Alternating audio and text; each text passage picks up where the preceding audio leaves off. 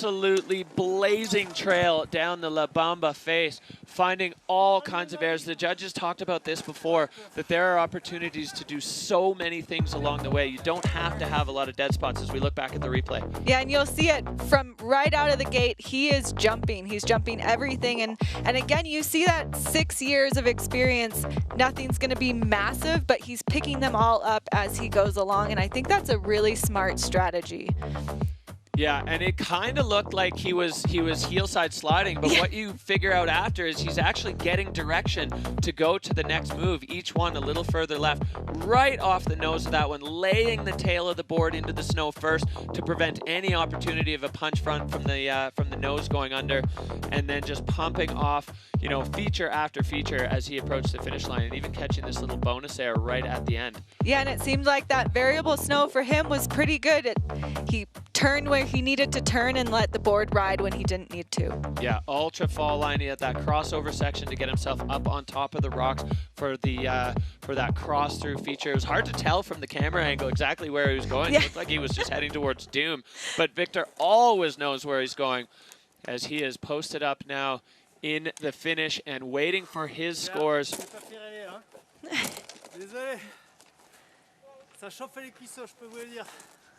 And the judges have had their say. The number going up, 83.33 for Victor de la Rue. The judges setting the bar there. It's that's a high score for this early in the comp, and you know you're getting to see now how tricky these snow conditions are. There were moments in there where even the three-time world champion was looking like he was having to use every little bit of training that he's done to fight for that balance for Victor de la Rue. As we look back here at this huge backflip over the windlip, laid out perfect connection back with the snow. Yeah, I think this is going to be a competition for experienced riders. Yeah, for sure. The experience is going to pay off riding to the conditions, putting lines together that make sense given the classic Pyrenees snow conditions that we have right now. And we do jump lily pad to lily pad from experience to experience as the next man in the gate, Jonathan Penfield, another regular foot rider, second on the Freeride World Tour last year, taking the win at the Extreme Verbier. From the very summit, this man has been on the Freeride World Tour for 8 years. Second in Georgia last year, winning, and he's you know, an enzyme engineer. He's one of the club of overachievers on the Freeride World Tour. Absolutely brilliant. On course and starting off with a 360, Hadley. Oh, I love the tricks right out the gate. You know, this guy is a scientist and a technician, and you can see that with his riding. I think the steeper it gets, the gnarlier it gets, the better Jonathan's riding becomes. So Jonathan over on the rider's right, similar side of the venue that we saw Conrad Niven go, but getting way higher up here on this north-facing wall as we see him into the shadow and cooking down. There is a skinny couloir with a mandatory air at the exit, with Jonathan Penfield handles with ease as he flies out onto the apron. He's got great speed, great fluidity. I really like watching him ride. I think he knows when to turn it up and knows when to pull it back a little bit, and he's cooking through this middle section. Yeah, after that air out of the couloir, he has not made a single turn, just railing that heel side edge to get as high as he can. You can see even higher than Victor de la Rue was able to get in that section. So Jonathan Penfield now has this lower section at his fingertips, as we can see the tracks from some previous riders. I think Aymar Navarro going over there twice in his 4 runs. Only one to get into this section. Now take a look down below him, how blind all of that is. Jonathan knows exactly where he's going. Oh, this is so nice. I think he's going to pick his way through some really good sections, and again, build his score with just these little hits through the rock and through the shrubbery and wind that we can see there. Yeah, as he pops out of that technical section and picking up a whole handful of speed into this wind lip section. Jonathan now into the zone where the snow gets a little funky. Heel side turn around this boulder-strewn field. He is bringing in some speed for the finish line. And, you know, he's going in and out of these shadows, and that can also be a little bit intense for riders, but he is handling it quite well, straight into the finish. And hands up for Jonathan Penfield as he is done and dusted with the Freeride World Tour stop #1 here in Baqueira Beret. the third man out of the gate. Jonathan Penfield recently picking up Canadian citizenship, so you can see the Maple Leaf flag on his shoulder as we look back here at the replay, Hadley. Yeah, and as you remember, Victor hit a very similar air with no spin, and Jonathan right out with some great air and style out of the gates and taking advantage of that good snow at top. Yeah, you really have to, and you can see here he knew kind of right where he was, popping into this tiny little chute and then flying out, board just bumping over a rock, but you know, they're tools, not jewels. Sometimes you just need to use them to protect your feet from those rocks, as John Pao now in the finish area and waiting for his score to drop. Looking pretty happy. Let's see what his score comes out to. All right, the score climbing 72.67 for Jonathan Penfield. I think maybe the difference maker there was Victor's run was stacked with features, and John, near the end, he had a really strong top and then not as many airs as we saw Victor have. So line score is king or queen, depending on which category we are in here. And I have a feeling that was maybe one of the main difference makers there for John Pao. So we are flying through the Baqueira Beret Pro here in Spain. As we are making our way through the snowboard men's field, we're looking at La Bamba, the brand new face that Aymar Navarro helped us to find and secure here in the Baqueira Beret Valley. And we are making our way through the snowboard men. We go from Jonathan Penfield. The next man in the gate is going to be none other than the German rider, Timm Schr&ouml. He is a man of the world. This guy is just a ball of energy, always having a blast, always just cackling with glee, riding out of Zillertal, 2 podiums last year, and 100% the winner of the person having the most fun at all times. Timm Schr&ouml, an absolute weapon on a snowboard and such a strong rider, so much fun to watch. He's always got a really creative eye for line, and I cannot wait to see what he's picked out. We've seen, you know, 3 runs, 3 totally different takes on this face. Timmy's on course now. Heading towards where Victor and Jonathan went. Oh my God, huge backflip.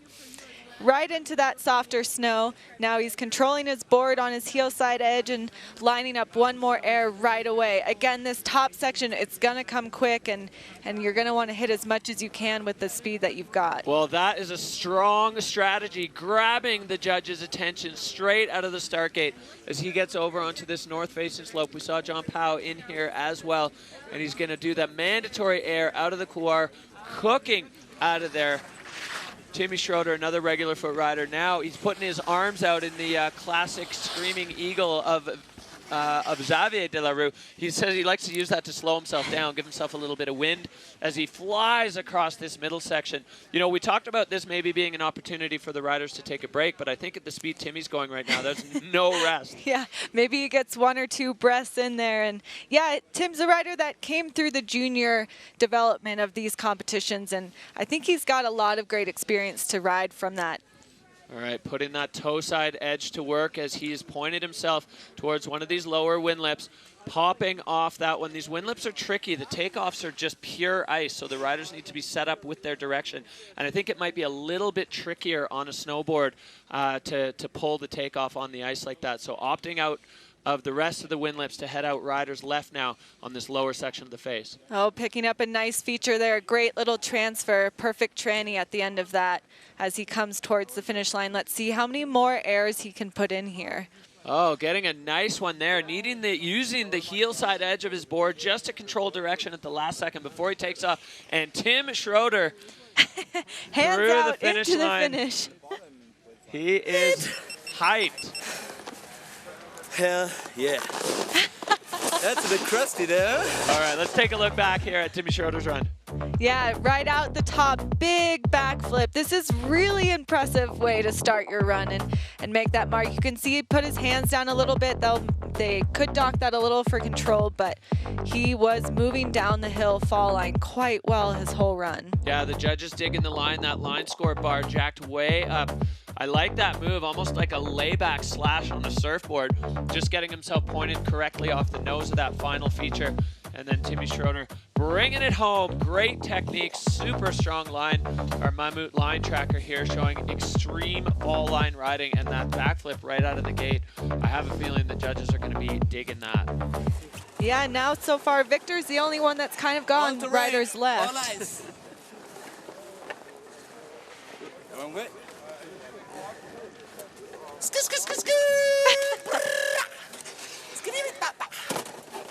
So you, Dino. Yeah, Timmy knows how to put on a show. He also produces a lot of films, correct? Yeah, he is a filmmaker. He is a snowboarder. He is a renaissance man of the people.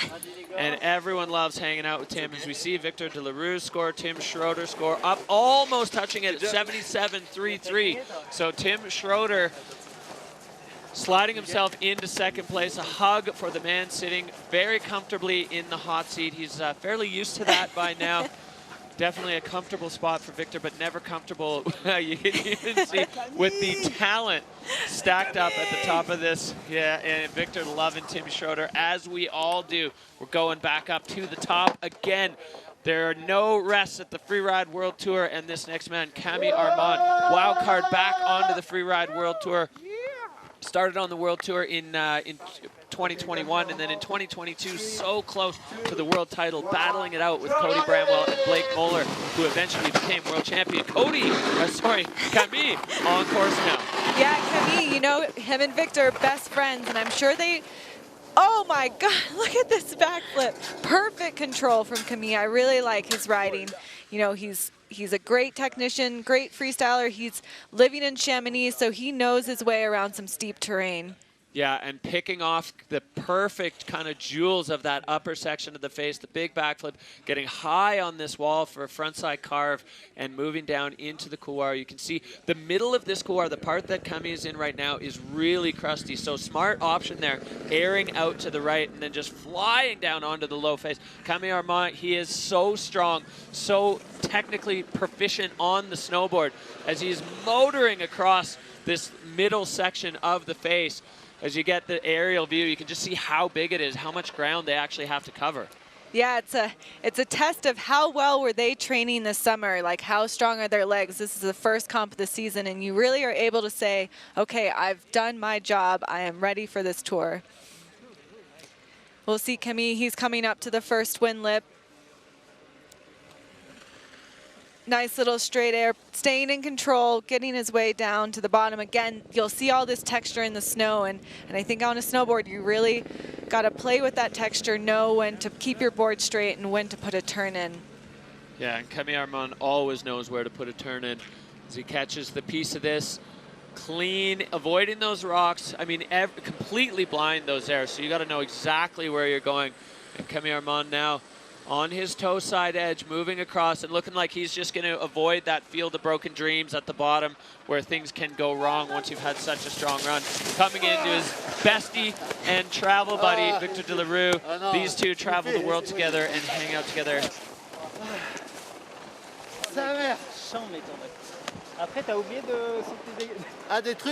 All right, let's take a look back at this top section from Camille. This is really strong riding, really good control with this flip as he comes into the sort of some pretty technical terrain that he needed to move into smoothly. Yeah, it looked like the lip of that one might have been a touch steeper than he was expecting. You could see the board push up and over. And then the great reception from his good friend, Victor, Mammut line tracker. Again, another extremely fall line run.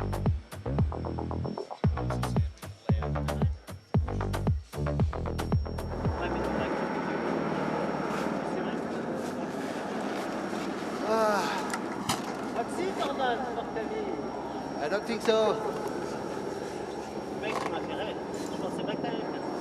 Ah, que c'était glaçant.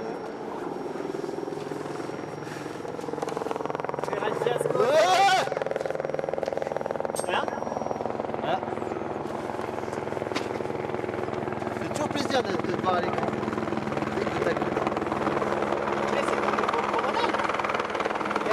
Boys catching up as the judges get to work.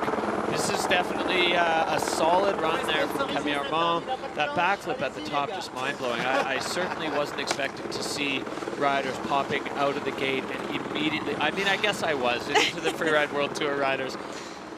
Yeah, you know, I think there's a lot of people ready to take that hot seat away from Victor, and maybe this will be the season that we see some really great competition and the riding levels being pushed. Well, I would certainly back that. All right, here we go. The score dropping now for Camille Armand as it comes close, but not close enough. A 71, so Camille Armand into 4th there, just behind Timm Schr&ouml and John Penfield. Big hug for Victor de la Rue as he fends off another very strong challenger. 4th, Dina Star hot seat. So Camille Armand has wrapped up his day. And we slide right on back from veteran to rookie, Tillen Wily. Tilden riding out of Truckee Palisades snowboard team as a junior. This guy, I mean, he's just so excited to be here. He's so stoked to be on the Freeride World Tour. He got a silver at Junior World Championships years ago, and now Tillen Wily is ready to kick off his Freeride World Tour career as Tilden is out of the gate and on La Bamba.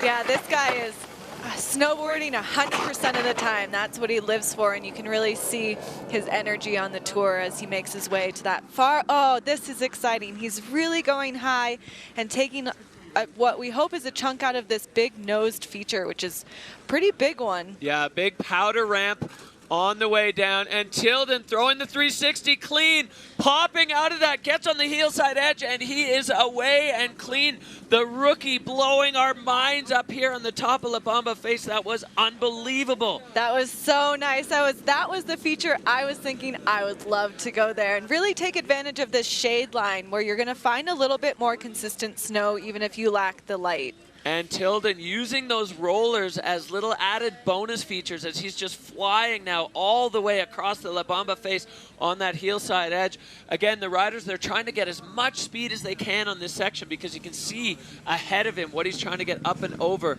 or maybe not actually trying to get below, but still need the speed to get up because that does rise a little bit and then it kind of bends around the corner. But Tilden having exactly the right amount of speed to get there fully in control of his board. Fully, and you know, he spent his summer in South America snowboarding, and I think these are South American conditions, and he's gotten a lot of riding this year.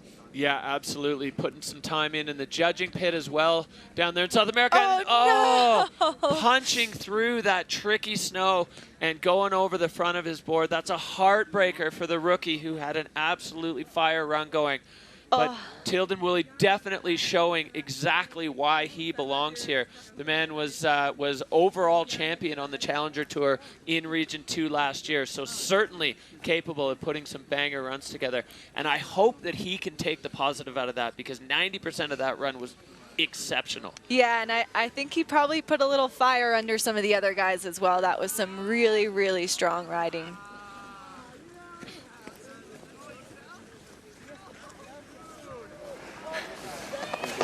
Oh, over here. Thank you. All right, well, let's take a look back at the top part of Tilden's run. Absolutely mind-blowing. Oh, look at that 3. I love that feature. It's big, and you also have to have a lot of control as you're obviously, again, as you see him, he's right into that rocky wall. Yeah, and he managed to just tail press the board and fight the front end around in the right direction. And then we see him just come off this cornice feature, getting the grab, and the board just digs into the crust and absolutely spits him out. Packed snow all around his face. What a heartbreaking ending. Yeah, big smile on his face as he kind of locks eyes with Victor de la Rue. One of the things that Tilden was talking about was he was just so fired up to ride with his heroes, and Victor certainly being one of those guys. And I think, you know, as you said, kind of lighting a fire under some of the more veteran riders.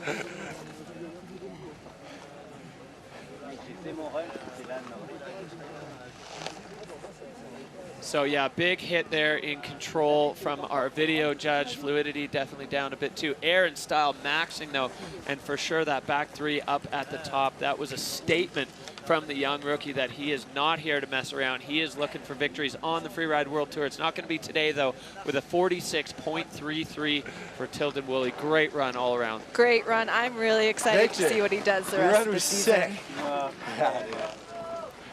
That was dope. It was harder than I thought. Yeah, you know, they said it was like okay at the top. Didn't really feel that way.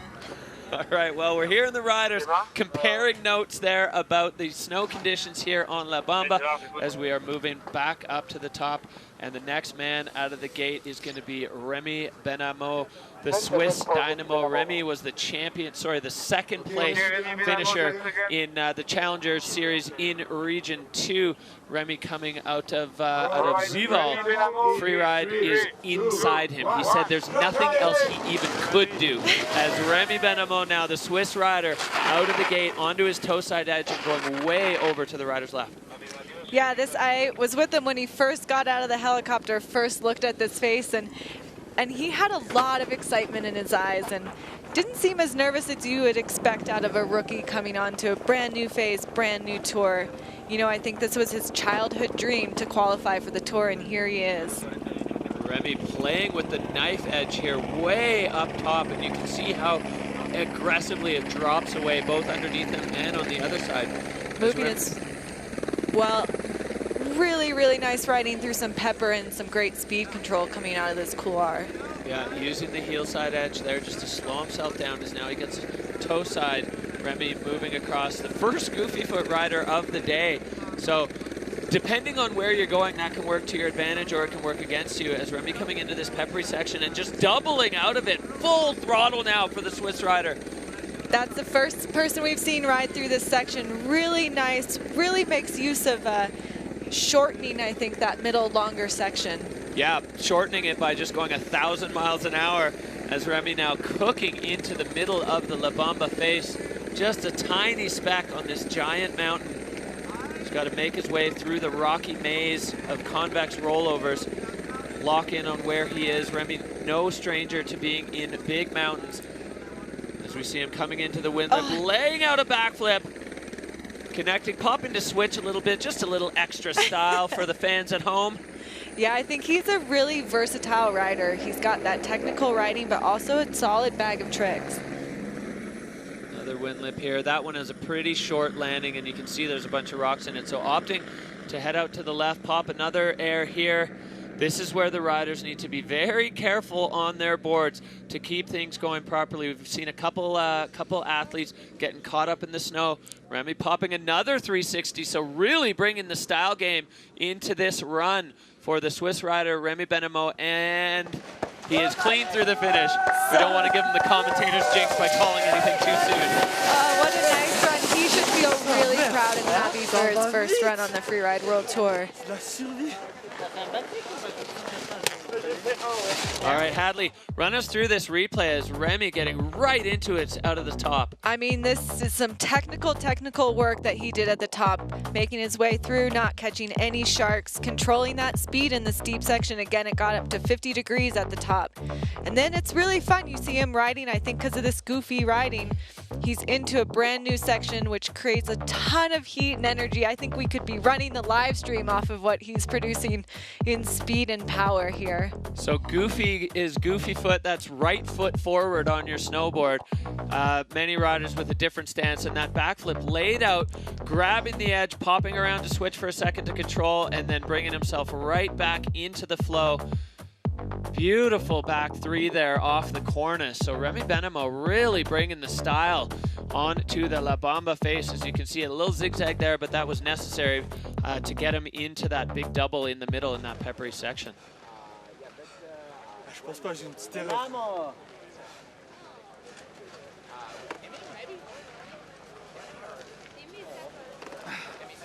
Merci à tout le monde. Thank you to the world. That's a very kind statement there. Victor Delarue holding on to his spot in the hot seat. Vive les Pyrénées. Vive la Suisse. Oh, we've got a battle of the Vivas here as the judges get to work on Remy's run.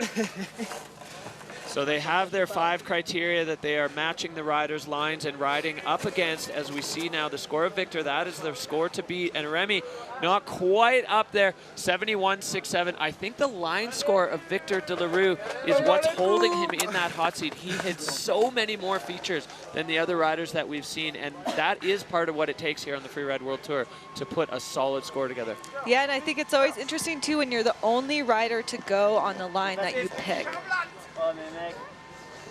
All right, so the current standings right now, we've got Victor de la Rue sitting at the top spot, Timmy Schroeder holding down second, and John Penfield rounding out the current podium, but we are nowhere near finished with snowboard men. Still a stack of extremely talented and hungry riders looking to knock Victor off the top spot. But man, they're gonna have to pack their runs if they want to do it. As we go back to the top, Cody Bramwell, the British rider, got the wild card this year. He's from Ore-Suit, but also lives in Greece, in Ios, and running that super cool sports agency with his parents. Cody Bramwell in a razor-sharp race for the world title back in 2022, and he is back on the Freeride World Tour. He said he's feeling really strong this year, and I think we're going to get some solid riding right off the top.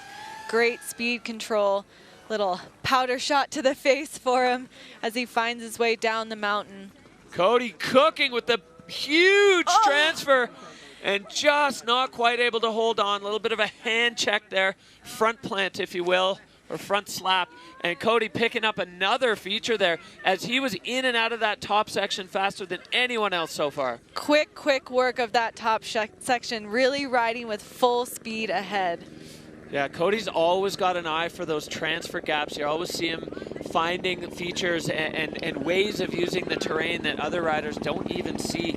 You can see there on that little rollover on the back of the wind lip, doesn't even leave a track, as Cody's now picking up a big handful of speed with a double backflip and not quite able to hold on. Cody Bramwell putting it on the line here as he threw a huge double backflip on that wind lip. He's okay though, he's up and riding away.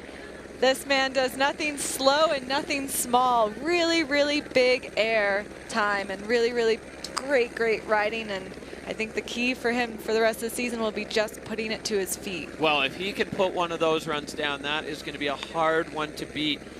Cody Bramwell, the huge transfer with the 360, a double backflip in these conditions is just, I mean, that is a statement of what he's here to do. No messing around for Cody Bramwell as he's into the finish. Big grin on his face. He knows he went for it there. That's a run to be proud of. Yeah, it's the first comp. It's always a gamble. Are you going to go out big or go out conservative? And we know which one he chose. Yeah, have a look here at the top section of Cody Bramwell's run. I mean, you see he just puts his board towards fall line and follows it. Huge airs and just not able to hold on. Yeah, maybe the slightest bit of over rotation there, and I think if he was in the fall line, he would have been all right. Look how laid out he is on that first half of the flip, and then just coming down, I think the landing too hard and maybe a little too flat as he pulls for the second one. Yeah, and just goes over front ways. That's a rough ride there for Cody Bramwell. He might be hitting the Theraguns later in the day this evening to recover. But definitely a statement of intent from the British rider, Cody Bramwell. He is looking to make a big splash here on the Freeride World Tour. No half-ass runs for this man.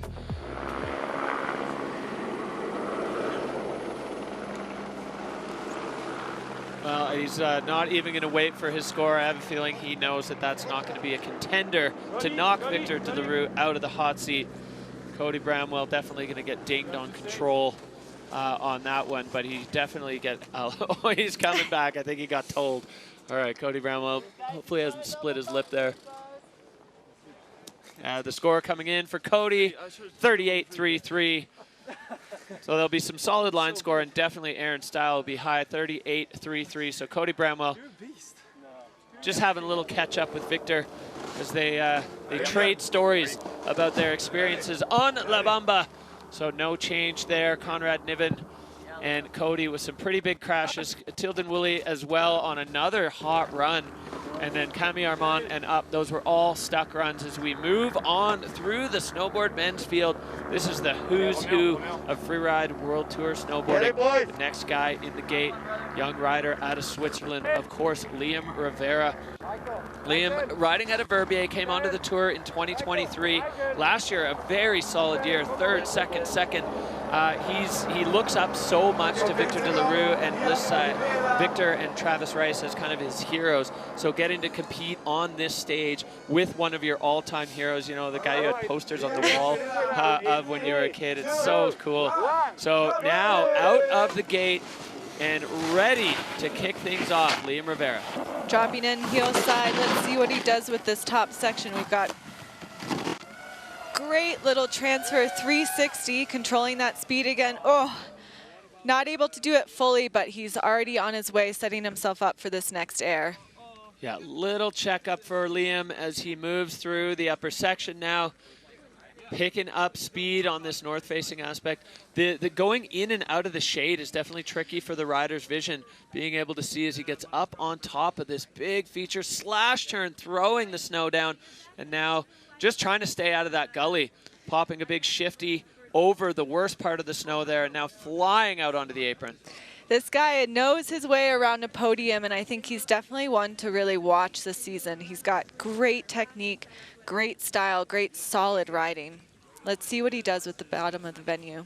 Yeah, Liam taking his first win on the tour back in Kicking Horse in 2023 and moving down this this tricky section. You can see the gaps in the tracks there from the riders as he's just using those slight rises in the terrain to give himself a little bit of air.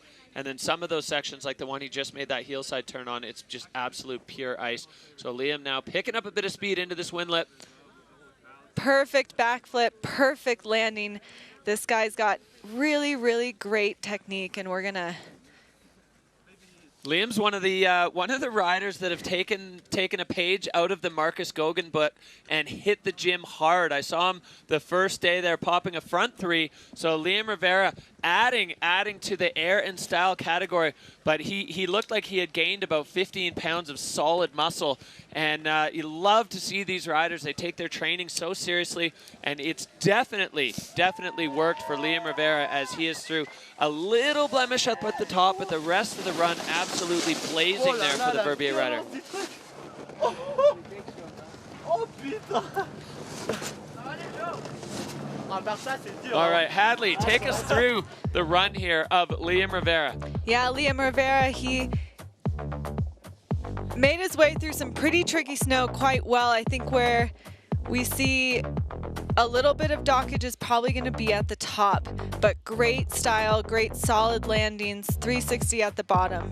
Yeah, and that front side three is so tough because you go blind for the back half of it, so you can't see your landing. And then this backflip was executed to perfection. And you can see the run out after that is so tricky for Liam as he gets right off the nose of this one and then powers his board down to the finish. When, you know, as an athlete, when you get that finish arch in sight, you got to really stay focused in those moments. Yeah, you can't let up until you are fully finished. And yeah, again, as you said, he's been in the gym, and you can see that particularly with his landings. All right, score coming in for Liam Rivera, 66 even. So Liam sliding into sixth. The judges definitely giving him a pretty aggressive ding on control there for that mistake up top. So 66 points for Liam Rivera. 66. 66. Oh, he's just catching up with the score. So good that Victor's there to let him know where he's sitting. Victor de la Rue still holding down the top spot. Timmy Schroeder, John Penfield. That's your top three so far in snowboard men right here at the Baqueira Beret Pro by Movistar as we are moving on through the field. Enzo Nilo, the next man in the gate from the Trois Vallées. He was on the World Tour in 2023, and he is back, and he is all in. Enzo Nilo never holds back on these faces as he drops in to kick off his Baqueira Beret campaign. Perfect 360 at the top, perfect control of speed. You see him heading towards Victor's line choice, and let's see what he does as he makes his way through. Another great 360. All right, so Enzo is riding in a similar area that we saw Victor. You could see him actually go past one of those features that Victor took on as he now gets up onto this wall, flying over that one. So very similar. These guys travel together and hang out together, so they obviously scope together as well. Another 360, so Enzo just putting the needle down on the air and style category as he is motoring through, using that rise as another feature. Big gap in the tracks there now for Enzo Nilo as he comes into the middle section. You know, he said his first year on the tour, he was giving a wild card 1 week before the season, and this year he's feeling much more prepared, excited to be back, and excited to have a new mindset coming into this competition. We can see it paying off really well with his run. Yeah, big time. Taking the win on the Challenger Tour in 2024, earning his spot here onto the Freeride World Tour as Enzo Locking down another 360. This guy cannot stop spinning. Spinning like a top. Enzo Nilo coming into this win feature with a backflip. Connects on that one. This is a hot run for Enzo Nilo, as he is not done yet. This is definitely going well for Enzo, but we don't want to take a breath as he adds another air at the bottom and now points it towards that finish gate. Enzo Nilo getting on the toe side, finishing his run. A huge run for the French rider out of 12 LA. Ça c'est cuisant. Tellement à l'arrache. Tellement à l'arrache. Ah, quel cuisson! Je suis passé au beignet. Ah, c'était trop dur à rider. Well, the passion running hot there for Enzo. Hadley, let's look back at this unbelievable run. I mean, if it's not clear from right at the start, this guy likes to spin, and what's really nice too is his control and technique afterwards. Yeah, using that little wind feature to pop himself around again, keeping it moving, always in the direction of his next feature. Back three over that. Almost looked like he had a little nose tap on the rocks, just adding another extra piece of difficulty right off the nose there.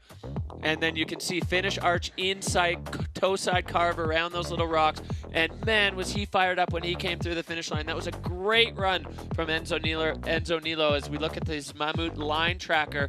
Extremely direct fall line riding with tricks. Just ticking the boxes there of the judges' criteria. Un pas Timm Schr&ouml, ça. I put you first. Let's see, maybe not enough to beat the 3-time world champ. J'ai assuré. Assuré. Ah mec, les 3-6, j'avais mal aux jambes. Ouais, faut faire un peu de muscu, mon gars. Putain, c'est long. Well, if you understand French, a little ribbing there from Victor Delarue. Yeah, he said it was long, a little hard, and his knees are a little sore, if I understood correctly. Yeah, Victor said you should go to the gym more. So they're good friends, a little banter. Horrible. En ski, ça va, mais en snow, faut un mec. Et plus de jambes, ouais, j'ai plaqué un run. C'est bien. Mais un run moins haut, quoi. So Enzo's so happy to put down a clean run here on the Freeride World Tour. He's definitely, you know, evolved as a rider since his first appearance on the tour. Muscu, mon gars. Voilà là. C'est long. Je vais te guillotiner, toi. Tu fais la gorge. All right, well, Victor has him in first, but we will see what the judges think. They are getting to work, and they're taking their time. They want to make sure they get this exactly right. Locking in on the criteria. There they are. That is our panel of Freeride World Tour judges. We got Laurent Gauthier, we got Lolo Bess, Bertie Denavo, and our brand new judge this year, Jacqueline Pollard, all comparing the criteria to what they just saw. Enzo definitely ticking the boxes. Air and style through the roof for sure. On the feet. Yeah, that guy had more rotations than a helicopter on that run. For sure, yeah, he was flying, good speed, solid line. Diane, je t'aime. So now. Oh là là. Et ouais, hein, ma femme. Hein. Oh, a little shout out to his girlfriend who he loves. Allez. Well, anxious moments for all. Tu peux annoncer le bébé, là, vas-y. Non, pas encore. C'est un secret. Faut pas annoncer ça après les 3 mois. Ah oui,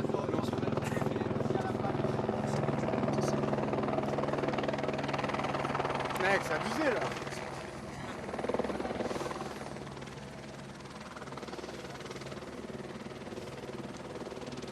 C'est qui deuxième et tout? c'est Stringer. Stringer. Et t'as combien de points toi? 97. Oh, the nerves and excitement for both of these men. One in the hot seat, one hoping he's going to take the hot seat from his really good friend. Quand ils attendent comme ça, c'est jamais bon. C'est premier ou dernier? Ils savent pas. First or last.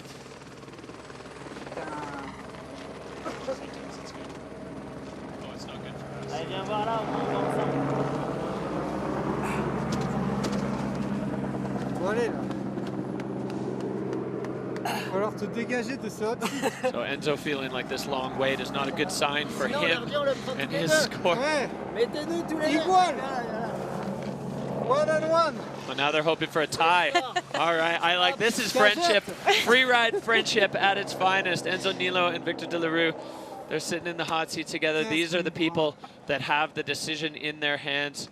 The boys getting comfy there. The Baqueira Beret Pro. The bromance alive and well. The French team. Toi, t'étais peut-être moins à l'arrache. Mais 3-6 moins.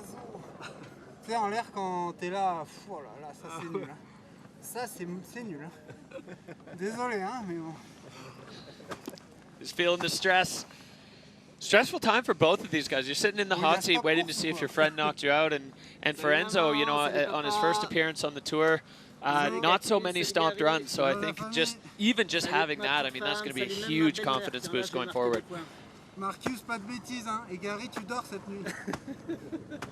I think this is a tricky one for the judges to see. You know, really similar line, but Enzo spinning left, spinning right. C'est comme le bébé. He's like Victor's baby. Vas-y, c'est abusé là. Je te dis, moi. Mettez-nous ensemble. Well, we see again here at the top. I mean, it was just such a strong start for Enzo Nilo, grabbing the judges' attention. Didn't even put a hand down there. Got on that heel side edge, controlling things. Had to slow it down. We saw Victor doing the exact same thing on his run, using that heel side edge. But then Enzo popping that 360 right out of it. Showing so much board control to be able to go from kind of wild, like, you know, arms are moving around. All right, here we go. The score is coming in. It is a 71-3-3 for Enzo Nilo. So he is into fifth for Enzo. A big hug from the other compatriot there, the three French male snowboarders traveling together, riding together, and having a blast together. So Enzo sliding just in front of his good friend Camille Armand with a 71-3-3. Remy Benamo still holding on to fourth, and the top three remains unchanged. John Penfield, Timm Schr&ouml, and Victor De La Rue on the top. Wow. Exciting moments here at the Freeride World Tour. We go back up to Michael Mon. He has won in Spain twice, living in Denver now, and he loves it here. Is the three-peat on the cards for Michael Mon, Goofy Foot rider, pushing out of the gate. As you said, Michael Mon, Goofy Foot rider, he's setting up again this top air. Huge, huge air, great control coming out of here. A little whitewashed, a little bit of a ding at the top there as he makes his way down into his second feature. Yeah, back three right out of the gate. Michael Mon flipping 180, popping out of the powder cloud back to regular, or to his Goofy Foot stance, which means right foot forward now. Michael Mon coming into this low couloir, gonna look to get up onto the right wall, flying over the mandatory air there and pinned out the bottom. So a little bit of a struggle up top for Michael Mon with that 360. Such a challenging move. I think exceptionally challenging for a Goofy Foot rider. I think so. And you know, Michael Mon had the target on his back. He won the last two stops here, and I think the pressure was on. Yeah, he was definitely feeling it as he was scoping the line. As we look for Michael Mon on this enormous La Bamba face.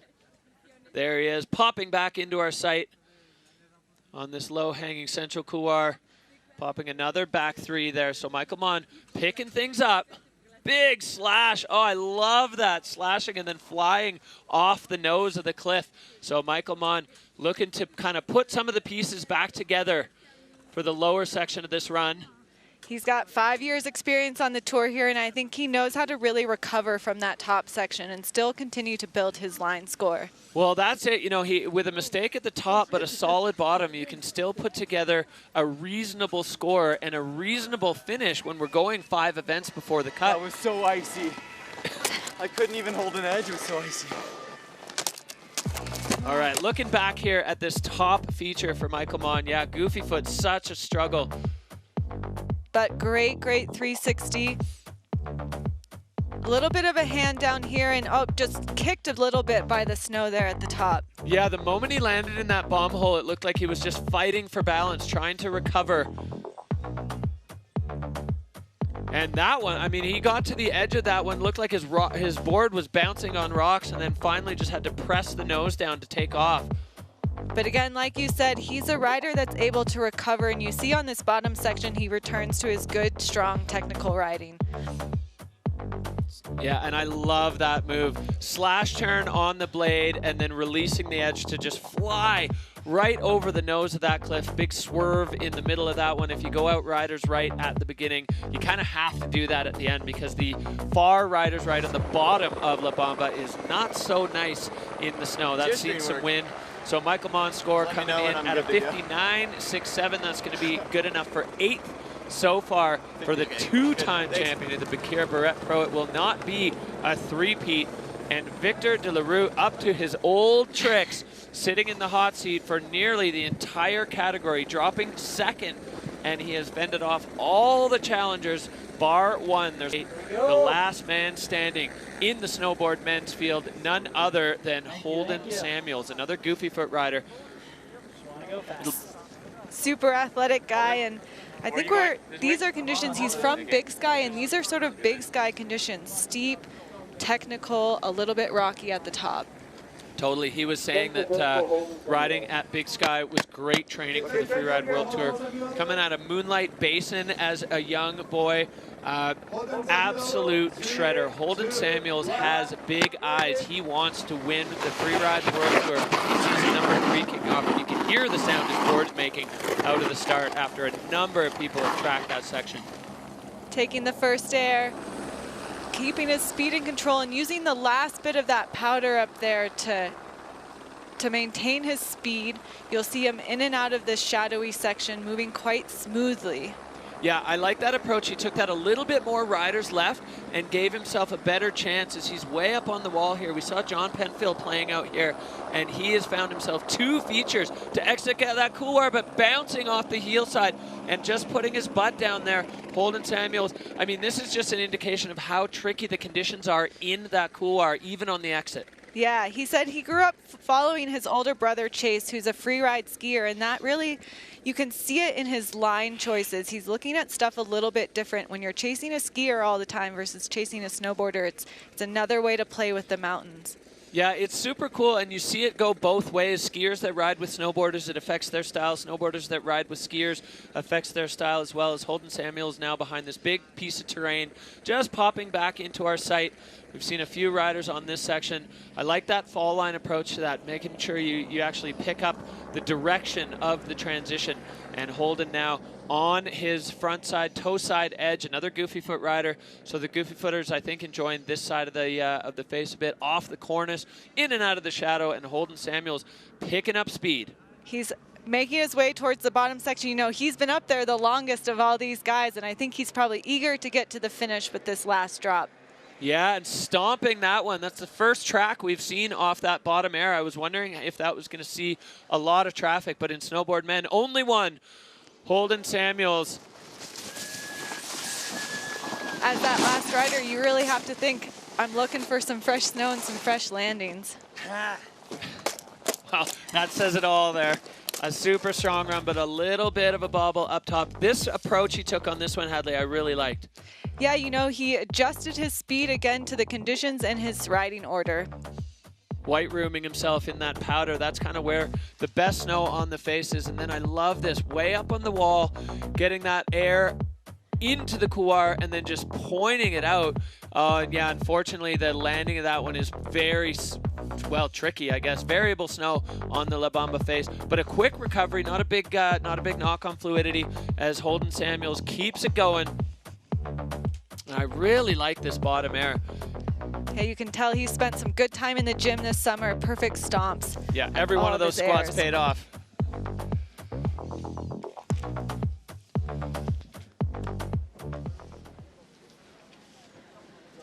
All right, well, score dropping for Holden Samuels. It's going to be a 61.67, so that will move Holden into 8th and that is going to solidify the rankings for snowboard men. Holden Samuels with the thumbs up there. We know this man is capable of a win, and this man certainly is just right back to where he left off.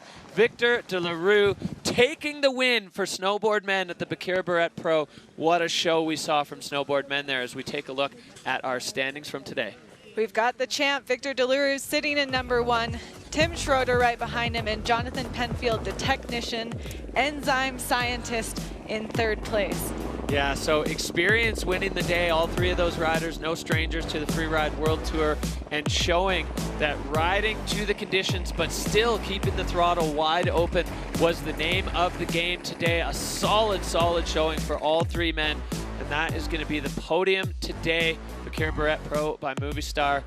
Bringing us home here as a big smile from the champ. He's looking for 4. Definitely a statement as we see here the 3 men standing at the top. I mean, that's a really nice way to start the season. 1, 2, and 3. Pyrénées libres.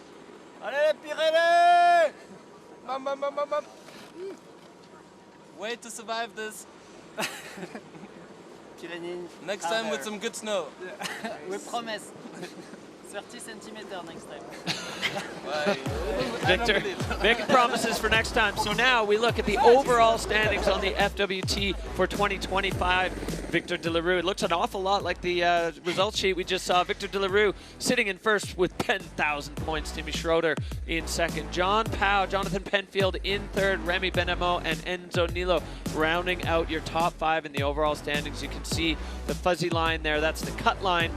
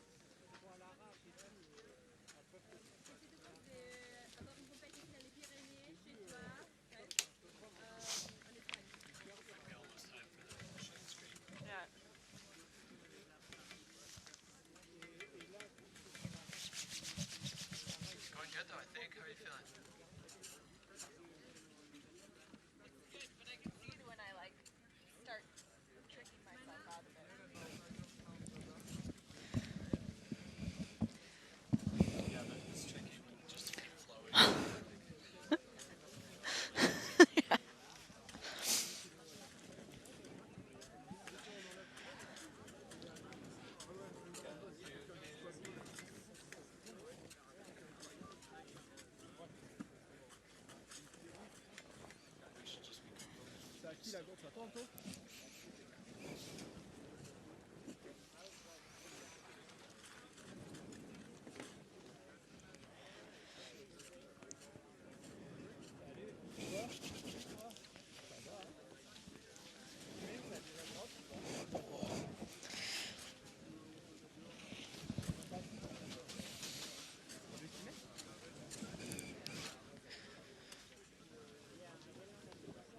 Ah, il mettait que la catégorie en haut.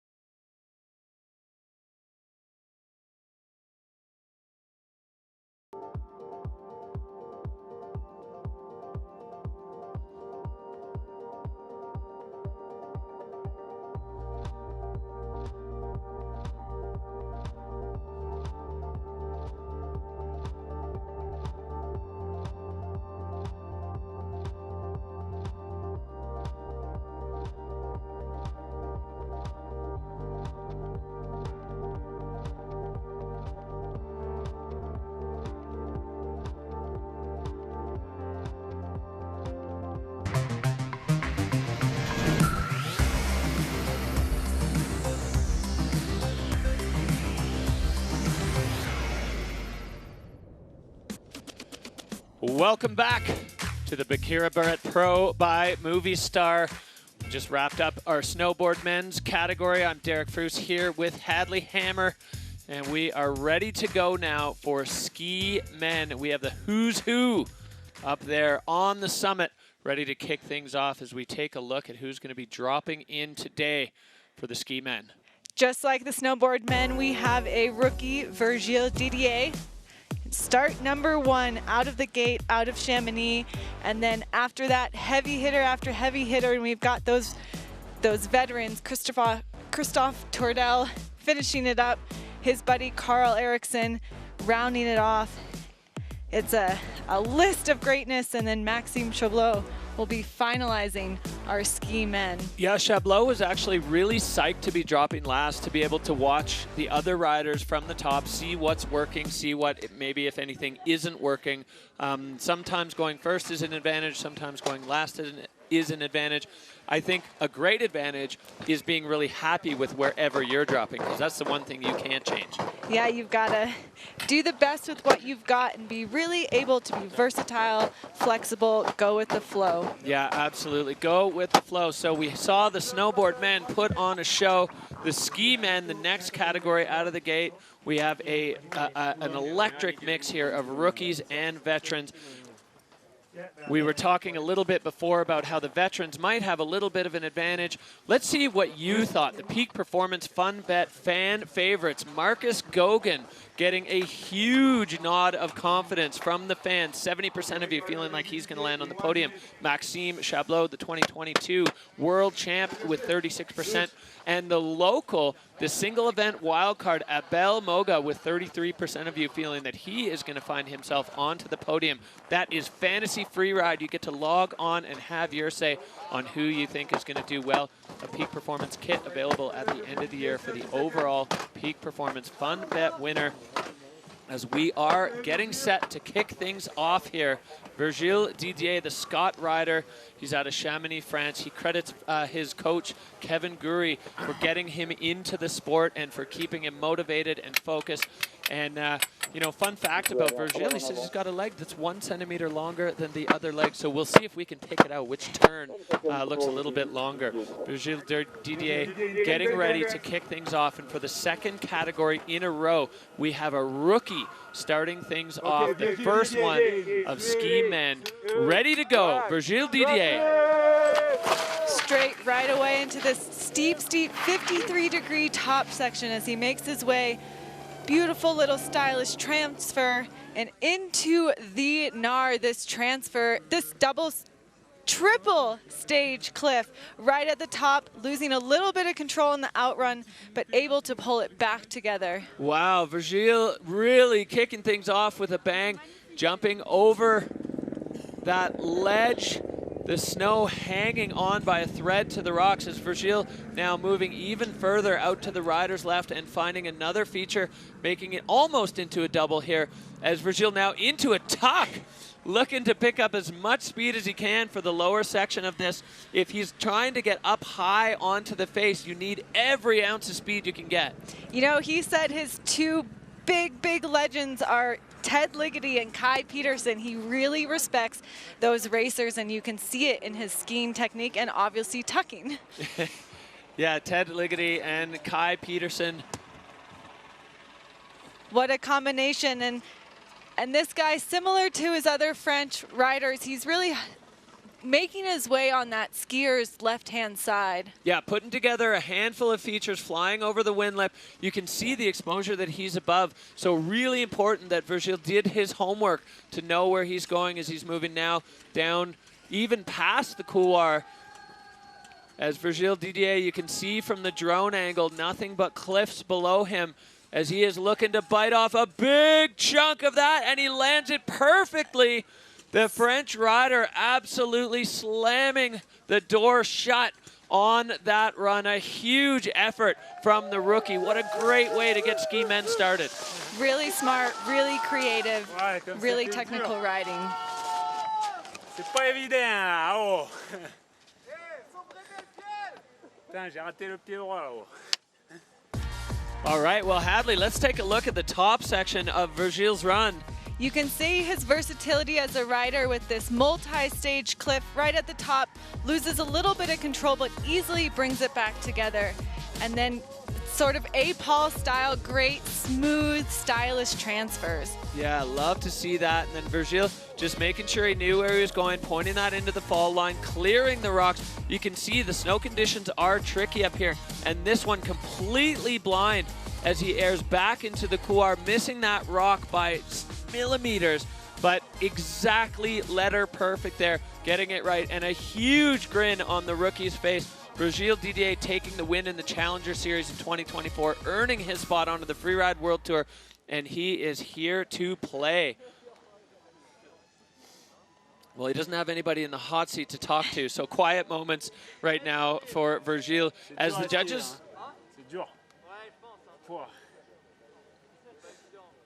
The judges have their work cut out for them. Score going to come in. This is going to set the bar 75, so a very respectable score for the first run. This is going to set the bar for the rest of the runs for the judges to rank higher or lower than what we just saw from Virgile Didier, the Scott rider out of France, Chamonix. I mean, what better training ground for this kind of skiing. The man is very comfortable in the big mountains, and he just showed us exactly how confident he is in the big terrain.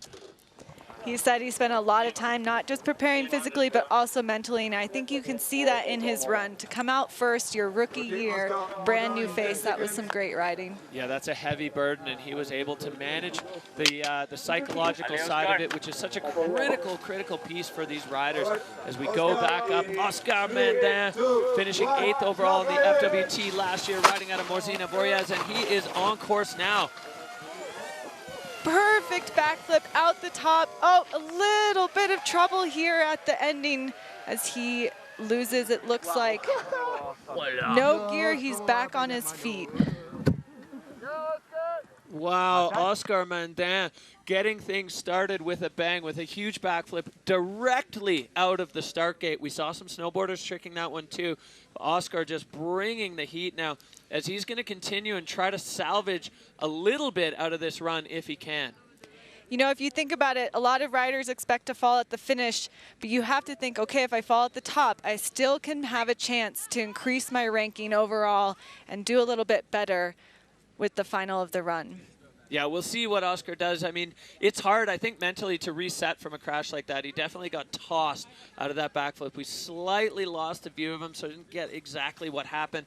But Oscar Mandin definitely not sticking that one, as he's now, I think, maybe just looking to make his way off of the face.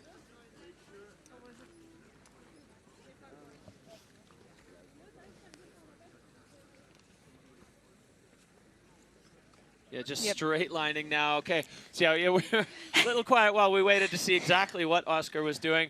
That's a bummer for him, as he is, I mean, that backflip is kind of his trademark. You see Oscar throwing them in places where other people are unable to. So if he can't stick one, that's it's a tall order for anyone else to do a backflip there. Not the run he wanted, but not one that you can count out for the rest of the season. He's such a strong rider, 10 competition seasons under his belt. You know, 3 of them on the Freeride World Tour, and I think we've got some more to see from him this year. Yeah, the look on his face is everything. So let's see if we can get a look here at the top of Oscar Mandin's run. Good setup, but a little bit to his side and took it to his hip, and that's so steep up there. If you're not landing it perfectly, it's going to be tricky to ride out of that. Yeah, looks like he knew he was a bit under-rotated and got it a bit sideways, and then absolutely throttled there. Oscar Mandin, hopefully he's all right. I mean, he got straight back up and skied to the finish. You can see the line tracker after that flip. He was just looking to get off of La Bamba. And the look on his face tells the whole story. He will be back 10.67 for Oscar Mandin. So Virgile Didier holding on to the hot seat with that hot run straight out of the start. And we go back ski men underway here at the Baqueira Beret Pro by Movistar. Freeride World Tour stop number 1 here in Baqueira Beret. Spain always providing a gorgeous backdrop as we're heading back up to the top. This man, he was the Peak Performance Fun Bet fan favorite, highest rating in ski men, Marcus Goguen out of the Whistler Freeride Club. Marcus made a big splash on the tour last year, coming second overall to Max Hitzig and putting down a run for the ages on the Bec des Roses in the Extreme Verbier in his first attempt. So only 20 years old, Marcus Goguen looking just about as cool as a cucumber in his headshot there. As the man gets set to push out of the gate, Marcus Goguen on La Bamba. Get ready, I have a feeling this is going to be quite a quick run as he makes his way down the venue. And off to that big nose that we saw in the shadow line. Huge air, really the biggest you can take on the top. Big 360 for Marcus and a perfect landing. Arcing those turns now. Marcus Goguen putting the throttle down, getting way over here with a transfer and another huge three, getting a tiny bit backseat and straight off another air. So Marcus absolutely cooking here on the first half of La Bamba. I told you this was going to be quick and powerful. That man is so precise. He puts his skis where he wants them to go. Great in the air. Super, super great skiing. I think Marcus is tucking as well here, just trying to hold every little bit of speed as he gets up and over. So this part of the face now, we haven't seen a ton of action. We saw a few of the snowboarders going way over to the riders left. We'll see what Marcus has decided in the middle part. So coming down in this central couloir, he's got a nice piece lined up as he airs above all that exposure. Now the scoping really comes into play. Huge backflip. Can he make the transfer? No, Marcus.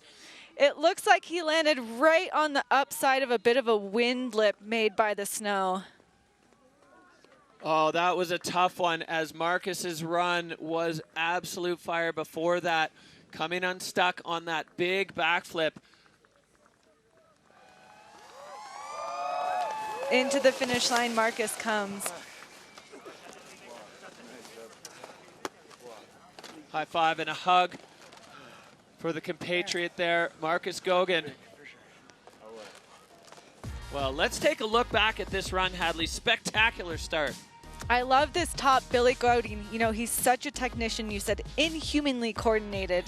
And we can see this at the top. Great big commitment with that 360.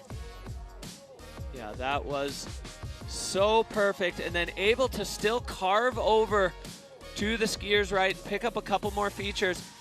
And then it kind of looked like he got a little hung up, and was he just a touch, maybe a little bit short of the good snow there.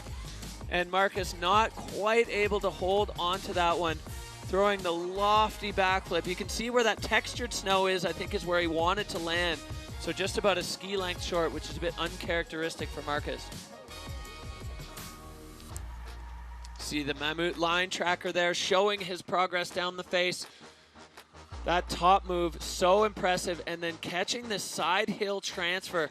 Loving the side hits. Marcus having to get his skis back into the fall line, but check a little bit of speed. So technical, so precise for Marcus Goguen. So the score going to come in, not what he was looking for, but still a pretty respectable 62 for a run with a big crash in it. The rest of that run definitely showing that he intends to be in the fight for the Freeride World Tour title.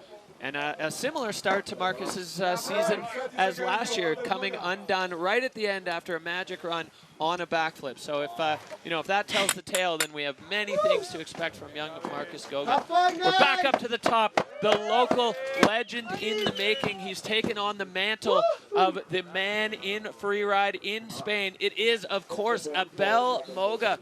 Abel, I mean, he lives in the Pyrenees. He loves this area. He's from just down the road. Wildcarded into this event because he can't have an event in Spain without Abel Moga in it. He's got this brand new mustache, and he is on the face and looking aggressive. Heading out to those skiers left. This is where we saw Aymar go when he was forerunning as well, and into this very technical section. Full commitment. You are got to get through these as a double. Yeah, as a triple, and Abel Moga making short work of that. We saw Virgil lose a little bit of a ski, but able to recover it now. Abel, again, into this central couloir, cooking so fast in here, and the snow super tricky, but you can see Abel staying on the outside ski and just keeping himself moving downhill, controlling his speed as much as he can. This guy loves the fall line, and that was evidence of that. And oh, great air. I have a feeling we're going to see him again go straight hard left and get to that bonus section of the area of the venue. Yeah, I think the snow's a little bit better down there on the rider's left side at the bottom. You can see some of the tracks from previous riders moving over that direction as the drone comes up and over top of Abel, straight off the nose of that into the couloir. And now Abel just picking up speed into this windlip section. You definitely want to get your direction right here. Huge front flip. We always either see a front or a back from Abel, or sometimes both, and I was waiting for this one to come. The trademark of the Spaniard as he brings it home. Abel Moga, Spanish rider, getting cheers from the crowd. I think even from deep into this valley, we can probably hear and feel the love of his entire country. Really excited for him. All right, looking back at the run of Abel Moga, extremely steep and technical at the start. This is great riding, great control. You just see this little lily pad you've got to land on before you pick your feet up again. And he had to redirect on both of those lily pads to get his angles exactly right. And then here we go, the trademark Abel Moga Superman front flip, catching the transition and finding one of the few spots with good snow on that windlip. It's a trick you love to see. You don't see it all that often, but it's a really nice throwback. All right, well, Abel Moga, fast, direct, aggressive. Freeride World Tour by Peak Performance, bringing the heat here in Ski Men as we see the score for Abel Moga. It's coming up. It is close, 70.33. So Abel Moga into second, and that is a big one. Virgile Didier has just fended off 3 enormous challenges from Oscar Mandin, Marcus Gogan, and now Abel Moga as we are moving on, just flying through the field here in Ski Men. We fly back up looking at this huge La Bamba face. So many different aspects in that long section in the middle where, as you said before, riders get to catch their breath both mentally and physically. All right, back to the top, and another wild card, Ross Tester. Last year off from the Freeride World Tour. Ross out of Tahoe, had a season of coaching under his belt, and now back in the start gate. Huge backflip to the start. Great control as he shuts it down in that snow. And I think he'll quickly be lining himself up for another transfer. Huge 360, beautiful skiing. I mean, he's got the whole package. Big tricks, great technical riding. Yeah, such a strong skier, Ross Tester, continuing. You can see it in his turns, just how comfortably he moves his skis. His technique, absolutely precise. And another rider into a tuck. They are trying to carry every ounce of speed they can to get up and over this rise and get above that rock band, way out to the rider's right. Looks more like a racetrack now. There's not a single turn track left in the snow. This is what they're trying to get up and over. And Ross, successful, using his edges, using his skills to get up and over, and now onto the lower middle section of this face. So technical in here. Airing into the chute, going out of sight, and we're going to see in a second he has stuck it. So Ross picking up speed now into the windlip. Oh, just enormous. This man travels with hot sauce, both for his food, but it looks like for his skiing as well. Clipping off that final feature. And one more little hopper, tails down, and Ross Tester with a blazing run. That was electric from top to bottom. Just really such a nice skier to watch. Yeah, I think the foundation of that is the super solid technique. Ross's technical skiing, second to none, as we go back up to the top, Hadley. Look at him just set himself perfectly for that enormous backflip. That's some great control in steep terrain. Nice little ramp built up there, and then this transfer 360, getting the grab. So stylish. Styling it out. Ross Tester, everything he does looks good. So clean. You can see him push the legs apart to slow the rotation down at the end. And then Ross Tester was not done. This is the one we missed the angle of. A huge air into the couloir. And then he wasn't done, taking all the speed into that. Again, spread out, slow rotation, perfect landing. He found the exact right transition on that air. He's been back coaching juniors, and he said he really found his love of skiing again, and I think you see that in his line choice and just the way he skis. You feel the fun that he's having. Hey, Mom, hey, Dad, Tahoe friends, Utah friends. Thank you for watching. Well, thank you for skiing, Ross, because that was electric at 92.67. No way. Nice one. Thank you, brother. He just said, what? No way. Loving it there for Ross Tester. So now the bar is set. That's what you got to do if you want to get into the 90s here at the Baqueira Beret Leave Pro. room for fucking all the other boys. Well, he is stoked. He's worried about the judges not leaving room, but they know what they're doing, and they know when they see magic, and they saw it there. We're back up to the top, representing the Kiwi crew. Ben Richards, this man took the Freeride World by storm last year, taking the win in Fieberbrunn with one of the smoothest runs we've ever seen. Ben Richards now on course. Perfect setup. This is New Zealand style skiing. He's really good at mixed variable terrain. Beautiful big 360 off of that second cliff. And into the shadow line he goes. Let's see what he does with this transfer. Ben Richards rarely ever takes his skis out of the fall line, never slows down. You know, I used to say that Andrew Pollard had taken on the mantle of Drew Tabke for the smoothest man on skis, and I feel like without Andrew here this year, and we miss you for sure, but Ben Richards has taken that on now. It's a passing down of the tradition of being ultra smooth and always finding transition. You hardly ever see his skis come out of the fall line, and that is proof as he goes straight off the nose. So Ben Richards with a whole bunch of speed as he's now coming down into this windlip section.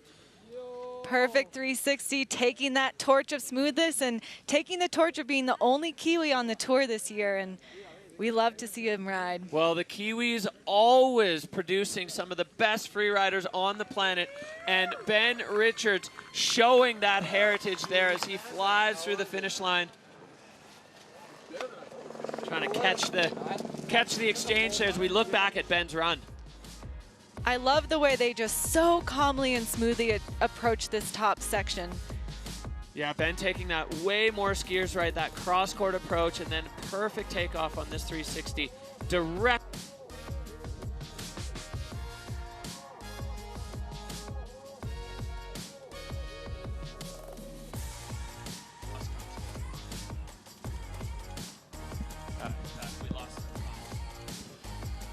All right, well, Ben, I mean, fluidity absolutely through the roof. That was a beautiful run. Another rider with extremely honed technique. He just never looks like he puts a foot out of place. So smooth, so stylish, and so happy.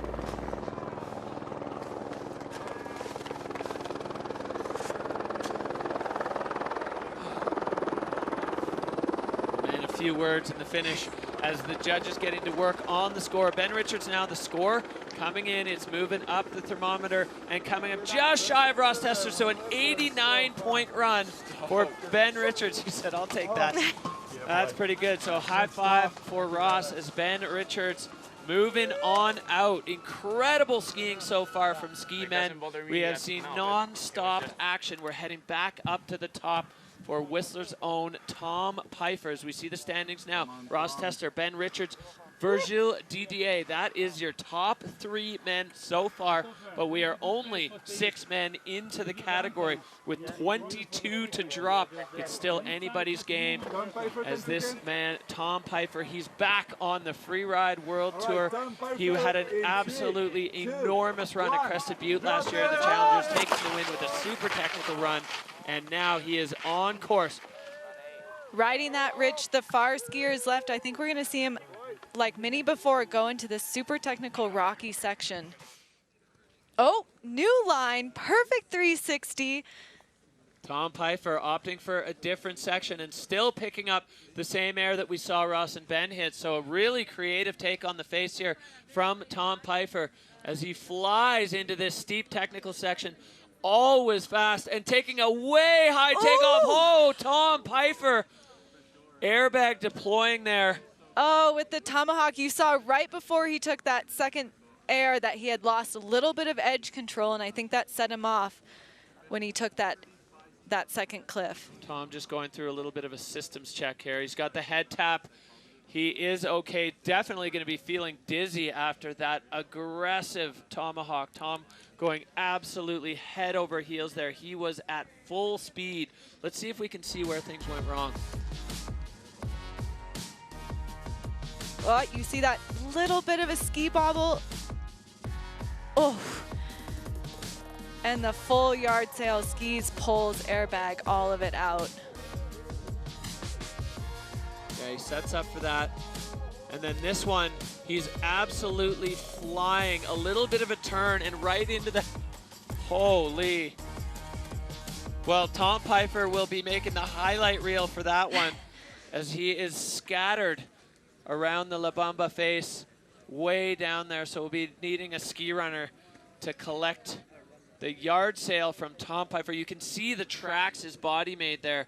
I hope Tom Pfeiffer is okay after that crash. That was a rough one. I think he's looking to make sure all the pieces are still in his backpack, reminiscent of Jess Hodder in Fieberbrunn, where her shovel and her lunch and her water bottle flew out while she was tomahawking. So hopefully Tom's all right after that. Definitely going to be sore. Tom taking an absolute flogging here. The La Bamba face taking no prisoners. Yeah, it's really in this top section, it's so steep, and those mistakes at that speed, the consequences can be pretty high with those tomahawks. You'll see the ski dude collecting his gear for him, bringing it down to Tom, and Tom will make his way down to the finish.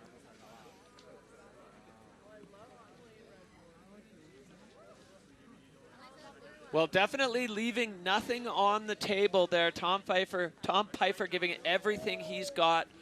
And the La Bamba face biting back on that one. The conditions are tricky. If you sink a ski a little bit or get a little out of the fall line at the wrong time, you will definitely pay for it, as we just saw from Tom Pfeiffer.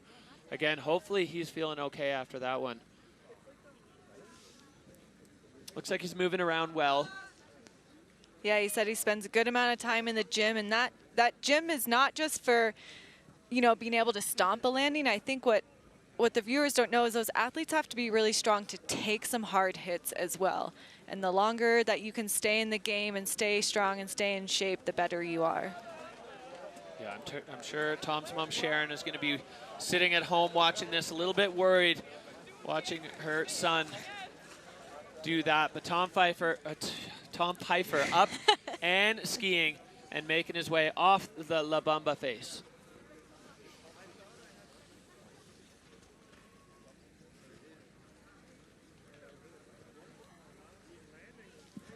Yeah, we can see him coming into view, making his way down. He looks like he's doing pretty well, skiing solidly, and I think it'll just be a good day to recover. I wonder if he's still dizzy.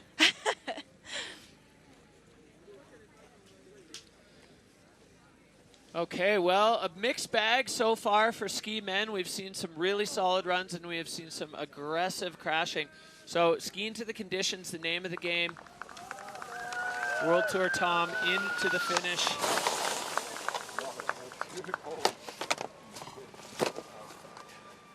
that was just bad skiing. No, I mean, that was just a crazy high side. That was good. You almost landed it. Did you see? You came around. I was like, oh no. I was like, oh no, no. Let's go, baby. All right, we go back up. Moving through, we got a rookie, Tams Marvel, riding out of Provo. Sorry, Tams Marvel riding out of Provo, Utah, 4th on the Challengers last year. Tams is so excited to see how he stacks up against the field here. We've seen some solid rookie riding already, and Tams Marvel, young American, getting ready to kick it off. This guy has such a great attitude. He's having an absolute blast. First in the 2024 Kirkwood qualifier. Tams Marvel now on the La Bamba face. Right into that top section, heading towards that committing double.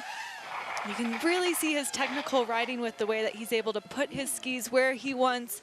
Oh, that needed exact precision, which is exactly what he did. Tams Marvel stacking up the features, taking that one in a slightly different direction. Back flipping, but coming unglued there. And Tams Marvel skipping through the rocks to the bottom of this central couloir on the La Bamba face.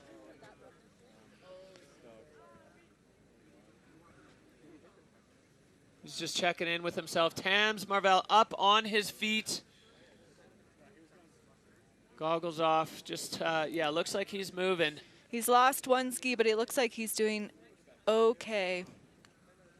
Oh, that was a heavy crash for the young American rider, as he was so precise on the upper section. That double that he did all there, and his ski is in a really awkward spot there, jammed in amongst the Pyrenean bushes. You can get a really good sense here, though, what the riding conditions are that they have to move through. Yeah, you can just see above Tams there, the little hole right at the top of your screen where things kind of came undone. Tams Marvel was moving fast through that terrain. Hadley, let's see if we can get a look at what caused it. Well, first of all, how perfect this was. Oh, that was some Sam Smoothie-like precision. Great speed control up top. Big pop there, and then Tams just trying to slow it down as he comes up top with the, oh, he just over-rotated. Over-rotated the backflip, and then it all came undone. Generally looked like he didn't hit too many of the rocks in there, kind of found the right spots to be in the air, bouncing. Now, you know, it is mandatory for the riders to wear helmets, to wear back protectors, to have avalanche safety gear in their packs. This is exactly why. This is a high-risk sport. This move through the double, though, cat-like, as you said, Sam Smoothie-like, as Tams Marvel putting himself right on top of this next buttress and handling it like a veteran. Young rookie, first run on the World Tour. The intensity of that back-to-back-to-back-to-back move, and unfortunate there for Tams as he goes bouncing through this section. And the ski runner's got his equipment back on. Or back to him, sorry, just about to get it back on. So the bar high here, and certainly looking like the conditions are providing a serious challenge here for ski men. Nobody holding back one bit. No, no one's holding back, and the riders that are making it through, it's really impressive work. And I think what Tam showed is those conditions can be tricky, but I'm really excited to see him for the rest of the season. I love that technical, precise riding. For sure. He has got the skills to be here on the Freeride World Tour. Tams Marvel, that opening move, absolutely mind-expanding. And unfortunately, just over-rotating on the backflip a little bit. I mean, there's so many puzzle pieces to put together in a run like this. And on this one especially, when the features just stack up back to back to back. I mean, the line score there, obviously we didn't get to see the bottom half, but I think it would have been maxed as Tams was just putting everything together. But the intensity ramping up there, and that backflip was in a spot where it needed to work. Yeah, and like we talked about earlier, one of the trickier things to know is how fast you're going down. And again, those features can come much quicker than you think. Maybe when you're inspecting visually, you're thinking, oh, I'll get 2 or 3 turns in between each of these features, and sometimes you just barely get one. And I think that can really throw a rider. Yeah, he definitely had a lot of features packed into the upper section there. He's rubbing his knee. Hopefully Tams is all right after that big crash.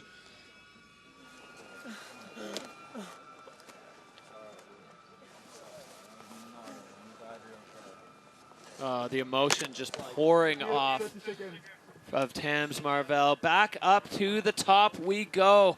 Intense start for ski men here at the Baqueira Beret Pro, the La Bamba face, providing a serious challenge for some of the best skiers in the world, as we are now looking at Joan Aril.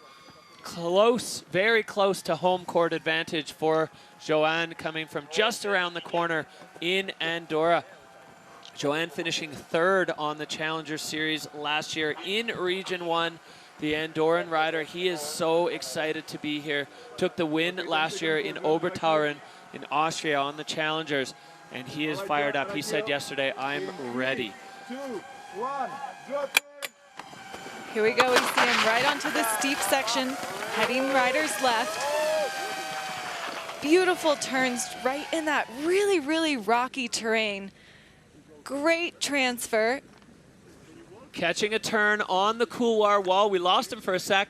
So Joan Aril now with full intensity, coming with some speed. He's gotten through that very difficult technical section, popping a backflip, almost over-rotated, but managing to get his tails down and pinned through the central couloir on the La Bamba face.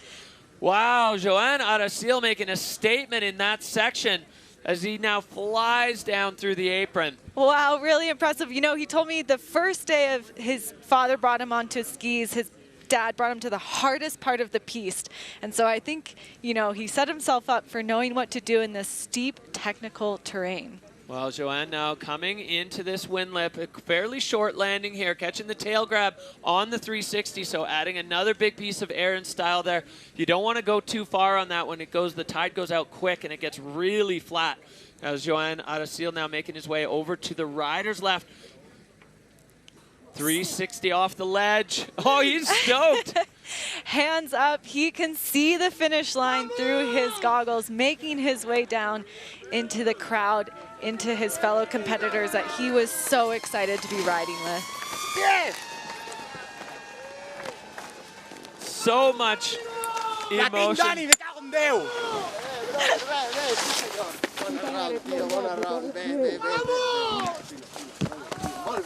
All right, well, home court advantage proving to be a real thing there for the Andorran rider. Joan Aril absolutely stoked on that one. Let's look at this replay, Adley. This was a fast run. Great work in that top technical section and really good with the control. As you see, he uses that upper apron to sort of calm himself down, get his skis under him, and making that big backflip, which required full commitment on the outrun. Definitely needed to use the tails of his skis for a little bit, but then flying through the landing. You can see he caught the last little bit here, gets himself back onto the downhill ski, puts it in the fall line, and just cooks over those rocks that we saw Tams Marvel bouncing through earlier. Getting the tail grab there, all X'd up, landing right up at the top of the transition. Not much further you want to go on that one or you're out into the flat. So Joan Aril absolutely fired up on that run. A huge smile on his face. This is what you love to see. All right, well, the score dropping for Joan, 71-3-3, and into fourth for Joan. So that's going to be a keeper. Well, so far, of course, we're not even halfway through the field here. In ski men at Baqueira Beret Pro by Movistar. This is where we sit right now. Ross Tester on top, Ben Richards, and the rookie Virgile Didier. Joan Aril, another rookie, proving he's got what it takes here on the Freeride World Tour, and the local legend Abel Moga right now rounding out the top 5. We are back up to the top. Another Whistler Freeride Club rider, Wayan Ho, riding for peak performance. Got the wild card back on the tour this year. Besties with Marcus Goguen. The two grew up skiing around Whistler together, pushing each other to new heights. And Wayan is on the La Bamba face. I'm really excited to see him ride. What a beautiful technician. Making quick, precise work through that rocky section. Yeah, and you can hear the snow, super tricky. Bang, bang, bang. Wayan through there. He's got such quick feet. He's so strong and so precise. Now fighting for it, lofting a huge 3 into the canyon there. Maybe a tiny backslap, kind of lost him in the shadows. But Wayan wasting no time, using every little bit of this terrain, showing off that technique as he's now trying to get way high onto this wall. No tracks up there as Wayan into uncharted territory. Oh, what a great stomp. This guy has been going to the gym, training hard, really creative rider. Yeah, Wayan becoming known for that creativity. We saw him last year in Verbier, putting a run down in an area that nobody else even looked at. Similar in Georgia, and Wayan not done as he comes into this rugged section, getting right off the end of this feature, keeping it pinned into the fall line. Big slash turn on the wall as Wayan now coming in to the wind lip. Perfect backflip right to his feet. Perfect landing. All right, well, Wayan making a solid statement. He's got one more finishing feature here, clipping through the rocks, landing clean, and pointing himself towards the finish arch. Wayan Ho through the line. I think you can hear Timmy Schroeder in the background there. Okay? It's okay. Oh, well, Wei Chen a little dazed and confused there as you see this technical riding up top. So clean, so strong. I love this part, Hadley. Oh, that double. I mean, those turns that you first saw him, I mean, making turns like that on what essentially is a vertical window is an impressive way to start off your run. A little bit of a back slap on that transfer, but he's the only one that's taking it that direction. Yeah, exactly. And you can see laying the 360 now. The angle changes. There's a canyon wall, but he's landing in the flat bottom of that chute. So definitely a big impact there. And then a perfect laid out backflip there for Wei Chen, finding the landing. Absolutely beautiful, stretching it out. The peak performance rider just putting on a clinic. Solid technique for Wei Chen Ho. Yeah, buddy! Yeah, boy. Holy loose unit, though. God damn. And an 80.67, so a huge run there for Wei Chen Ho as he moves himself into third. A big hug for Ross Tester. These athletes just doing battle on the face, but they are compatriots all together. The only time they're really competitors against each other is in these moments when they're skiing. The rest of the time, they are such good friends. They ride together, hang together, and are all cheering for each other. For them, the best comp is when everybody stomps and you leave it to the judges. As Wei Chen Ho putting his mark on the La Bamba face as we move on now. Another extremely exciting rookie from Åre, Sweden. It's Edin Olson earning himself the wild card. He said he grew up literal steps from the lift, so it was in his blood from day one. Edin Olson has been having a blast traveling around with Cody Bramwell. Season number 1, 2 wins last year in the 4-star series, and Edvin now locking it down for Sweden on course. When I was talking to him yesterday, he said, these are Swedish conditions, and I think we will see exactly the way that he is able to ride in mixed terrain as he's shown us with that huge 360 coming in with a ton of speed into this gully. Yeah, Edvin locked into the fall line, just bouncing over the rocks. Can he get the turn? He does. Right through the section where we saw Tom Pfeiffer have trouble, but Edin Olson just keeping it in the fall line. In those moments where you're flying like that, you cannot put your skis across the hill or, well, we saw the result from Tom, but Edin Olson having no such trouble as he's moving down into an area we haven't seen much traffic. Much more riders right on the bottom of the face as Edin Olson making his way through the boulder field and looking for his next feature. You know, it was one of the few rookies that was truly, truly calm in inspection, and you can see that carry over into his skiing. He looked confident and ready to go. Let's see what he does with this windlip. Lining up the windlip, laying out a backflip, bringing it around to his feet. Edin Olson through this rolling terrain. We said earlier it's extremely convex. He's got another windlip coming at him. A few more tracks to go.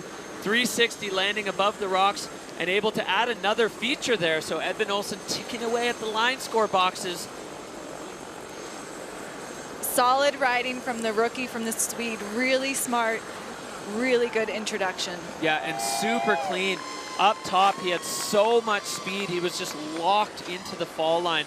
Edin Olson, double thumbs up there for Ross Tester as he sits in the hot seat.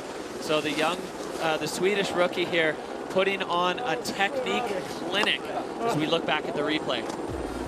Yeah, look at this commitment to the fall line, commitment to speed, perfect landings. I mean, it didn't look like it affected him whatsoever to take that 360. Yeah, and then skipping through the rocks, and then there's a pretty aggressive lip there. He got kind of pushed into the fall line. I wonder if after that 360, the way he landed so perfectly pointed down the hill, if maybe he wanted something else there, but he was just going so fast. That backflip, I mean, the execution of this guy is just second to none. It's so clean, taking that higher lip, nice 360 up onto the apex, and then finding another feature there. The thumbs up, all smiles for Edin Olson.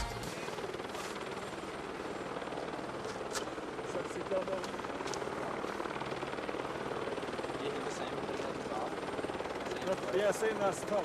Yeah. The landing was so bummed out on before the mandatory one. Yeah, I got so backseat. Yeah, me too.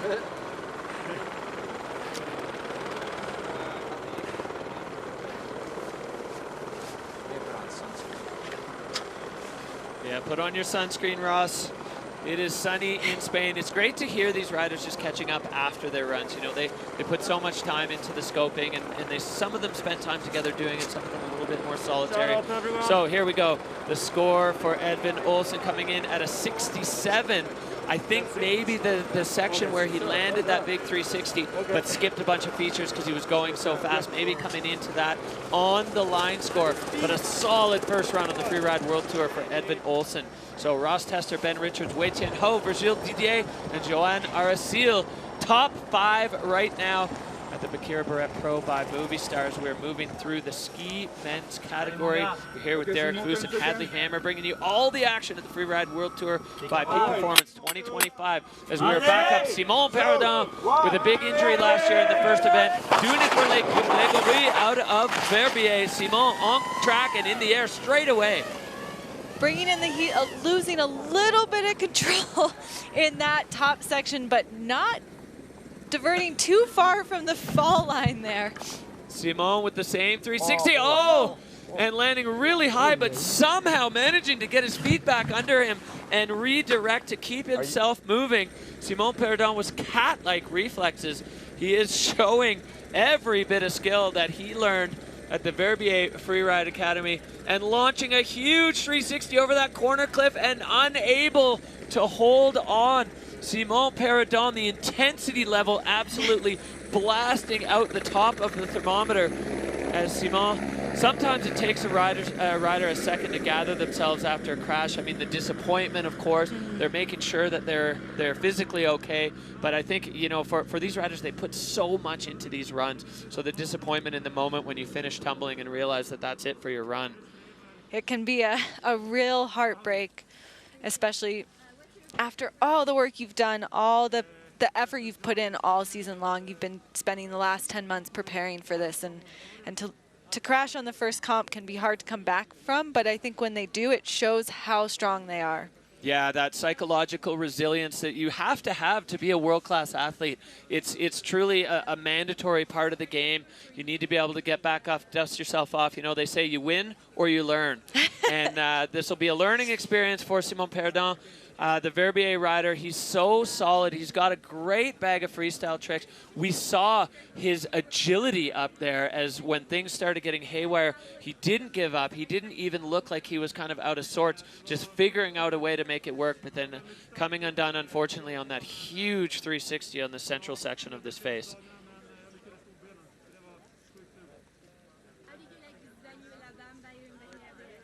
Well, popping a little air. That one's for Les Gorilles at home. The Verbier Freeride crew, they just get so behind their riders. They're all so tight, and they support each other so much, so well. So Simone Peradon, not going to be a threat to Ross Tester there, the Scott rider. Not the day he was looking for, but happy to see physically he was okay, as he was hurt in the first comp last year. So happy to see that he, physically at least, is all right. And you see him coming into this top section, losing it a little bit in that thicker snow at the top that now has quite a few tracks going through it. And then this one, a little wonky on the pop, landing, it looked like his body landed on the rock. You can see having to readjust his goggles. And then the big 360 on this section, just a little bit backseat in the landing, skis bending at the tails and unable to ski out from that. Yeah, you know what I think is interesting about being a freeride skier is you have to be able to perform on any day of the week. Monday, Tuesday, Wednesday, January, February, and that's quite a skill set. Yeah, exactly. And from powder to hard pack to ice, you know, you got to have the complete bag of skills at your disposal. So unchanged leaderboard there in ski men. Second category of the day here in Baqueira Beret on a brand new face, La Bamba. As the skiers up there on the knife edge as we move on. Timo Rovin, the German rider out of St. Anton. He's studying mechanical engineering in Lausanne. Had an exam the night before last. The gymnast. Wow, what a start here from Timo. Way to go from one exam to the next as we see him making his way to that second feature. Beautiful 360. Early takeoff there, avoiding the rocks on the lip. So Timo Rovin got a bronze medal for himself at the Junior World Championships in Kappel a few years ago, and now looking to put himself into the mix at the Freeride World Tour. He's in the big leagues, and Timo Rovin now cooking into the middle apron. He's got a little chance to reset mentally and physically as he picks up speed, but we saw with the snowboarders, the snow in here is not, it's not easy to handle. It certainly isn't, but you know, talking to Timo, his rookie year, he said his first memory of being out on skis was actually about the snow, the way it looked, the way it transformed the landscape around him. He's a really thoughtful rider, and I think we'll see that in his creativity and his line choice and the way he approaches the mountains. Yeah, and as I kind of alluded to before the action heated up, he does have that gymnastics background. Pulled a double cork 10 at the Nunda Freeride, airing into the couloir, so no doubt the bag of tricks on this man is deep. Coming in here, and a double backflip, laying it out, and Timo stops it! Double backflip, that was sick! Rolling on down, and Timo Rovin, you can tell he is happy with that as he moves through a little fist bump. Pretty casual dude is Timo, but that was outstanding. Yo! You're the man, dude. I just looked up and you're just like 20 feet in the air. That was sick. Oh, what a great run. Oh, I'm hard to land this one. Yeah, you can see his technical riding right at the top. This guy's a cliff jumper, both in winter and summer, and he really has great air awareness. Yeah, I love the early takeoff for that 360. Stomping it clean, air and style, absolutely floored. And then this double backflip, tucking the first one, getting the hands on the knees to tuck the second one. Could not have been a more perfect landing. Timo Rovin showing the gymnast in him. That was absolutely picture perfect. And then right onto that left ski, carving out of the double flip. Timo Rovin, the Mammoth line tracker, showing his progress down the mountain. Yeah, I had to wash out to that side. I had a little back Score pushing up 85. The judges loved it. So knocking Wayan off the podium, and Timo Rovin now into third with a huge run there for the rookie. Incredible riding. Wow, what a show we're getting here from Ski Men. These guys going off. Ross Tester on top. Ben Richards holding on to the second spot, and Timo Rovin sliding himself into the bronze medal position with still an incredibly talented field of men up top. Nothing is done yet. The next man in the start gate, none other than the 2023 Freeride World Tour champion, peak performance rider Valentin Rainer, riding for Scott. He is riding out of St. Anton in the Arlberg. So smooth. And he comes out with some intensity out of the gate. Oh, first one that we can see make a huge cliff out of that top ridge line, lining up quickly into the second air. Valentin Rainer with a big 360 into the shade, landing perfectly. He's got his speed under control, which has proved to be quite tricky in this section. Going side hill on that one, real tricky. Now he just has to stay in the fall line to fly out of this couloir. You can really see, I love the comfortability when people can remain totally calm in between those double lines where you've just got to keep your feet straight. It's not the natural instinct for the body to not try to stop, and to commit yourself to the fall line shows that you're really confident, you really know what you're doing. Yeah, completely counterintuitive to not try to slow down at all when you're in those situations. So Valentin Rainer looking really strong so far, off the nose now, and coming into the lower section. There's plenty of wind lips and freestyle options to play with. Valley on that right footer, setting up a big 360, landing perfectly. It's a great run so far for the Austrian rider. This guy has his eye on the world champs for next year. He wants a long, solid career in competing. Oh, Valentin Rainer just holding on. That cliff pretty flat. We saw a couple other riders using that Wayan Ho, and Valentin Rainer looks like that might have caused him a little bit of pain. Pretty flat, and also after 500 meters of skiing, that'll test the muscles.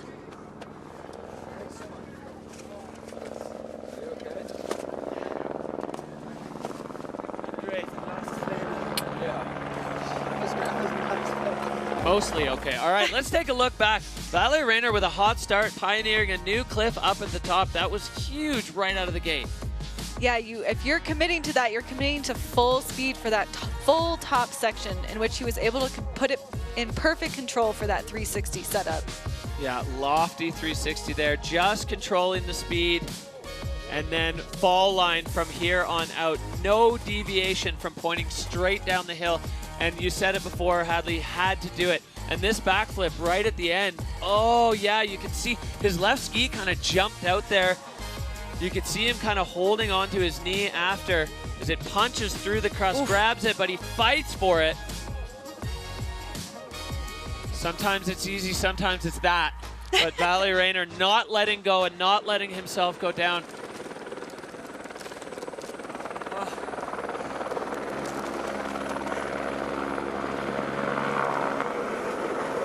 Well, these two athletes, compatriots there, each one of them extremely impressed by the other one's run.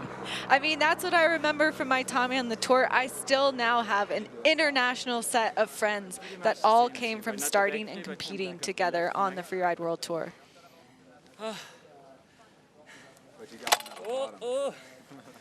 Max, where are you? Missing his buddy Max, not able to make it onto the tour this year with an injury. Yeah, our Freeride World Champion, Max Hitzig, unfortunately out with injury. So Max, we wish you well.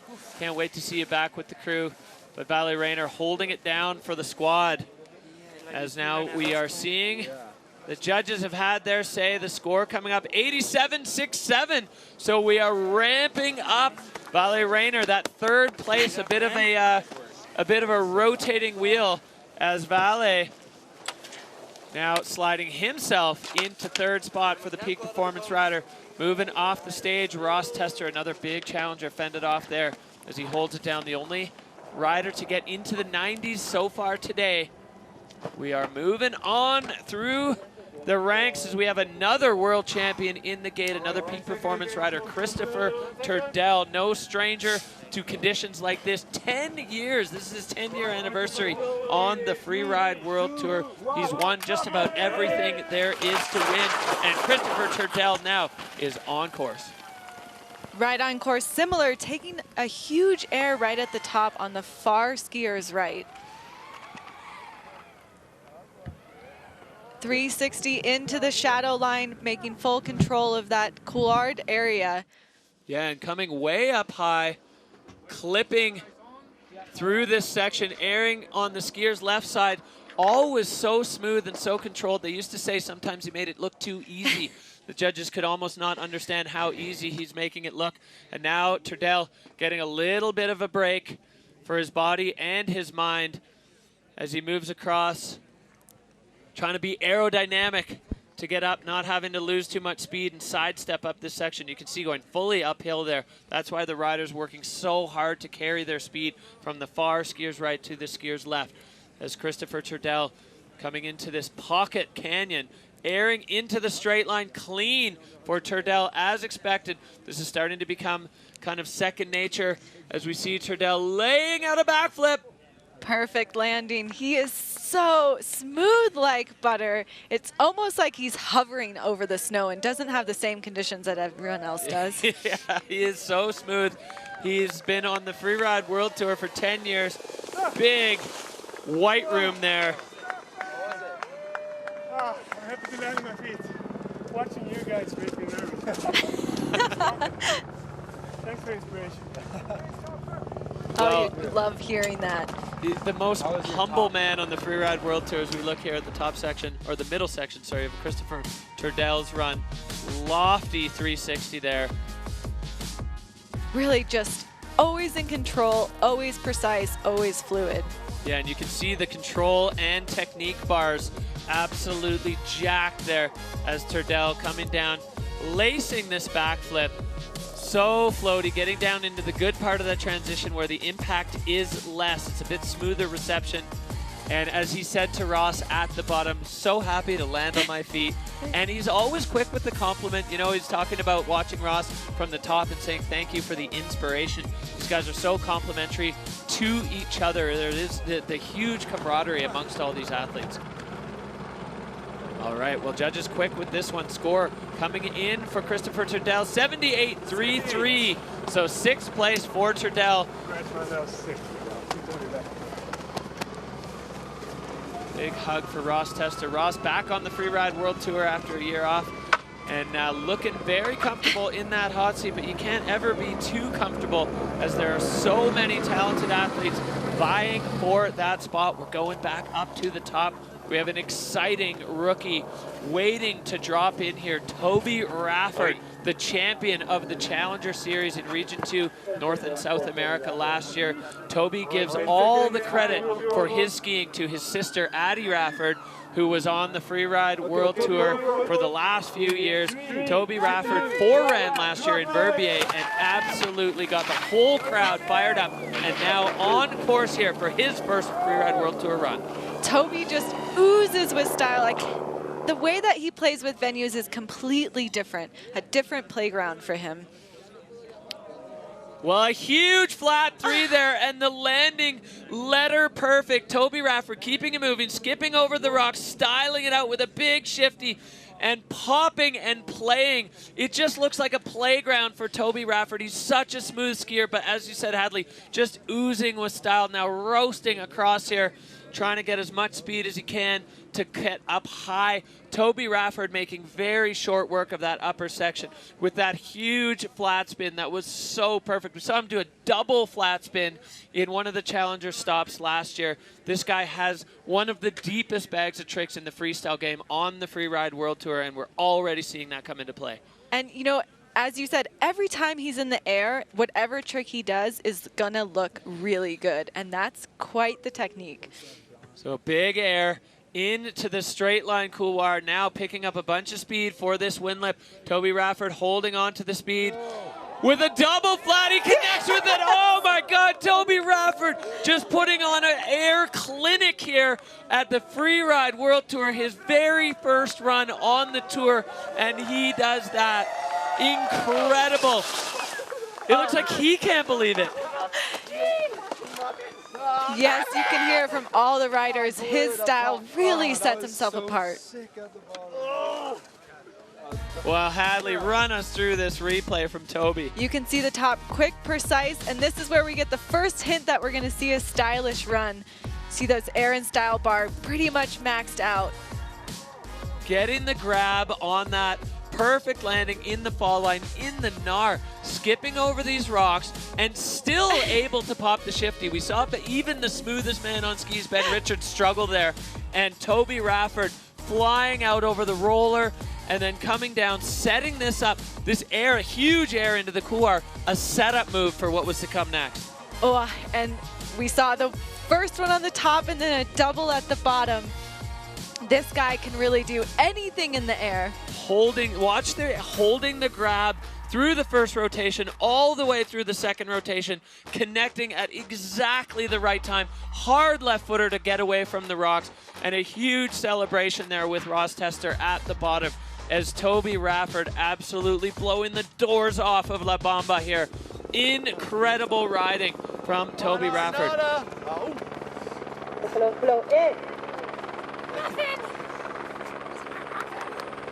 All right, here we go. Score dropping for Toby Rafford, 91.33, just behind Ross. Even Ross can't believe that one. A huge score, and moving himself into second where Ben Richards has been sitting for ages.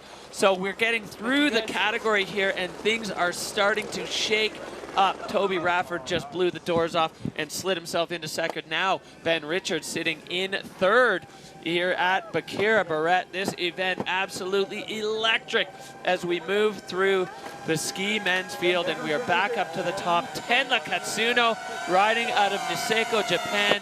This man has the spirit of freeride deep in his heart. He has been doing it since he was 14 years old. He went to New Zealand by himself to do the NZJFT and absolutely fell in love, and we have fallen in love with him. Tenla Katsuno now on course on La Bamba.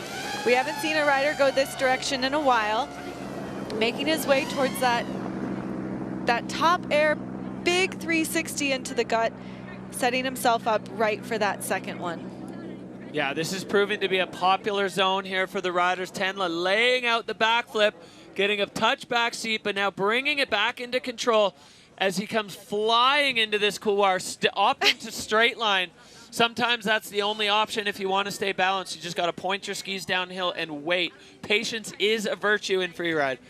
It sure is, and you can see him fairly impatiently trying to get through this section on his way, aiming for that high traverse into the more rocky cliff areas of the bottom third of the venue. Yeah, some of the riders saying they were going to have a plan A if they could get up there and a plan B if they were not able to. Tenla now off the nose of this air. We've seen lots of play in this area as he's now picking up speed for this wind lip. This is becoming almost mandatory for the riders. Huge backflip, perfect landing for Katsuno as he makes his way across, just floating cross-court through there, and now cooking into the final section and through the finish for Tenla Katsuno. Electric run for the young Japanese rider. Big high five there. As we said, Tenla cutting his teeth on the NZ JFT as we look back here at the top of his run. Full commitment with the 360 right into the top section. Again, 53 degrees at that very, very first section. And so you have to be able to have full commitment. He loses a bit of a back slap on the backflip, but able to pull it together and continue his run. A few more airs. Yeah, I mean, the ground there is hard, and that's seen a lot of riders landing on it. And then Tenla getting out a little bit wide on the in-run, but still plenty of speed to lay the backflip out off that wind lip. This thing has seen a ton of play so far in the ski men's field. And Tenla landing absolutely bolts on that one. So great run from Tenla Katsuno. Kept his helmet on and everything.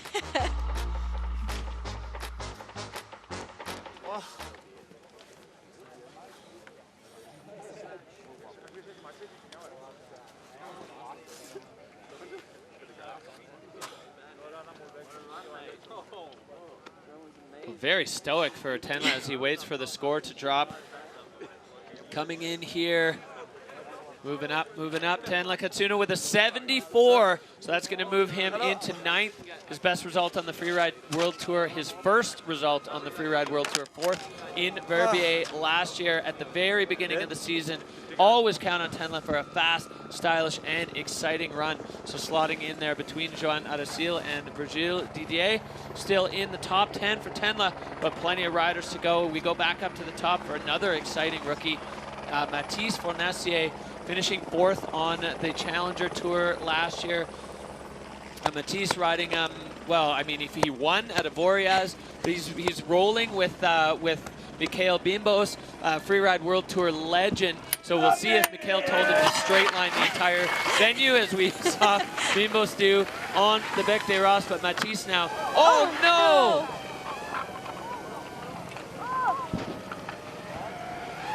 Oh, Mathis Fournier clipping a rock and losing a ski right at the top of the face.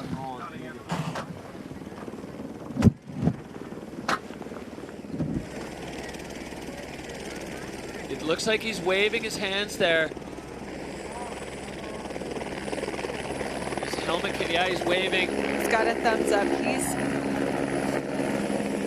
up and standing. Okay. Got both of his skis with him. I think it'll just be a few more pieces of gear to collect. Well, we saw the helmet rolling away. So it looks like it did its job there as Mathis Fornacier, unfortunate, clipping a rock at the top, which took his ski in almost the worst possible place for it, and then taking a big tumble.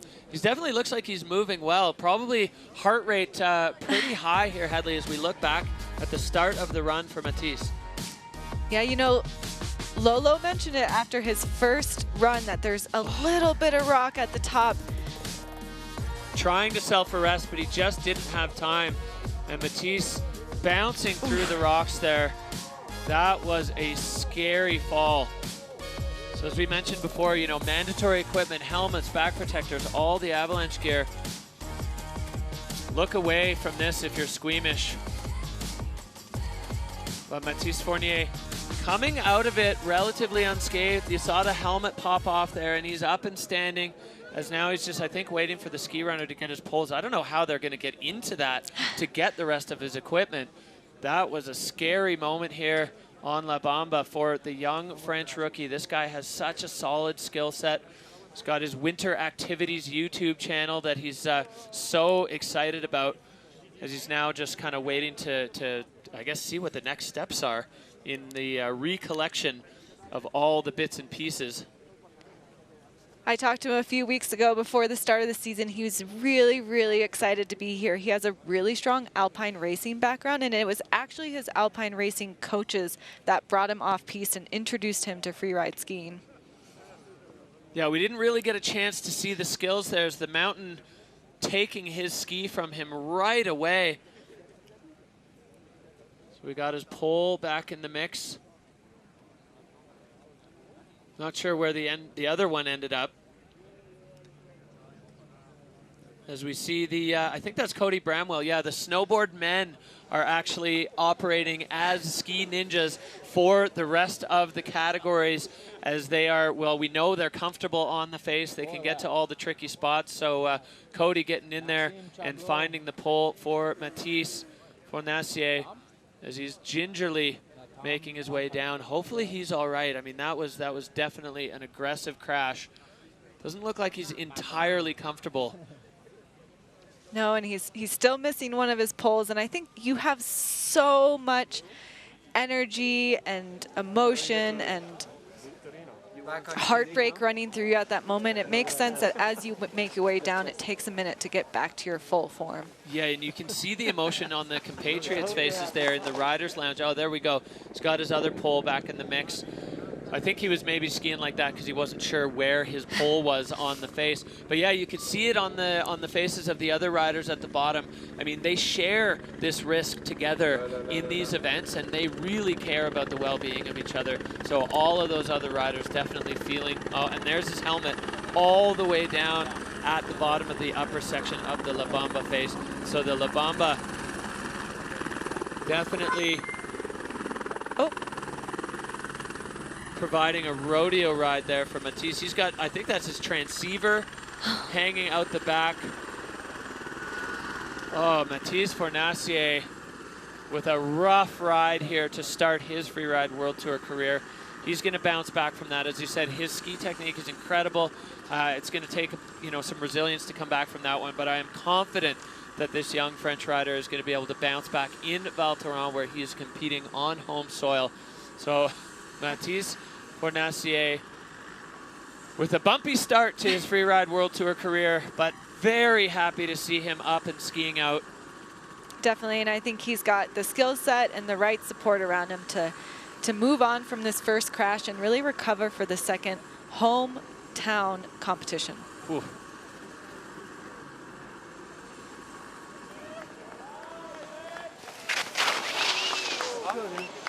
Just the pieces of his gear. So there's Mikhail Bimbos coming out, making sure that his young protege is okay. Nobody can believe it. I mean, that fall looked absolutely horrific, but Mathis is smiling. A little worse for wear there on the forehead.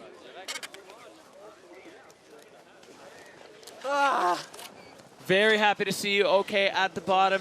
Mathis Fornacier kicking off his Freeride World Tour career in the roughest possible way, but he was smiling at the bottom. So we'll get patched up, and we head back up to this man, the next man, peak performance rider, another veteran of the Freeride World Tour. It is none other than Carl Regner Eriksson, riding for Peak, riding for Scott, riding for the joy. You know, he's one of the, again, I think this is maybe common with the Swedes, one of the most humble riders on the tour. He always like, I can't believe I'm still here. But we'll see in a second why he is still here. He's so smooth, so strong, and so fast. And Carl is on La Bamba. Right off the top, a little bit of control issues with the speed, maybe a little too hot. You know, it's so tricky as a rider if someone crashes before you to have that long break to start again, and maybe those nerves were in play with him. We'll see what he does with the rest of his run. Well, you get tangled up in your own head. The mental side of this is so difficult. And Carl, as you said, he was going so fast right out of the gate. Now he's just kind of trying to hold on. He and Christopher Turdell, they traveled together, they roomed together, they scoped their lines together. And Carl, unfortunate at the top there that he just wasn't quite able to hold on to, as you said, Hadley, the speed there. I mean, it comes at you so quick. And as that part of the face gets more and more and more traveled, it gets harder and harder to control your speed on it. So Carl now coming into this low section, we've got this mandatory air into the big straight line couloir that he'll need to get over to. Just pushing through the rocks, popping off that and in to the bottom section, picking up some speed. This one will be just for fun. And fun it was. A nice backflip for Carl, making his way down to the finish. You know, it's rare that we see Carl bobble a little bit, but I think it's a tough spot hanging up there after a long break.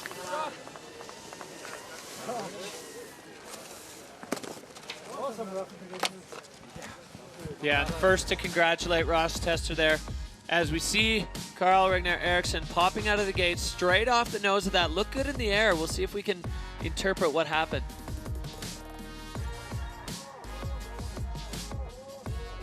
I think he just landed straight in a bomb hole. It looks like his skis just ramped forward as soon as he landed. And this, you know, you get your hips behind your feet like that, it's really hard to gain control. And then just for the soul, a big lofty backflip on that wind lip. So not Carl's day today. Christopher Turdell, you know, holding it down for Team Sweden. Edin Olson as well. A lot of Swedes on the Freeride World Tour these days. We thought the conditions were going to suit their style, but the American right now holding it down. So 46.67 for Carl, going to be 14th for him as we head straight back up to the top. The pace never lets up at the Freeride World Tour, and this young man, Dynastar rider, Finn Griffith, riding out of Vail, Colorado. Podiums all over the Challenger, coming third overall. He gives a lot of credit to the Nichols brothers, Jack and Kevin, for being inspiring, for skiing with him, and for kind of cluing him into what it's going to be like at the Freeride World Tour. You know, those two athletes making a big splash here on the tour. And Finn Griffith now kicking off his Freeride World Tour career. Coming in hot with a lot of energy and a big smile at the start gate. Also not able to make it through that top section. You know, I think as it gets more and more tracked, the more difficult it will be to ride through it smoother. Yeah, the tracks and the tricky snow in combination proving a bit of a lethal 1-2, well, not lethal, but a tricky 1-2 there for Finn Griffith as the Vail rider going down right at the top. Almost a mirror image, slightly different takeoff angle, but mirror image of what we saw happen to Carl. So Finn Griffith, he's going to be disappointed with that. He had a stellar junior freeride career, you know, winning the overall IFSA North American Junior Tour, and then straight to the Challengers, or yeah, straight to the Challengers with a wild card and earning his way onto the Freeride World Tour on his first try. He is young, he's hungry for it, and I think this run not going to be indicative of what we're going to see from Finn over the course of the season. You can tell definitely disappointed. And you can see it with Carl too. The body language really changes, you know, after a tumble like that right at the top. Yeah, you're processing your heartbreak on your way down. It's hard to stay focused on just moving. And yeah, these riders, they're thinking about what just happened. But, you know, Finn, he's crashed in competitions before and then come back and won. So he's a resilient skier. Yeah, absolutely. So this is just going to be a blip on the radar for Finn Griffith as he's just trying to make his way down to the finish. It's such a long face. You know, you really feel for these guys when they fall at the top and they have that whole ski down. One thing you may notice is Finn is avoiding the features on the way down. That is to credit the riders behind him. He's respecting the ones behind him, so he's not leaving more bomb holes on the face and tracking it up. Yeah, no, it's good, bro. I'm good. He's all good. Let's see if we can figure out what happened here. Finn landed. Yeah, just got eaten by that snow. I think making any turns at high speed, it's 53 degrees, 50 degrees up there, and getting all the way over through all those rocks, landing. He looked okay, and then it was in the turn. He hit another bomb hole or an old track from another rider in the belly of the turn, and your weight's already distributed a little bit to the inside, and it just bounced him right off his feet, slapped him down on his side, and so unforgiving up there for the Dynastar rider. So Finn Griffith having a little chat to his American compatriot Ross Tester there, as he has held on to the hot seat since being the 5th man to drop. Ross Tester making a big splash. Love you, Mom and Dad. So a 12-point run there for Finn Griffith. That's going to be a throwaway. He's going to let that one go and bounce back when we head to Val Thorens in France next week for the first time. We've been at that brand new venue. 2 new stops in a row.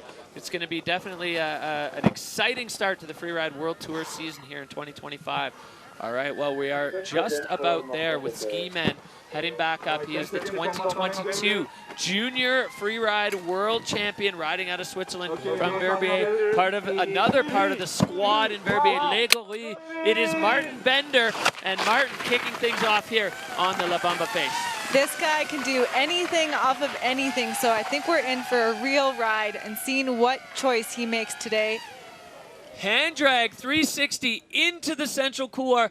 Martin Bender so smooth there, as now he's just trying to hold on to his speed. Another big 360, bringing the freestyle has become his trademark. And now with that aggression as he goes through the bottom of the skier's left couloir and picking up a handful of speed.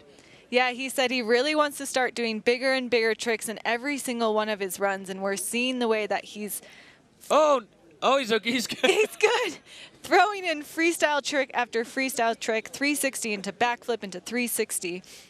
Big cloud of snow there, as I think he needed to check up his speed into that backflip, and we lost him in the cloud. But he is still up, still riding, and he has been upside down and backwards more times than you can count already, and he's only at the halfway point of this run. So Martin Bender now making his way across. This section is extremely difficult to navigate. Everything is convex. It means it rolls away from you, airing into the couloir nice and clean. Now we're going to see what he's got for this freestyle section at the bottom, lining himself up with the lip. Cork 720, 2 rotations off axis. Perfect landing. Martin Bender looking good as he comes into the lower section. Clean off that part. Couple more boulders to navigate. And popping up onto the ridge and through the finish. Legorio will be going nuts back in Verbier.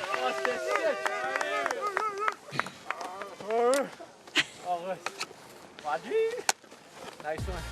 All right. Well, top to bottom, this run, Hadley, just packed with tricks. Yeah, you know, you couldn't really take your eye off for a second until he was back doing another spin, another flip, another 720. This guy knows how to have air and style. Yeah, for sure. Multiple 360s. The hand drag at the top, overexposure. And that was where he kind of clouded himself in and then laced this big backflip into that pocket. Looks like his one ski got a little caught up in the snow, but he was able to hold on to it, and he kept himself from ejecting into that wall. And then the Cork 720 coming out of it at exactly the right time.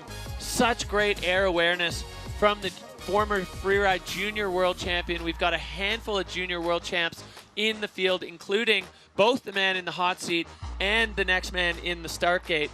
The Junior World Championships proving to be a hotbed of young talent. Yeah, we talked about this earlier. The Junior Tour was just starting when I was on the tour, and you can really see how effective that program has become in feeding athletes into the Freeride World Tour. Athletes that are much more prepared, super strong, really focused.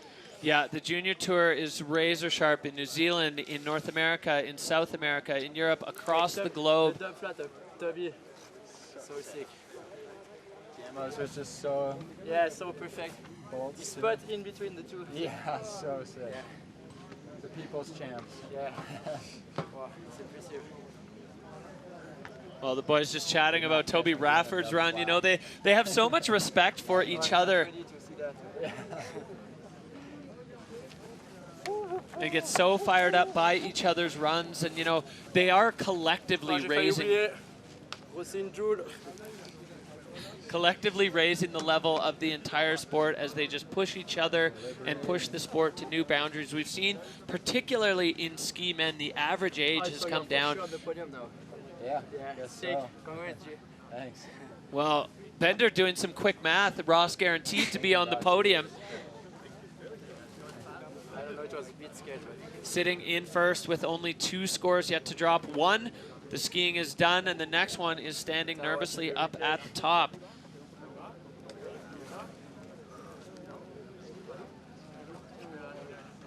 Which one did you hit going into the Same as you. Yeah, same as you. That one is sick, actually. I was like, I thought it was going to be punchy. Yeah, same. Chill. I was like, oh, am I at the good spot? Because I see no tracks, it was so icy. Then I jump and say, oh, okay, it's the good one. Yeah. Because I see the landing. Yeah. Yeah, you hear Martin saying when you're the first one to go someplace new, you don't have tracks to follow, and you got to be precise with your visual inspection in that case. Yeah, and it comes to a point where you're just backing yourself. You have to convince yourself that you know where you're going and you're going the right way, and he certainly was there. Timo, t'es un Schr&ouml, mec. Faut prévenir, j'ai failli faire un arrêt cardiaque.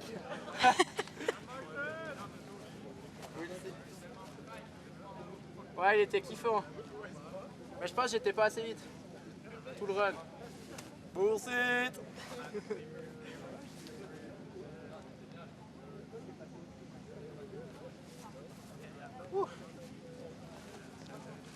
Well, no speed lacking in that run from Bender. As now the judges get into work. We've only got him and Maxim Chabloz left. Here we go. The judges have had their say. And the score up, 80.33. So Martin Bender into 7th with that run. The judges working hard today. And that one is for the crew at home, Les Gorilles, the Verbier Freeride squad. And we are heading back up to the top for the 2022 Freeride World Champion, Maxim Chabloz, riding out of Switzerland. Also a Freeride Junior World Champion. This guy is ready to go. Fired up. 10 seconds to go for the Swiss rider, a freestyle wizard. He's also currently the world champion kiteboarding. There's nothing that Chabloz can't do. And coming out with some crisp jump turns, 360 right off the top. Little bit of a back slap, but he's able to bring the control with a little sliding 360 on the ground and into the chute. And a huge 360 transfer. So Maxim Chabloz with a hot start to his Freeride World Tour run here. Baqueira Beret providing the backdrop. Maxim Chabloz providing the action as he is absolutely firing down the middle section of this face. Some riders taking this as a rest, but not Chabloz. He is absolutely flying right now. You can see in his riding, he is eager to get to the next spot, the next air, the next place to do a trick. Yeah, some riders are patient with this section, not Chabloz. Coming into this big wind lip and pulling out a double backflip, gets it around. No, he bounces out of the landing. That was a bold move from Maxim Chabloz. He has so many of those tricks on lock, but the snow just not cooperating with Chabloz today, floating a 360 off the final wind lip. Making his way to the finish. Won't be the exact run that he wants, but really shows that he's committed to those tricks. Into the finish line. The final rider of the ski men. This was such a good show from everyone. God, that was bad. Well, we look back up at the top, these jump turns just setting the bar, and then this 360 straight out of the start gate off a cliff that's really caused some problems for other riders today. Yeah, you see just straight back onto the tails of his skis and had to really fight hard to bring it back into control. I love this transfer. We saw Cody Bramwell using that one. Only 2 of them in the entire men's field even saw that, and Maxim Chabloz picture perfect on that one. And then down here, picking up all the speed, laid out double backflip landing and just tipping to the inside, not quite able to hold on. No, he's one of the first men to really use that wind lip, and maybe it's just not set up enough and didn't give him as much speed as he was hoping for. But not one to let a wind lip go by. A little bonus 360 for the end. No wind lip goes untricked for Maxim Chabloz. Some really, really impressive parts of that run for the 22 world champ, rookie of the year that year, of course, and then runner up in 23. That's a 52-point run. Not bad. Would have been a sick run, but snow is not good enough. Whew.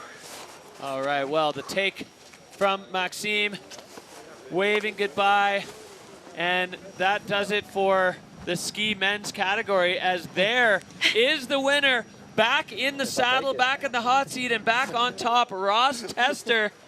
Look at that smile.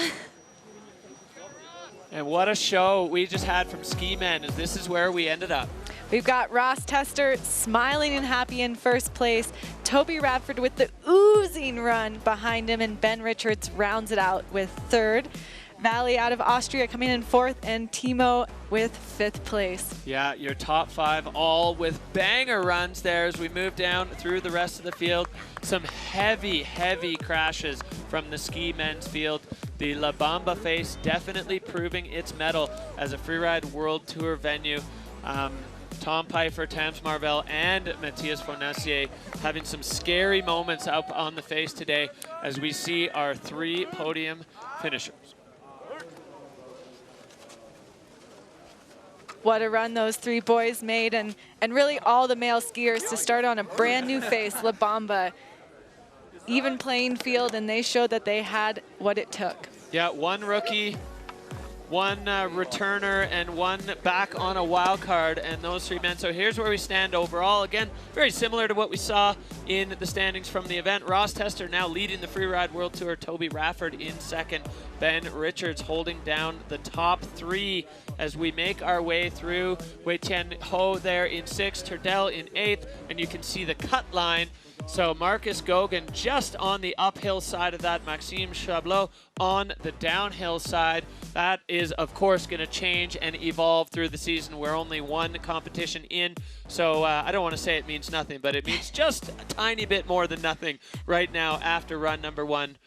We have wrapped up snowboard men and ski men. The La Bamba face providing the backdrop, Baqueira Beret providing the canvas. Unbelievable show at the Freeride World Tour.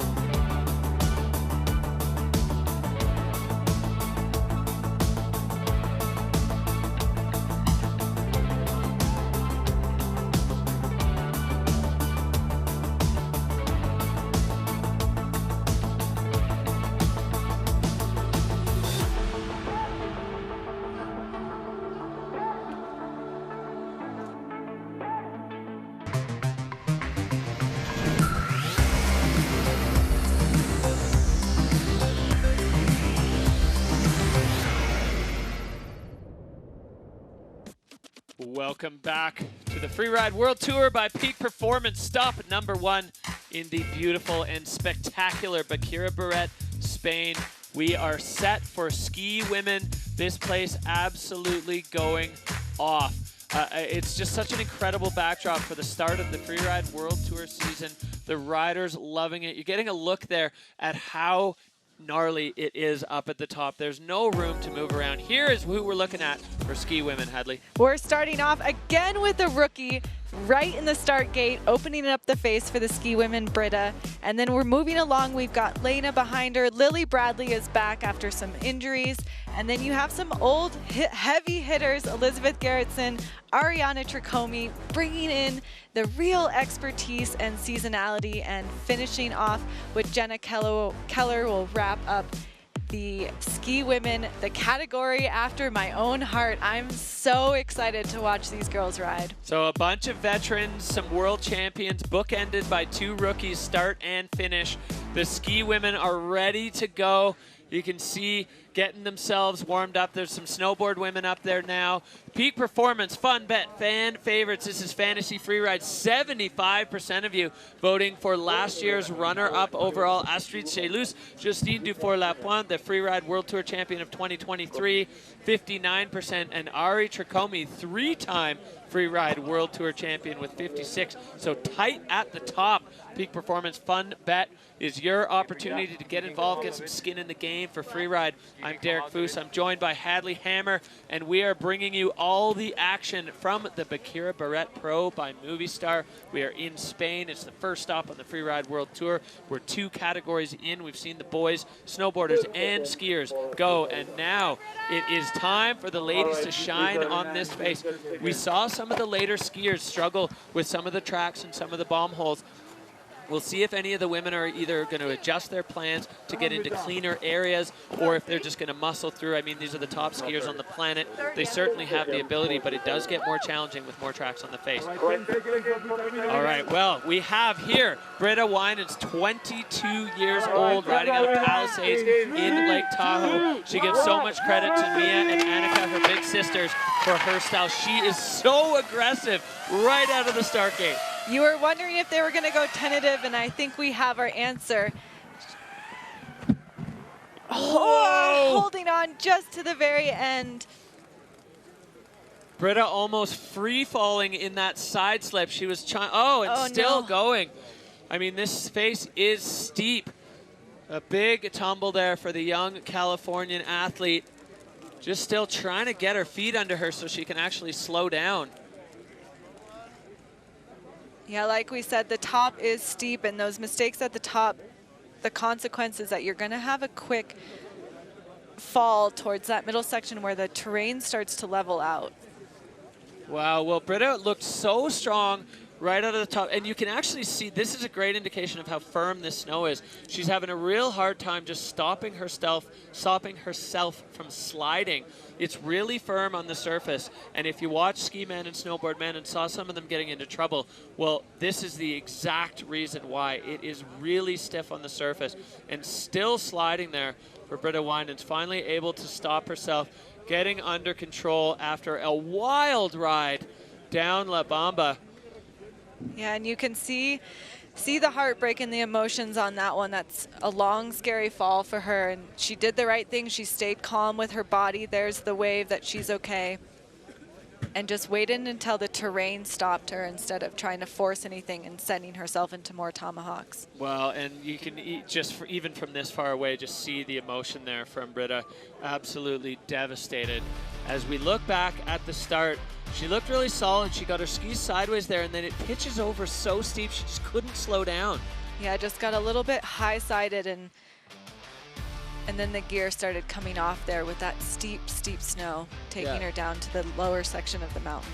Trying so hard to stop, and then, it was the reconnection with the soft snow. It goes rapidly from ice to soft snow and back to ice.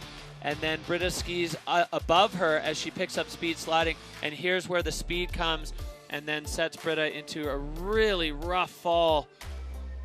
Not able to self-arrest. No, I think in those conditions it's nearly impossible.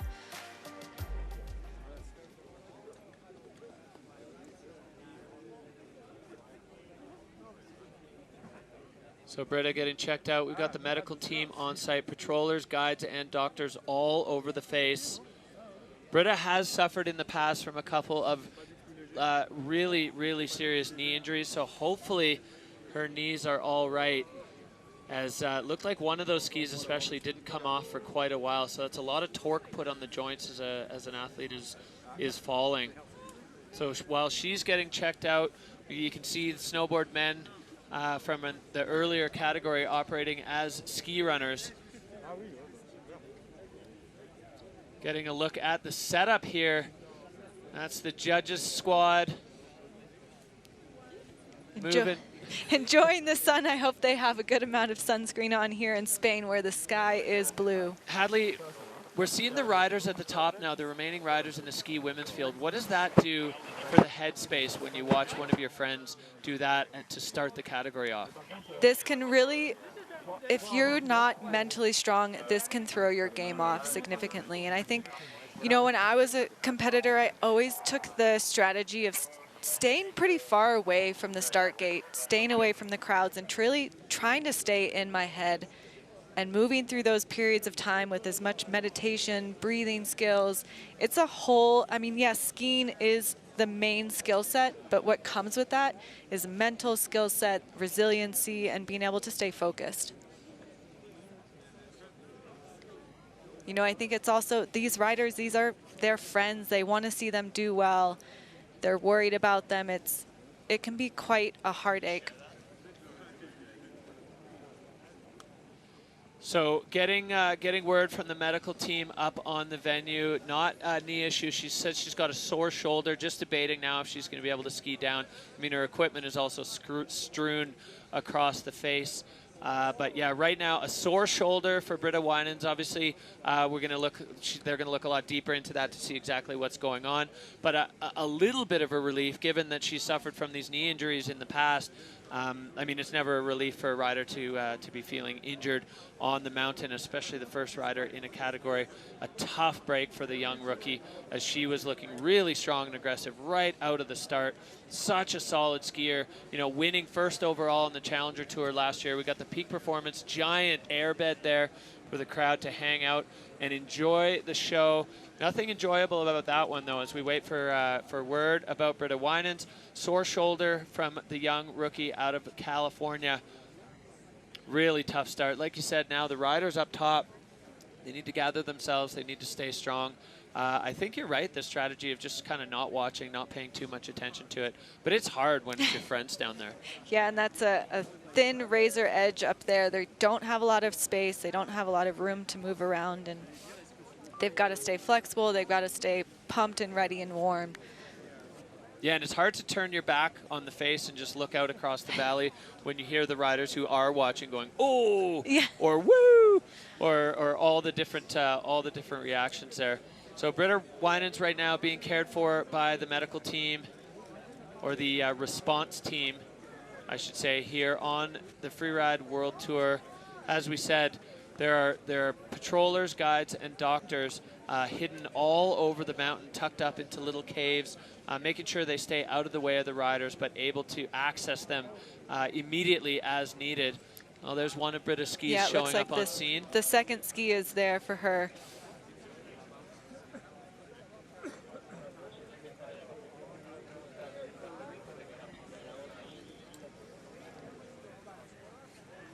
So the snowboard men getting put to work after their runs, flown back up by helicopter to the top to act as ski ninjas. Yeah, and it just shows, and I hope everyone knows that's watching, how communal the sport of free ride skiing and snowboarding truly is. It's about a community. It's about helping each other, supporting each other. You see that with the athletes hanging out at the hotel, scoping together, staying friends for 10, 20, 30 years. It's such a beautiful aspect of a competitive sport that's really got a lot of soul. And she's up and moving. You can see she's holding her shoulder a little bit, but on her feet and heading down towards the finish line. Again, with those snowboarders right behind in support.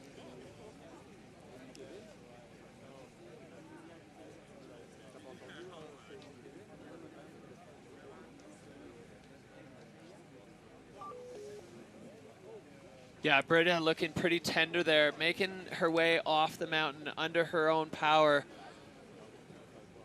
but definitely holding her shoulder. That is a really tough break for Britta Winans. So much promise. I mean, just dominating on the challengers last year. Skied so strong, so hard. You know, she had quite a season last year, graduating from university and qualifying for the Freeride World Tour at the same time. A busy young woman studying journalism, wants to be a freelance journalist, and is actually documenting her entire journey on the Freeride World Tour. So love to see that the art of writing still alive and well in the youth. Yeah, I love that. There's a lot of girls that love to write, love to read, and that certainly makes my heart soar for all the nerds out there. Well, and Britta, another member of the Freeride Overachievers family. There's so many of these riders are not just professional athletes, but also incredible at many other things. Super diverse skill set. Yeah, Britta opting for the freelance journalism, but right now our hearts go out to her. Hopefully that shoulder is not in too bad a shape. We do have a fairly quick turnaround before we go to Val Thorens in France. So we're going to see, once we get word about what's going on with Britta, we will make sure to let everyone at home know, as I'm sure people a bit worried about the young athlete. That was a big, long crash. And as you said earlier, Hadley, scary when you just can't self-rest and you just keep sliding and sliding and sliding. Yeah, but I was really proud the way that she held on, didn't try to force anything, make any big moves. You really sometimes have to let the terrain dictate where you're going and staying cool and calm and collective. And I think she's got the headspace and the experience to do so. And she's got, you know, the whole Palisades community behind her, her sisters, and now all of her new friends on the Freeride World Tour as the rookie. And I think she'll see a lot of love this evening. Yeah, absolutely. And I think it's something to be noted that the level of accomplishment and savvy in the mountains for these athletes at such a young age, you know.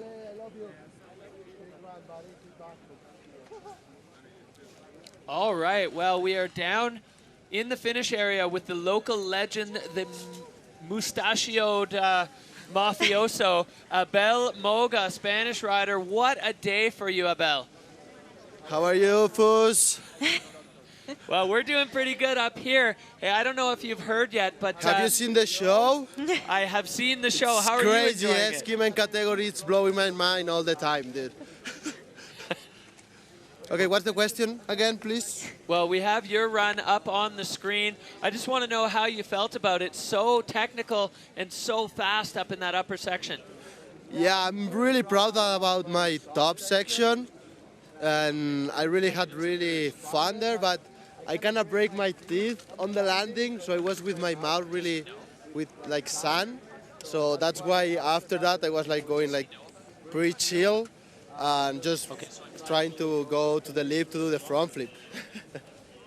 Well, Abel, I have some news for you. Based on your performance today, we are very happy to let you know that you have earned a season wildcard for the Freeride World Tour. Really? Really? I didn't expect that. Oh, wow. All right, Abel, we got to get back to this competition so we can catch up after, but you can just let that soak in. Perfect. Welcome back to the tour, Abel Moga. I appreciate it. All right, well, the fans happy about that one. Abel Moga back in the mix. He certainly has the level to do it. And the reaction from the rest of the squad, people are stoked. Everybody loves that. Yeah. There'll be no goodbyes for him after this one. He's on for the ride. Well, back to the action. We go from one rookie to the next peak performance rider. This is Lena Kohler, young German rider, second on the Challenger Tour. She is an absolute charger. And without hesitation, Lena Kohler on the face. She's coming in. She's making clear, concise turns in that top. Oh, and Lena coming apart, a big tumble. Oh no. She's again working on stopping herself. Unfortunate yard sail there. She looks furious.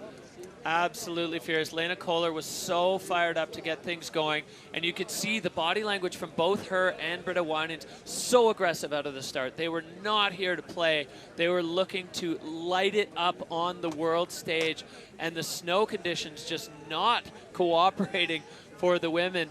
I mean, that was aggressive, rivaling Tom Pfeiffer's tomahawk here. Yeah, let's see. Oh, she's just got that, as you said, great, strong body language, 4-point, leaning into the fall line, just getting up high-sided onto one ski and into a series of tomahawks, luckily able to stop herself before getting too far down. I talked to Lena before the season started, and she really wanted to lean into that race background that she has, her solid, strong skiing. Oh, yeah, you could see on that bump, it just kicked her left ski up in the air. And, I mean, that's your contact ski. That's the ski where all the pressure comes from, all your directional control. When that ski's off the snow, well, that's the result. That's what happened. So Lena Kohler going down hard right up at the top of the face. She was able to stop herself there. I think almost looking more angry than sad, as she knew she had a big plan going. I got to talk to her about her line selection yesterday with a big air at the bottom of the face. Unfortunate for Lena Kohler there, as the snowboard men operating as ski ninjas are busy. Putting them to work. But you know, Derek, it makes my heart soar seeing how confident and aggressive these women are coming out of the start gate. There's no hesitation. They are going for it, and it really shows the level of commitment and riding just continuing to rise with the ski women. Yeah, the rookies definitely not acting like rookies. They're not timid at all. They're comfortable in the mountains. They know how to do it in competition. The snow definitely playing a little bit of a factor. I mean, there may be some benefit to just pulling back on the reins a little bit, pushing on the brake pedal, but I don't think that's in the DNA of these athletes. So it's we're going to see as we progress through the ski women's field if this continues. 2 rookies going down hard, but we have plenty of veterans in the field that have a bit more experience at this level and probably have 6 different plans going based on what's happening on the face underneath them. I think so, definitely. And you could see the veterans talking to them yesterday, talking to Elizabeth. She had some fear around the venue, and I think that creates a bit of a refinement in your technique, a refinement of your line choice. If you get scared, you know that you've got to pay a little bit more attention. Yeah, and the rookies just going out with a full fire burning under their toes and proving not to be all that functional so far. So Lena Kohler up and moving. She's going to make her way down the rest of this extremely intimidating and challenging La Bamba face at Baqueira Beret. Always a bit of a tough ask for a rider to get up and keep skiing after a tumble like that. I mean, Lena just going head over heels multiple times. It makes you dizzy cartwheeling like that. It really does, but she's a solid skier. She's based out of Innsbruck right now, getting a lot of time on snow.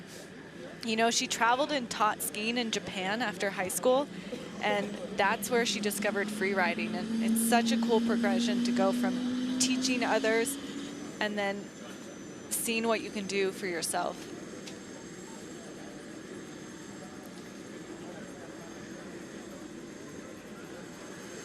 Well, the peak performance rider, not the debut on the Freeride World Tour she was hoping for, but I feel like we saw enough to know that the possibility of a win for this young woman is absolutely there.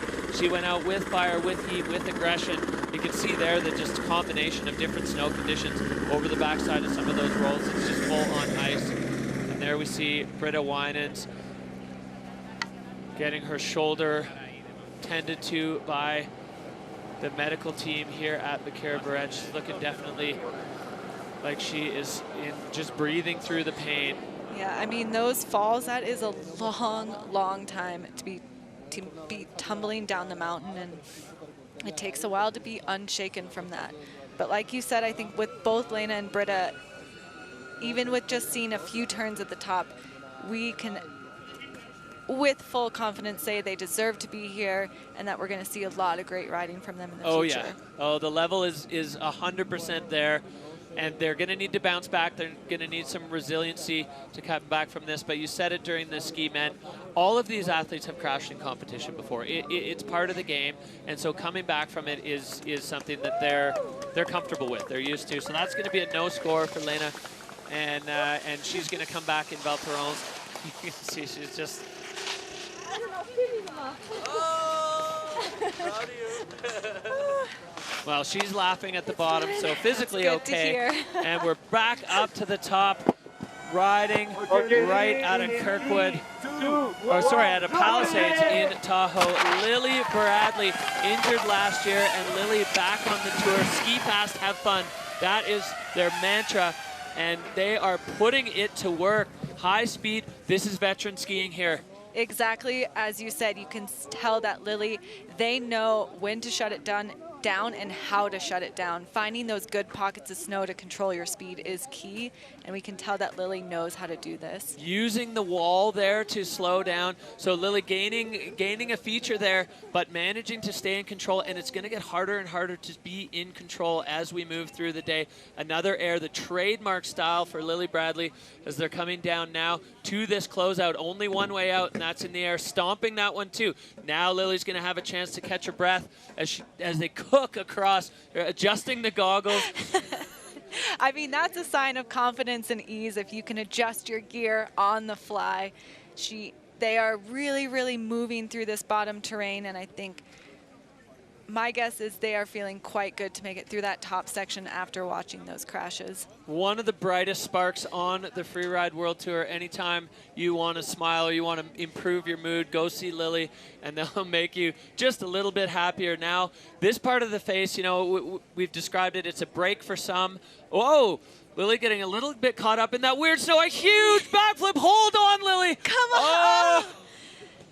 Not able to hold it on. You can see that real compression and thick snow just ate her ski at the bottom of it, but beautiful laid out backflip. Looks like Lily maybe a bit stuck in the crust there. Wow. Well, okay, there's the head tap. So we got a mix of, oh, and there's the cheer, a mix of Region 1 and Region 2 I'm okay signals.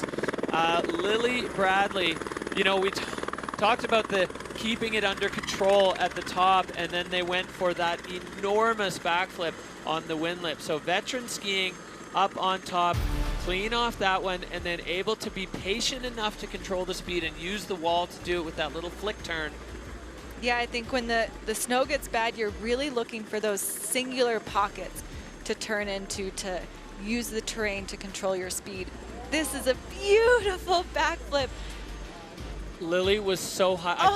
I think they overshot the transition on that one. Caught up a little bit. I wonder if they were maybe planning on a little bit of a check turn. Falling out of the sky from that backflip and then into some of the holes. That was an abrupt stop there for Lily too. I hope she's okay. Looks like looks like yes. They are such a fun rider to see. You've got that California style. I got to ski with her a little bit before her tour last year in Chamonix, and yeah, those transitions come real quick. But really, you just following Lily is a joy. She turns the whole mountain into a playground. Yeah, that was really exciting. A double crash there for Lily Bradley as they make their way into the finish arch. It's going to be a bit of an uphill sidestep, but what a statement. Not here to mess around, backflipping as big as anyone else in the entire competition today. Unfortunately, landing in a little bit of a hole and unable to pull it off. Let's see if we got the big trademark Lily Bradley smile here at the bottom. Well, we didn't get to see face mask up for Lily Bradley.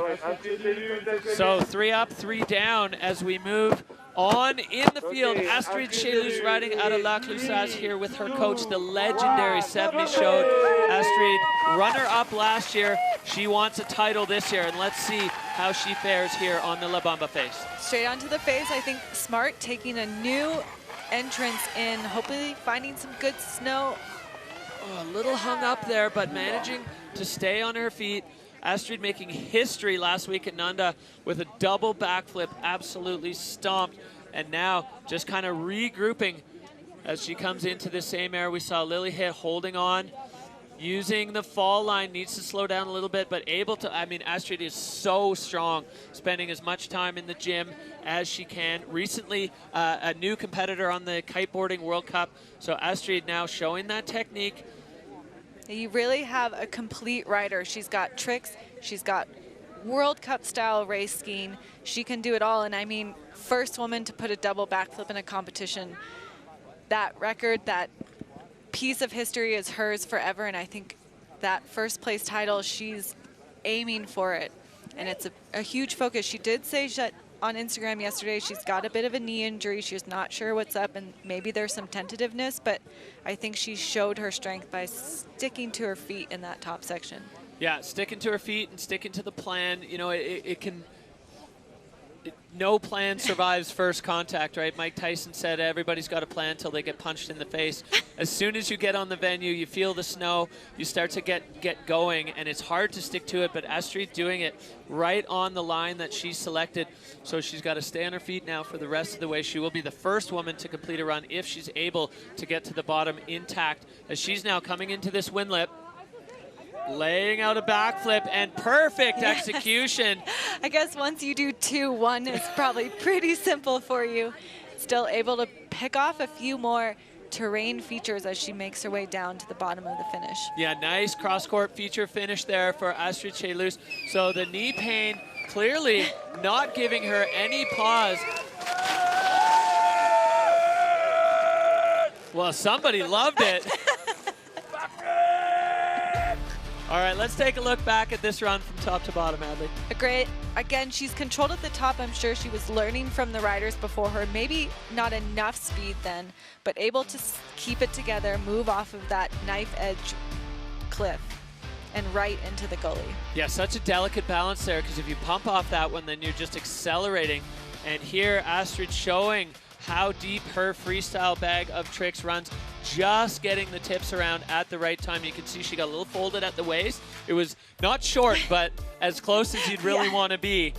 You can see the core strength in the recovery there. Yeah, and the extra credit air to finish things off. Our Mammut line tracker showing the path that Astrid Chabloz taking down the face here. All smiles, mostly smiles at the bottom. So a 77. That's going to set the bar for ski women. Into the hot seat she'll go for the next rider. Yeah, and Astrid's showing some love for the folks at home. You can see the skis look like they caught a few rocks on the way down. So Astrid Chabloz setting the bar for ski women, completing her run with a huge backflip at the bottom. We're back right up to the top. Chloe Hare, she has had a great season on the Challengers. Chloe riding out of Telluride, Colorado. She is a technician. Connor Pelton, former freeride competition, was her coach for a long time. And you can see that in the way that Chloe can work through rocks. Yeah, Chloe just making her way out here to start from Ophir, Colorado. She said it's a town so small that people normally don't know where it is, but we got a shout out to the folks back in Ophir, as Chloe Hare now making her way through an extremely technical section, getting up and over those rocks and now making her way into the central couloir. Yeah, she gets so comfortable the steeper it gets. You really see that she knows where to put her ski and how to keep moving down the fall line in tricky, tricky terrain. Wow, this is really complex terrain. First time that Chloe has done visual inspection, knowing exactly where she's going. That was an incredible line selection. Visual inspection, she was really nervous about it coming into the season, but clearly knew exactly where she's going. Now Chloe with a bunch of speed. That was really impressive from the young Colorado rookie, as that was just such complex terrain management, and she aced it. And she was putting in the first tracks. Again, that takes so much confidence, so much boldness to go where people aren't going. It's harder to orientate yourself, and it was no problem for her, and it seems like the bottom of the venue is no problem either. Yeah, Chloe knowing exactly where she's going. Oh, no! Just tipping over to the inside on that side hill. Looks like she lost a pole there, but continuing down. Yeah, you only have to have 2 skis on to finish, so that won't affect the score, but the control issue definitely will, as it looked like the tip in the terrain just kind of throwing Chloe out of sorts. Well, okay. A sigh of relief. Okay. Oh, this is really cool. Chloe was immediately, when she was inspecting, drawn to this technical rocky terrain. Oh, and she moves through it with such confidence and dedication to the fall line. Yeah, doubling out of there. Such clean skiing. Chloe, an aspiring novelist. You know, another member of the Freeride World Tour Writers Club. The bars there on technique and fluidity absolutely maxing out. Yeah, just getting a little compressed there in the transition between the two panels, facing slightly different directions.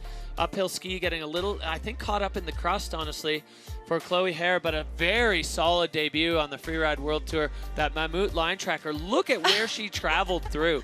That was an incredible performance for the young American rider.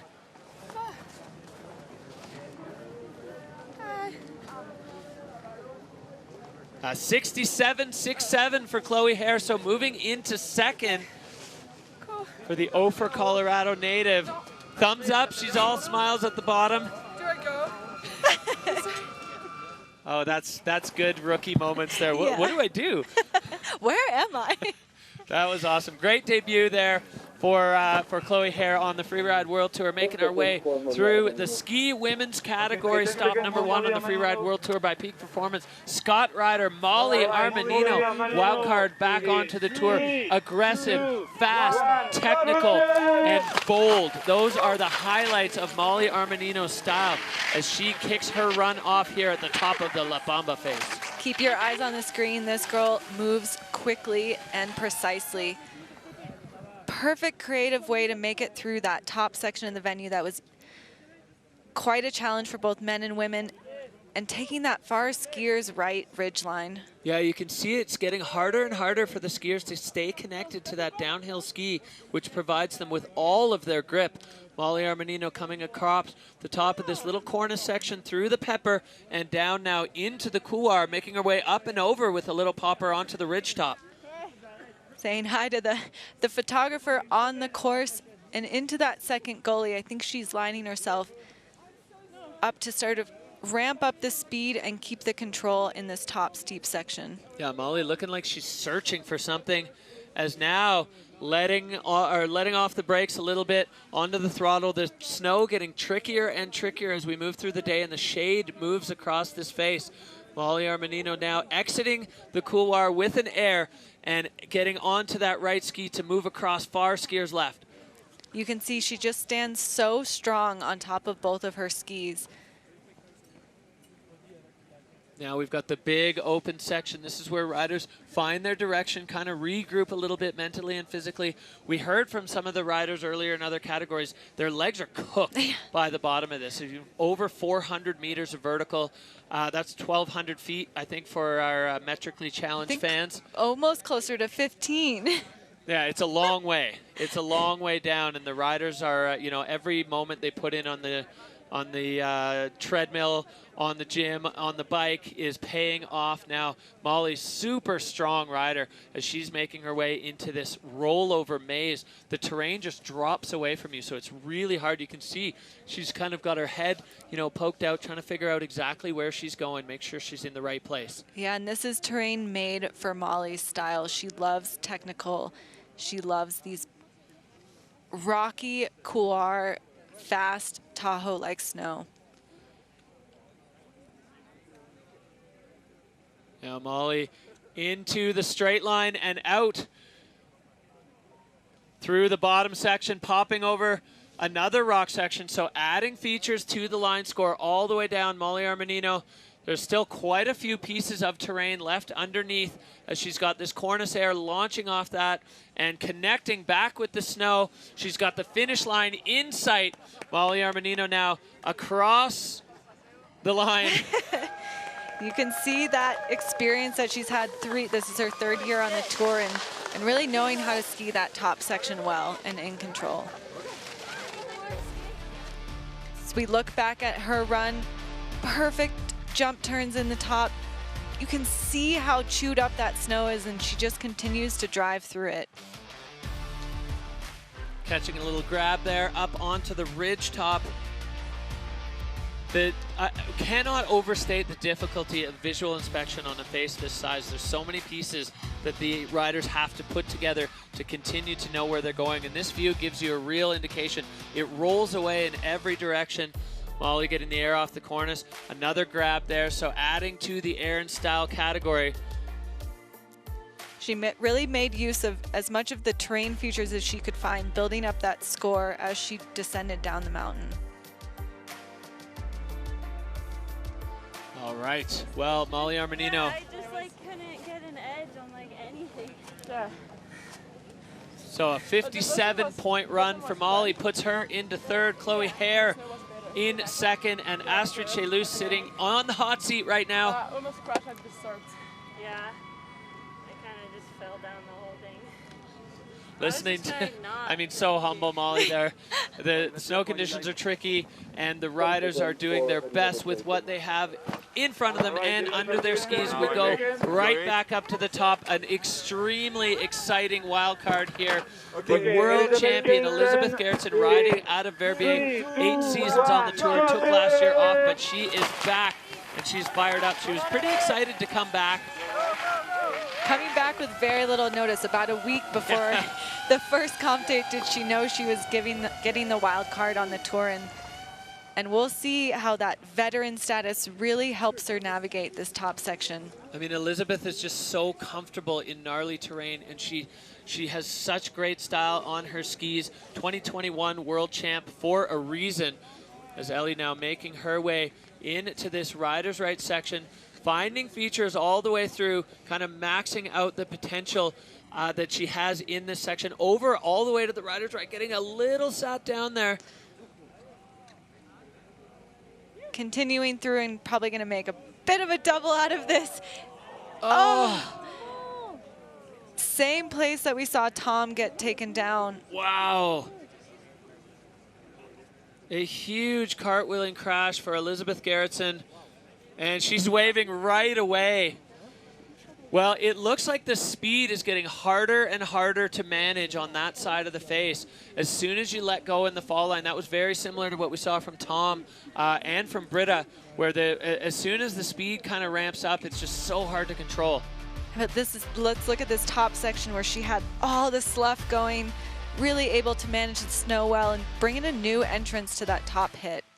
Yeah, I like the way she did that. We saw Astrid get kind of tangled up on that one, but Elizabeth with just a little bit more speed. And then in the fall line here, now she's stuck, straight lining and landing and just unable to hold on. The G-forces, they stack up on you so quickly there. And Elizabeth just getting completely stretched out. I hope she's okay. Yeah, you could tell she was even trying to control the speed before that. And it's really a game of like full commitment in the fall line. And which she did. Yeah. She did. I mean, you get in that position and you have to commit, or if you throw your skis sideways, you're going to have the same result. So Elizabeth now just kind of pondering what just happened to her. She was put through the washing machine on that crash.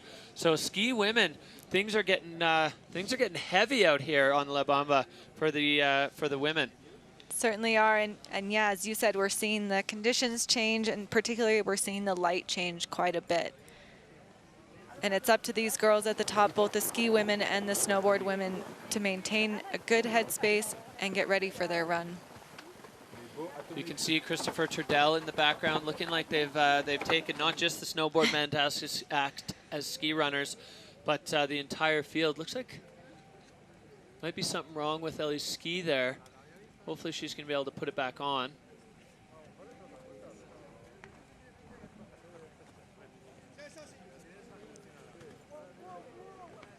Possibly a broken binding.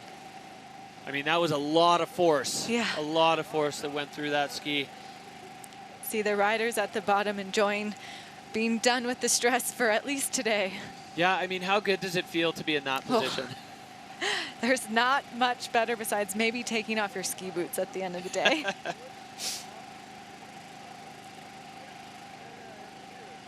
So the snowboard women, they're going to be taking notes up there, watching the ski women and the difficulties that they're coming across here on the La Bamba face. Taking no prisoners today, as we've seen quite a few heavy crashes from this group. Erin Sauvé, your reigning world champion, just getting in the groove, vibing out on the summit in the sunshine. as Elizabeth Gerritsen still working on collecting the pieces that she lost along the way in that aggressive crash. And Astrid Chabloz, comfortable in the hot seat, getting the buff up there to keep the sun off her face. Make sure you get the sunscreen on. Texting the folks at home.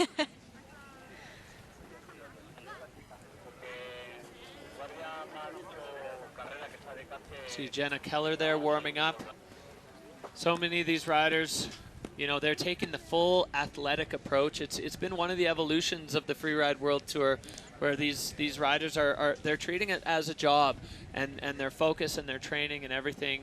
And it is, you know, you've seen the level rise, I think, as a result of that. Yeah, it's so cool to see riders having the resources, the physical training, having access to coaching.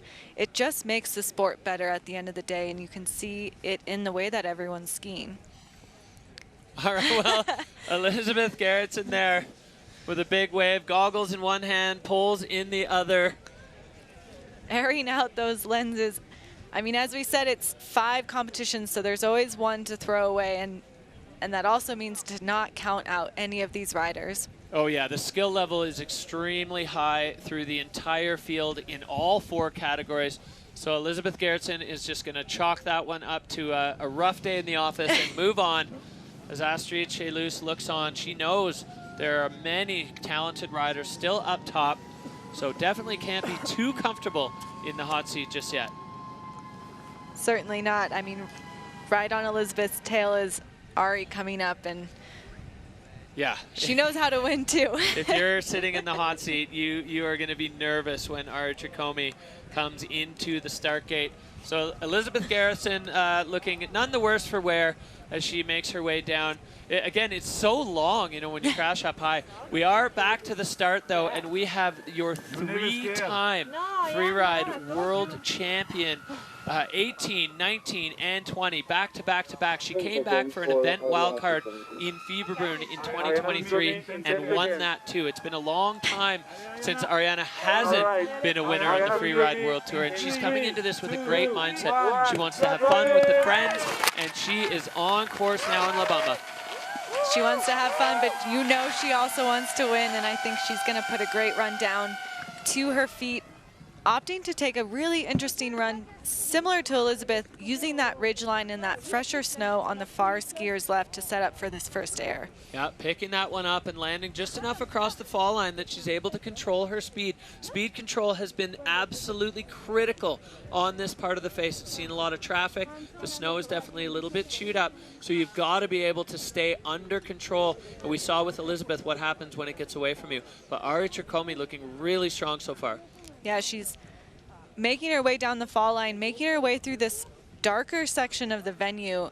It's a little bit probably harder to see over there, but I imagine the snow is staying a little bit more consistent, holding the firmness on the left side of the venue much better. Ari in this really narrow section getting hung up. She knows she doesn't want to put it straight down there because we saw with Elizabeth exactly what can happen if you have too much speed on the exit. There's a mandatory air, so you have to drop over this little cliff to exit. Ari, perfect execution of that. Getting out of the tracks, that is veteran skiing right there. Moving over to the skier's right where it's not all chopped up and able to get way more of an edge, a consistent edge into the snow. That's what 7 years on the tour teaches you. You know when to push it and when not to push it. Yeah, those little tricks of the trade that you learn just from experience, and that was extremely wise skiing from Ariana Tricomi. Now she's making her way down through this flatter section that, you know, we say it time and again, gives the riders a little bit of a break. This section is kind of this face is broken up into 2 big sections, the top and the bottom, and the characteristics are really different. For sure, and you want to catch your breath, but you also don't want to get so relaxed because you still have a lot of skiing to do to get to the finish line. Yeah, you don't want to lose the fire. So we got the wind lip section coming up. Ari kind of eyeing it up, seeing where she wants to go, which takeoff is going to be the juiciest for her. She was a pioneer in bringing freestyle into women's freeride skiing. Going for the 360, getting a little bit of a backslap there, but still, that is her trademark. We saw Ari bring that to the Freeride World Tour early in her career, and basically make a career of world championship titles out of it. Exactly. It's so cool to see how you have people like Ari back on the tour, the ones that push the level a little bit higher, and then you have the rookies that are willing to push it even higher, which then, as a result, dominoes into the veterans pushing themselves, and that cycle just means the progression of skiing keeps going up. Yeah, keeps going up, and Ari now over that final feature, holding on across the flats, arcing into the finish, and she is done. Into the sunshine.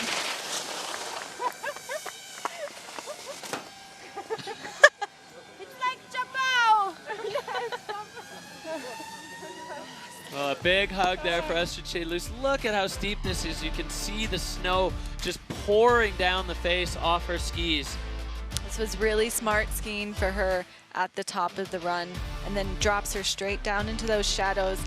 And this is where we saw again her experiencing, knowing how to have a lot of control before this hit so that she's able to ride through that really challenging snow conditions and terrain with ease. Finding her takeoff. That lip is steep. It tossed her a little bit into the back seat, and you can see from the front side view, the skis go straight up the ramp, and all of a sudden your takeoff angle is not what you expected. And then Ariana Tricomi right off the end of this. That is 3-time world champion skiing right there on the La Bamba face. Very direct, and you can see there's that big loop in the middle. That was critical for speed control. Ciao, Belly. It's good to be back. Avec la machine. Score dropping there for Ariana Tricomi, 61.33. She's into third. Yeah. So sitting in a podium position right now with 4 riders to go. All of them absolute weapons on skis, so nobody can be comfortable yet. But I think you could take a little bit from the skiing of Ariana Tricomi. That careful, steady skiing is going to be the kind of mandatory move. As soon as you let the speed gather too much, it's impossible to control. Exactly. You can see really that top half of the face is fully in the shade now, and those riders have to adjust for the light changes. They have to adjust for the snow changes. Back up to the top, we have our 2023 Freeride World Tour champion, peak performance rider, Justine D-F. She's a 2-time Olympic medalist, 1 gold, 1 silver in moguls, made the transition in 23 to freeride, and earned herself a world title in doing it. And Justine is now on the La Bamba face, way up high. Making great work out of these top sections. Again, controlled turns, controlling her speed. For a girl that lives in Montreal, she knows how to move on her skis. Yeah, she's gained comfort in the big terrain rapidly. You know, she had a quick introduction to freeride, popping in and out there, so catching 2 airs for the price of 1.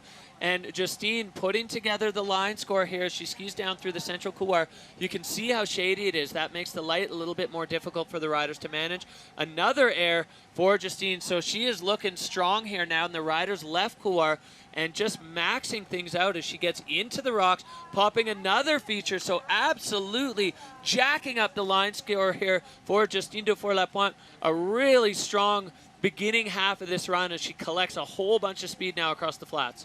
Yeah, we saw a lot of the riders heading to skiers right, and Justine choosing to go, you know, where Victor went to that far left side, and really finding a line in which you can pick up a lot of air and a lot of little nuggets along the way, which helped to just build that line score higher and higher. Absolutely. It worked for Victor so far. Looking good for Justine. Got a couple of wind lips down here as she's approaching this one.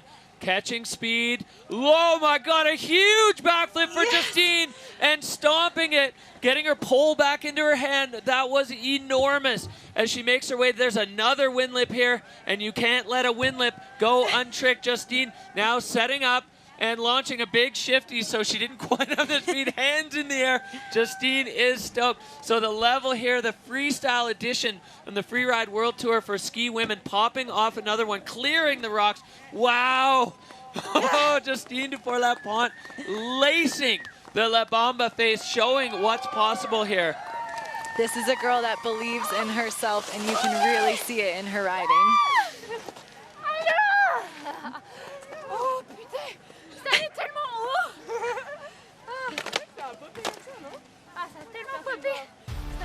All right, well, catching up, we go back up to the top. Look at how steep this is. One hand dragging in the snow, airing out of the couloir, airing back out of the other side of the couloir. Just such nice technique, control, and you really see the versatility of her riding has progressed so far. She's able to do these tricks off the windlip and also manage herself in steep terrain. Huge backflip. Yeah, Justine went so high on that. You can see her just elevate, tucking, opening up. That is years of mogul training to know exactly how hard to set the rotation, and then didn't have the speed for another flip there that we thought might be coming. Catching this extra credit at the end, and then the hand goes up. She knows she just put down a banger on the Freeride World Tour, the peak performance rider.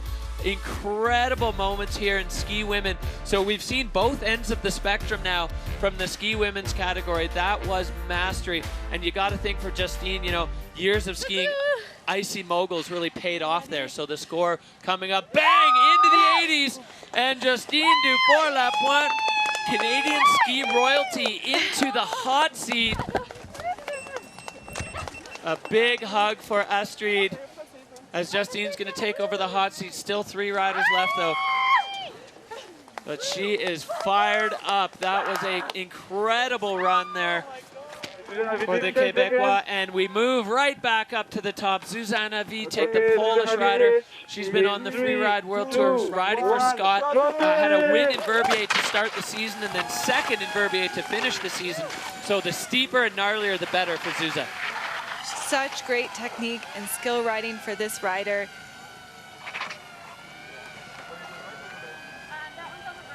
Seeing where she is orienting herself a little bit on the top end portion of the terrain and taking a different line than most. Oh yeah, getting way over into the Navarro territory. Now at the top of this big couloir. Looks like she's got something lined up over on the rider's left side. She does, popping off in the steeps. That is so committed to take a big air like that right at the top of a huge couloir. And going where none of the other riders have gone so far. This shows her creativity. This shows her power in visual inspection.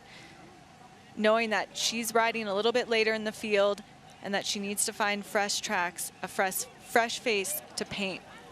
Yeah, and Zuzanna lining up another one here, catching right off the nose, and another clean landing. So Zuzanna Witych definitely making a solid case, popping off that little barely hidden rock. Sometimes you don't even know those are there and you just fly off them. And now picking up steam as she heads towards the lower section, regrouping for the Polish rider. You can see a bunch of tracks over here. We haven't seen nearly as many of the ski women in this section, and the ones that have gone over here, it's gone well for. Exactly, yeah. I think it's so smart to use as many of the terrain features as you can, especially for these really technical, high-speed, big air riders. So another clean one for Zuzanna now, as she's got a few more features before she gets into the windlip department. Popping off that one now, picking up some steam. She's opting out of that windlip. That one, the takeoff is really steep. And you saw how high it threw Justine into the air. And she had her own plan for a perfect side transfer. Yeah, it just shows that there's so many ways to do this right off the top of that. Had to split her feet to avoid that rock. Yeah, it was, yeah. Great riding by the rider out of Poland into the finish line, into the sun, down to all of her friends.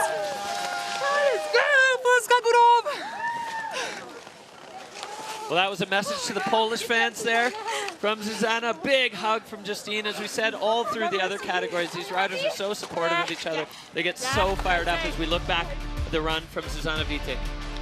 Yeah, you can see she's just really confident in finding her own way down the mountain. And by doing so, you see the power, the strength, and the commitment. Yeah, I love that feature, that big air into the guts of that huge couloir. You know, the walls go up. There's no escaping once you're in. Adding a little trademark Zuzanna style with the shifty there. And then, as you said, finding a cool way down through this bottom section, having to split the feet to avoid that, but managing it perfectly. Yeah, that's thinking on your feet, which is a skill. That was a really impressive way to make it through. Nice, yeah, as you can see, she went where only Aymar has gone in the 4 running runs and made her own line down the mountain. Well, we'll see what the judges thought about it. 73.33. So Zuzanna Witych just in behind Astrid Chabloz into third. A big hug for Justine there, taking over the hot seat. You can see the riders gathered. Look how it's such an impressive spot to hang out. The riders have all kinds of time up there. For some, it's great because they get to study the face. For others, it just builds the intensity of the moment. We are back up to the top with Taylor Dobbins, the American rider injured in the first event of the season out of Killington, Vermont. Grew up ski racing, competed on the Challenger Tour, and completed her law degree in the same year. This is an incredible feat of time management. And Taylor able to work through that top section, getting a little hung up on the snow, but staying on her feet and controlling her speed. So this rider opting to stay over riders right. We've seen a few of the athletes getting well, just finding it tricky over here, and you can even see by Taylor's pace, her trademark is speed. So if she's not skiing fast, there's a reason for that, popping off that one. And the reason is exactly this. You pick up speed instantly as soon as you point your skis downhill in the snow on this side of the venue. So Taylor Dobbins, very sensible riding here, moving over. There's plenty more features, and then the real crux of this comes below, where we saw it get real tricky for Elizabeth Gerritsen. But Taylor able to hold on to the pace and put herself into position to pop out of this couloir with the mandatory air at the bottom. Yeah, you see herself setting herself up, controlling her speed, and doing it perfect, just like Ari, finding that fresh snow to really dump some of the speed before you start making solid turns again. Yeah, Taylor, she was a rookie on the Freeride World Tour last year. She only managed to do one competition before she injured her knee. She said she feels 100%, and right there you can just see her showcasing that technique. She has such a good stance over her skis. The legs move out from under her with the upper body staying nice and quiet. Such a great skier. And Taylor Dobbins now through the shady and honestly very difficult part, the upper section of the La Bamba face, and now down into this more rolly and playful section. I can imagine the sunshine feels great to feel in this section. Have a little bit of a second to regroup, get ready for the next series of windlips, and make your way down to the finish line.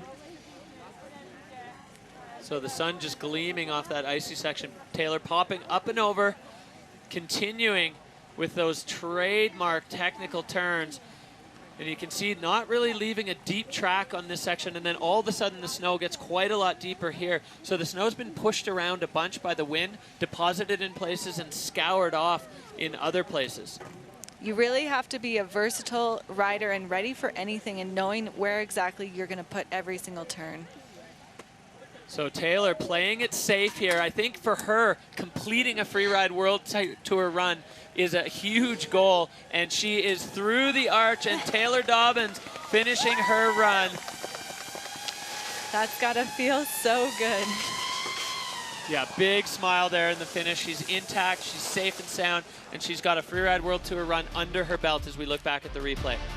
You can see in the top section again this great control of the speed, where it really was challenging for the others. She was able to shut it down, use the fresh snow when she could, and keep that 4-point over her feet, over her skis, and moving towards the fall line.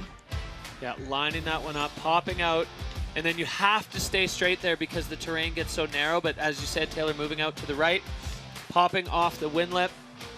Watching Taylor hit that, you know, you can see how much it kicks up. It's almost hard not to backflip it, as we saw from Justine there. But a solid run for Taylor Dobbins. We'll call this kind of her rookie season because she didn't get much of a go on it last year for the Dynastar rider. So score dropping for Taylor, a 50.67. So she's going to move into 7th for the Killington, Vermont athlete riding out of the USA. Redo on the rookie season there. So Justine Dufour-Lapont holding the top spot. Astrid Chabloz and Zuzanna Witych. That is your top 3. And rookie Chloe Hare still staying in touch there in 4th. A great start for her. I absolutely loved her run. And we are back up the final rider in the field. She was the winner of the Challenger Tour in Region 1, riding out of Verbier, working as a ski instructor. Jenna Keller, so versatile. Her technique on point. She's been working hard on her tricks. And Jenna heading out to the riders left. Again, bookending our ski women with 2 rookies, and I think we can clearly see why these rookies are on the tour. They've got great technique, and the headspace you have to be in that steep, steep section right out of the gate, no warm-up turns, is really impressive. Yeah, so Jenna popping a little double into that couloir, hopefully using the wall, using the wall to manage her speed there, just playing with that sun shade line. So beautiful here in the Spanish Pyrenees as she's heading across. There is an option here to air through the rocks. Yes. Wow, cool line there for Jenna Keller, and no, she's down. Well, so challenging for these riders. And Jenna going for a slide there. Needs to get her feet underneath, but not too quickly so it doesn't push her into the tumbles that we've seen some other riders taking. Oh, heartbreaking. She had such a great top. Yeah, just so hard to stop yourself. Yeah. And the pesky drone there following her, just bzz, bzz. Jenna's okay, waving her arms. That is the last rider in the ski women's field. This La Bamba phase taking no prisoners today, proving both sides of the venue equally challenging. And watching that happen to Jenna, I think gives you some context of how well the riders who did manage to do that handled it. Exactly. I love this feature at the top. So cool. You can really see that great technique. She said she really looks up to Jess Hodder, and you can see similar riding styles between the 2 girls. Just got a bit inside there. Uncharacteristic for a ski instructor to just lose balance to the inside, but it's so hard to stay balanced. Look how rowdy this is. Jenna hopping into that chute, picking up speed, trying to control it, and then, yeah, just trying to get the skis across the fall line. And once you have the speed, you can't get rid of it, so you either have to commit to it all the way down. It's big emotions at the bottom. Justine Dufour-Lapointe. Oh, hello, ma poule. Oh, merci, je suis trop contente. Oh, she is. All right, well, we are going to take a look here at the final standings in ski women, Hadley. We've got Justine on the top. She said she's very content, very happy. Astrid right behind her. Zuzanna Witych with great technical skiing, and Chloe, the rookie, number 4, followed by Ariana Tricomi, back on the tour, 3 titles under her. Really impressive adaptability between all these athletes, the way they were changing. Yeah, big time, and quite a diverse top 5 there. Some rookies, some heroes. As we look at our top 3 there, some very happy women. Justine Dufour-Lapointe, Astrid R&eacute, and Zuzanna Witych. The top 3 women at the Baqueira Beret Pro by Movistar. The moment where Justine realizes she's taken the win, the emotions just come pouring out. Incredible action here from the ski women's category. This is where we sit overall. Very similar to the event standings. Justine Dufour-Lapointe now leading the charge with 10,000 points. Astrid in second. She's hunting that title. She was second last year. Zuzanna Witych. Chloe Hare, the rookie, sitting in the top 5. And Ariana Tricomi, the cut line, sitting just below, or just, sorry, above Lily Bradley. Again, that's effectively meaningless at this time of the season. We still have 4 more events to go and lots of time for redemption for the riders who didn't have their day today. All right, well, that's going to do it for ski women, as we have 1 more category to go in the Baqueira Beret Pro by Movistar. Freeride World Tour by Peak Performance 2025 well underway as we come back to you with Snow Women.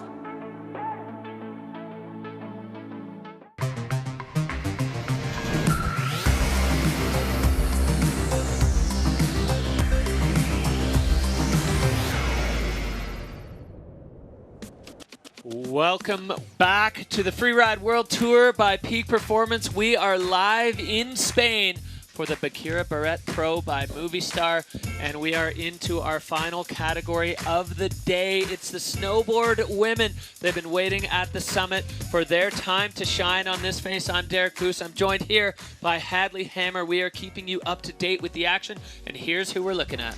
Again, we've got Ana Martinez starting us off with the snowboard women, followed by the local favorite.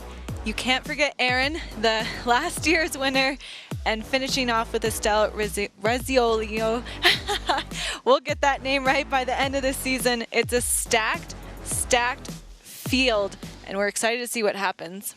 Yeah, a diverse field of women, a lot of different backgrounds in snowboarding coming all together here at the Freeride World Tour. Peak Performance Fun Bet fan favorites. It is almost an even tie. Nuria Castan-Baron, the home rider, with 69%. Ana Martinez, the French shredder, with 67%, tied with Erin Sauvé out of Red Mountain. 67% of you feel that she is going to land on the podium today. That is your current and reigning Freeride World Tour champion. All three of those women vying for the title here of the winner of the Baqueira Beret Pro by Movistar.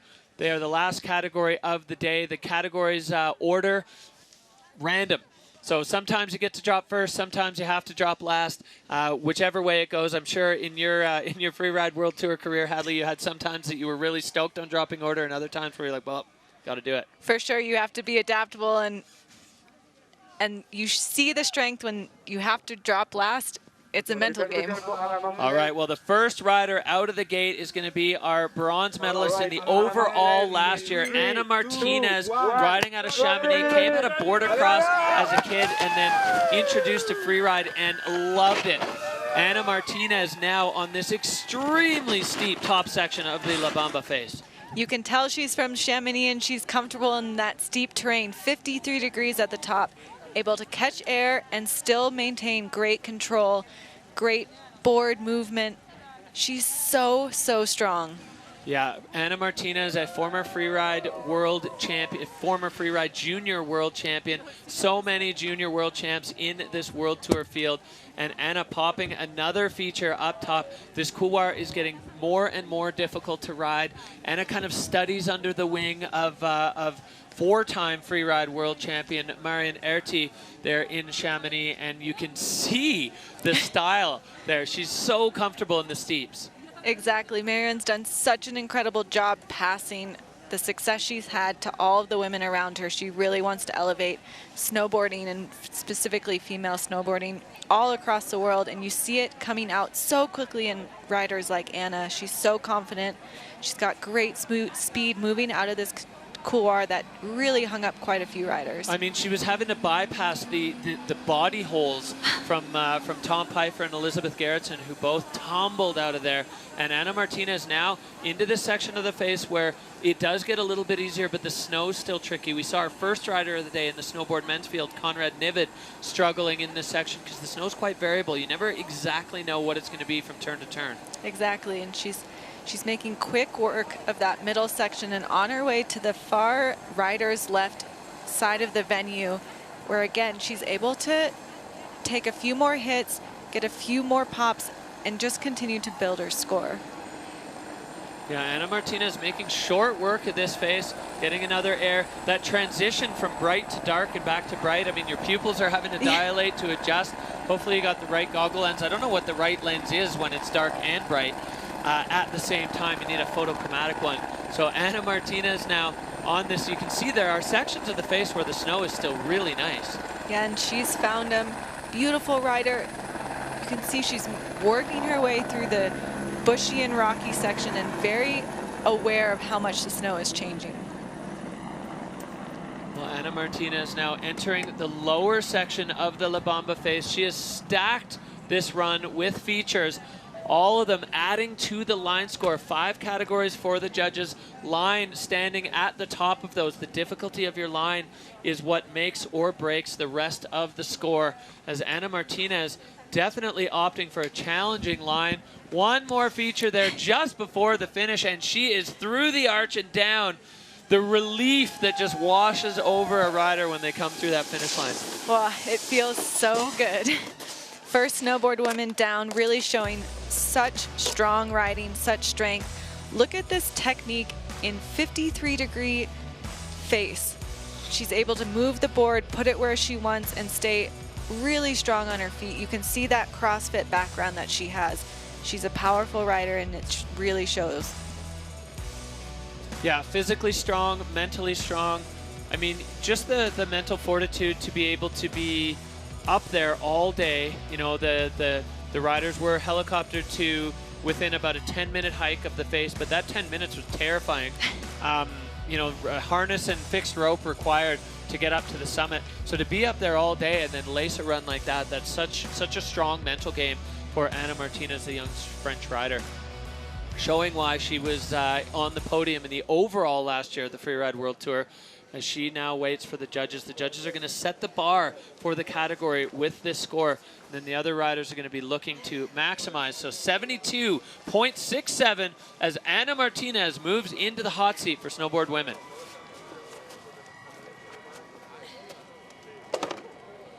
It's always tricky when you're the first one because there's no one to chat to in the finish area. Well, Anna, your work is done as we move on back up to the top of the snowboard women's field, stacked and ready to go. This next rider, a local favorite from right here in Spain, Nuria Castan-Baron, second overall, Goofy Foot, riding out of right here in Spain. And Nuria, 27 years old, she goes so hard. She's got a couple of wins on the tour, and she is looking to back that up this year. Yeah, 5 years on the tour. She's going to show us what her experience does, how that plays out. You can see she's really working her way to that snowboarding rider's left part of the ridge. Wow. I mean, just hanging on by that toe side edge. So much exposure below her. But Nuria, a little mountain goat, so comfortable in these really gnarly situations. Which is incredibly impressive considering that she comes from a coastal village in Spain. Her family does not have a mountain background. She really pioneered this for her family, and you can tell that she's just not afraid to be in the mountains, billy goating around. Yeah, billy goating is right. She's got to do a couple toe side hops to get up and over, way over to the rider's left. We haven't seen many athletes get into this zone, and Nuria working for it. You know, fluidity, one of the categories, but I don't think we'll see too much dock for that because that was really the only way you could get over there on a snowboard. Exactly. I think this is really smart veteran riding, finding a new line, finding fresh snow. You've assumed that there's all the competition ahead of you. Oh no, not able to hold it after that first entrance cliff. Well, and that cliff is so committing because it's at the very top of that section of the face, and it stays steep. I mean, you can see there by the way her heel side edge is dug in and the angle of her body, how steep it is. She's regained control, making her way back down, showing that she's a confident, strong rider through this terrain. So as this chute opens up wider, we see the shape of Nuria's turns also opening up wider. She picks up pace, a little bit of a heel side speed check there. I mean, the speed comes at you so fast. We saw some of the riders that fell over here. They slid and slid because the snow is quite firm under the board. So Nuria now getting a big head of speed as she's going to come onto the shoulder into the lower section. This is where they can breathe and relax, so you can see the angle change. It's much less steep.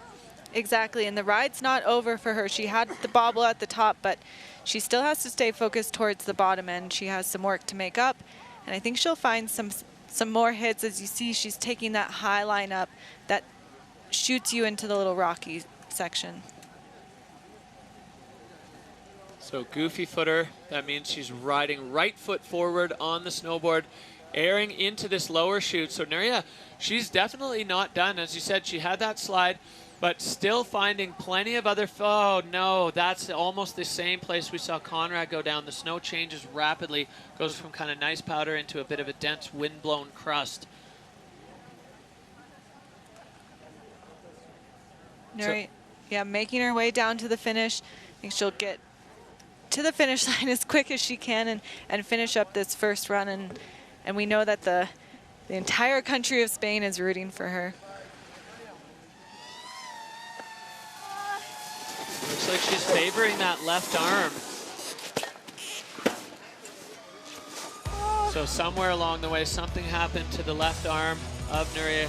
This top bit is just so incredibly steep and technical. So committing, you have those rocks that are just waiting to catch your edge. Yeah, I think that's a goofy foot only move to be on the toe side edge for Nuria. So getting this air and then just, oh, the nose of her board went under the snow and just stopped her feet absolutely dead and then sent Nuria for a slide there, going head over heels. I like this one, straight off the nose and then controlling the speed with that heel side turn. You can really see her strength as a rider, and you can also see the variability of the snow, which we'll see here. Yeah, it just bucked. There was something under the snow that kicked up, and Nuria going down again.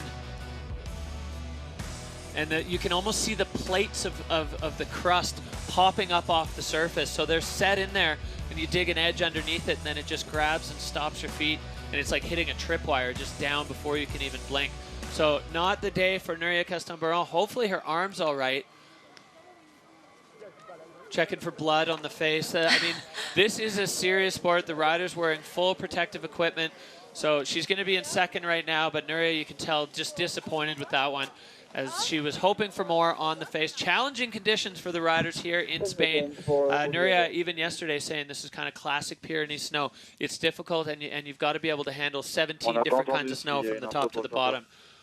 Exactly, and now we have such strong light changes. They're in the dark for the whole top section. They've really got to commit to the sun to get to that sun line. And all right, back up we go. Audrey Hebert winning the Challenger Series in North America, Region 2, riding out of Banff, 18 years in Banff. She's done a couple seasons on the Freeride World Tour before in 2017 and 18, and then was really enjoying the qualifiers. She's definitely a leader in the freeride community in North America.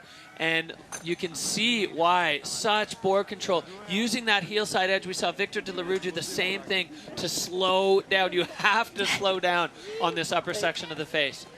Yeah, she said she's really coming back on the tour, new season, feeling much more prepared, in a much better headspace, feeling like she understands the sport. Yeah, she had a kind of a rapid rise from qualifiers through the Freeride World Tour in her first go-around, and she said it kind of took her by surprise. There's a lot going on at this level, and more mature and a lot more comfortable. Audrey getting herself above a serious chunk of terrain, and once again using that heel side edge to slow down. Great controlled riding there. She really knows how to put the brakes on, and that's key in this venue if you want to make it in this top third section where it's so steep and mistakes are really high consequence. Yeah, they've been punished harshly so far today. Audrey getting another little feature before coming into the long apron section here, moving on the heel side edge across the face. A lot of riders you see crossing from riders right to riders left on this face. A lot more of the features on the rider's left side at the bottom are riding a little bit better. Snow conditions are a little bit easier to manage. So Audrey now just trying to get through this section that we've seen kind of gobble up a few other snowboarders through the day. Exactly. At this point, the sun's been on this side of the mountain for a long time. It's changing the textures. It's getting a little bit more grabby, but Audrey's showing that it's no problem for her as she makes her way to that next feature. Yeah, safe and sound through that field of broken dreams that has taken down a few great runs before. And Audrey now into the steep part of the couloir. It ramps back up again quickly, the intensity. Popping off of that feature, slowing down. Powder cloud there, a little face shot. Impressive when you can find the good snow as one of the last riders of the day. Yeah, Audrey the POW hunter. Now coming into this windlip, this thing's got some kick with the method and holding on again. The balance, cat-like reflexes to stay upright on her board. Audrey Hebert now, she's not done yet as there's more features down below. She's going to get right off the nose of that one, reconnecting again perfectly. Finding transition is so critical because some of these landings, the tide goes out fast and it gets super flat very quickly. Oh, what a great run by Audrey. You know, she said Shannon Yates, who's a long time freeride dominator, is one of her heroes, and you can see the influence in her riding. Yeah, strong technique. She was saying she's pretty comfortable riding hard snow. Sometimes in Banff, it's not powder. So looking back here at the replay, the top of Audrey's run, so steep. Yeah, she really knows how to use that heel side edge to shut it down, to get control again. Yeah, and then this section, she's just right in the heart of the beast, popping fall line, putting the board on edge, heel side, making sure that she has control before she moves into the couloir. We lost sight of her in her run there, but really solid riding from Audrey. Really great, and it doesn't stop. She really took advantage, got a little face shot even at the end, and she lined and stacked features throughout her entire run, didn't let a single cliff go by that she wasn't gonna hit. Yeah, and she was saying she felt a lot more comfortable coming in this year. The method, that is this skier's favorite snowboard trick. I love, love, love that.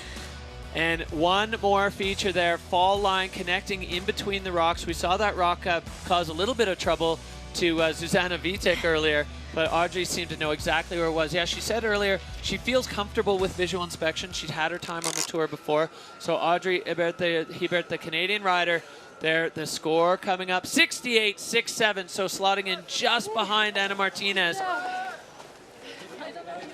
think second. Yeah, good job.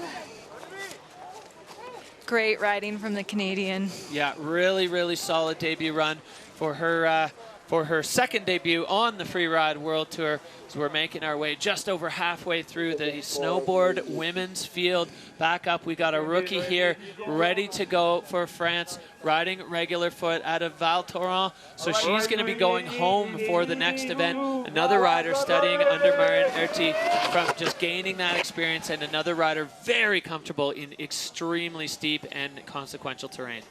She's so strong in terrain, which is really impressive because her background is slopestyle. So she's got that steep, really technical riding, but I think we're going to see a lot of tricks out of her this season. Yeah, riding on the French freestyle team, so she's really comfortable in the air, comfortable in this kind of terrain as well. And, you know, I think sometimes the freestyle riders are a bit under... Whoa, a 360 in the middle of the face. Little splash of powder there, probably stuck it. So Noemi, with a real strong start to this, pulling a trick in the most consequential part of the face and just controlling her speed. You know, when you get that board pointed down for too long, the speed comes up so quickly. It's really, really steep up there. Yeah, we saw even Victor in this section really struggling to keep that speed under control, really having to rely on that heel side edge, and she's making these beautiful arcing turns all the way down. Yes, another air to finish off the couloir, holding strong. You see that strength, you see that preparation she has in the gym really paying off here. Well, Noemi cooking now, flying across this flat section. She's going to transition from the shade out into the sunshine. Well, nice, nice technique that we're seeing, and real commitment to the fall line while maintaining great control. Yeah, holding on to that heel side edge as she makes her way. Now this lower section of the face, the intensity ramps up quickly. There's a big feature underneath Noemi now as she's going to move across. And getting right over top, popping directly over the rocks, controlling the speed again. Great board control. I was saying some slopestyle athletes I think are a bit underappreciated for how good they are on their edges and how technical. Catching another one there. So really ramping up the line score and bringing some speed into the run. Exactly. This is a fast run. It's a committed run. It's a really fluid run from the French rider. You can see some parts of the snowpack kind of glowing there. A lot of different snow conditions. Noemi just dodging that rock on the bottom, getting on the toe side, pointing herself towards that Freeride World Tour finish arch as she is almost there, and she's through the finish, down and safe. A strong run from the young French rookie, Noemi Aki, just trying to catch her breath now. Catching her breath and smiling. She should feel really happy with this run. Yeah, we'll take a look back here. The top section, very technical, strong riding directly over her board. Adding in that Aaron style right in the middle section. A little bit of a speed check afterwards, but the commitment to make a spin there is impressive. Yeah, and then taking that one straight over the rock face, super fall line, controlling the speed where she needed to, letting it run where she could. So a really, really strong run. You know, for Noemi to get down there and see her good friend and riding partner, riding buddy, Anna Martinez sitting in the hot seat. The two French girls definitely showing how strong the French freeride snowboard community is. Goggles back on, looking straight into the sun.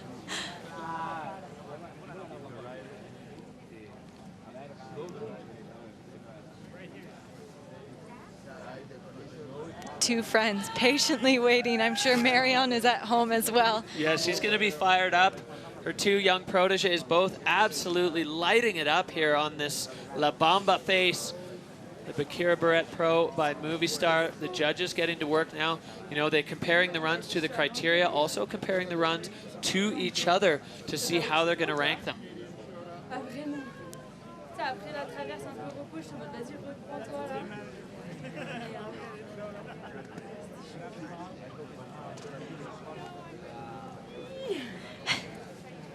Such great support from these athletes for each other. They just have such a good time together. They care so deeply about each other in the runs, you know, and you can always hear them kind of trading compliments at the bottom.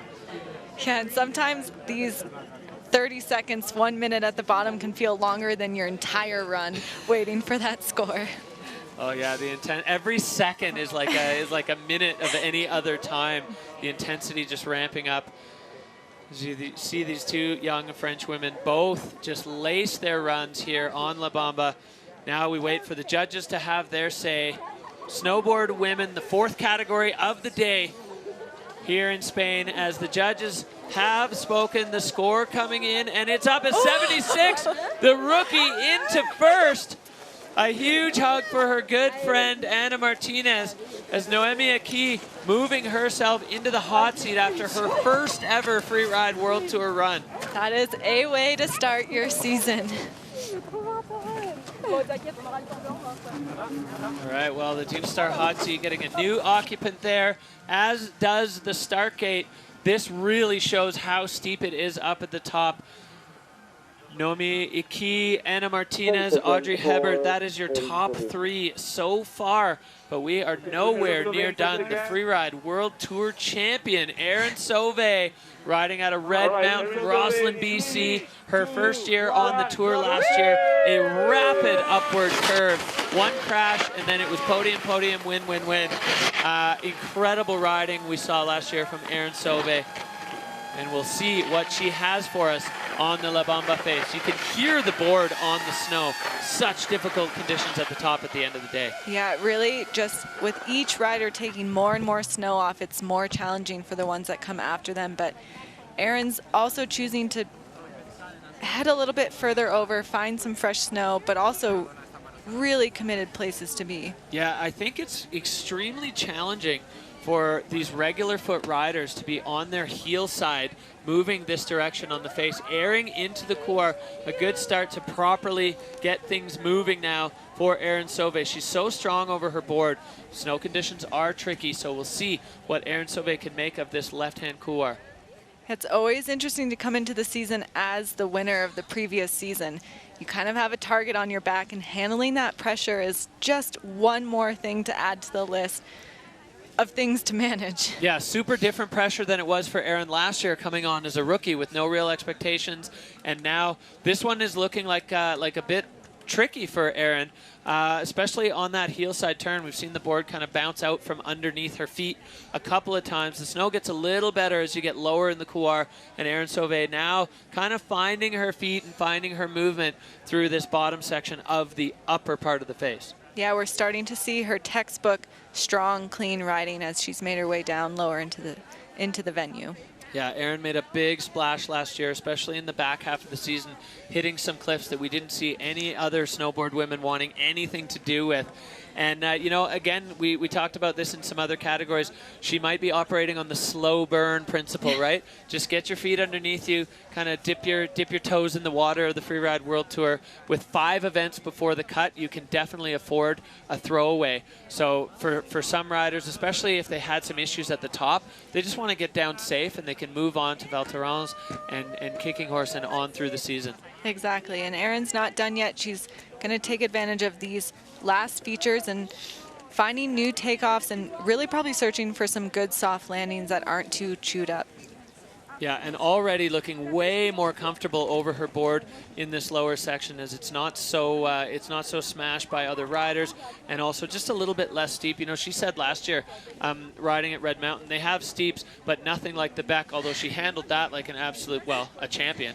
As Erin Sauvé now come into the last couple of features on the lower section of this La Bamba face. Yeah, she's finding her way down. Again, finding smooth snow. I think the key here is looking for snow that you can make nice turns in and not have those last hang-ups when you're 500 meters of riding and your legs are toast.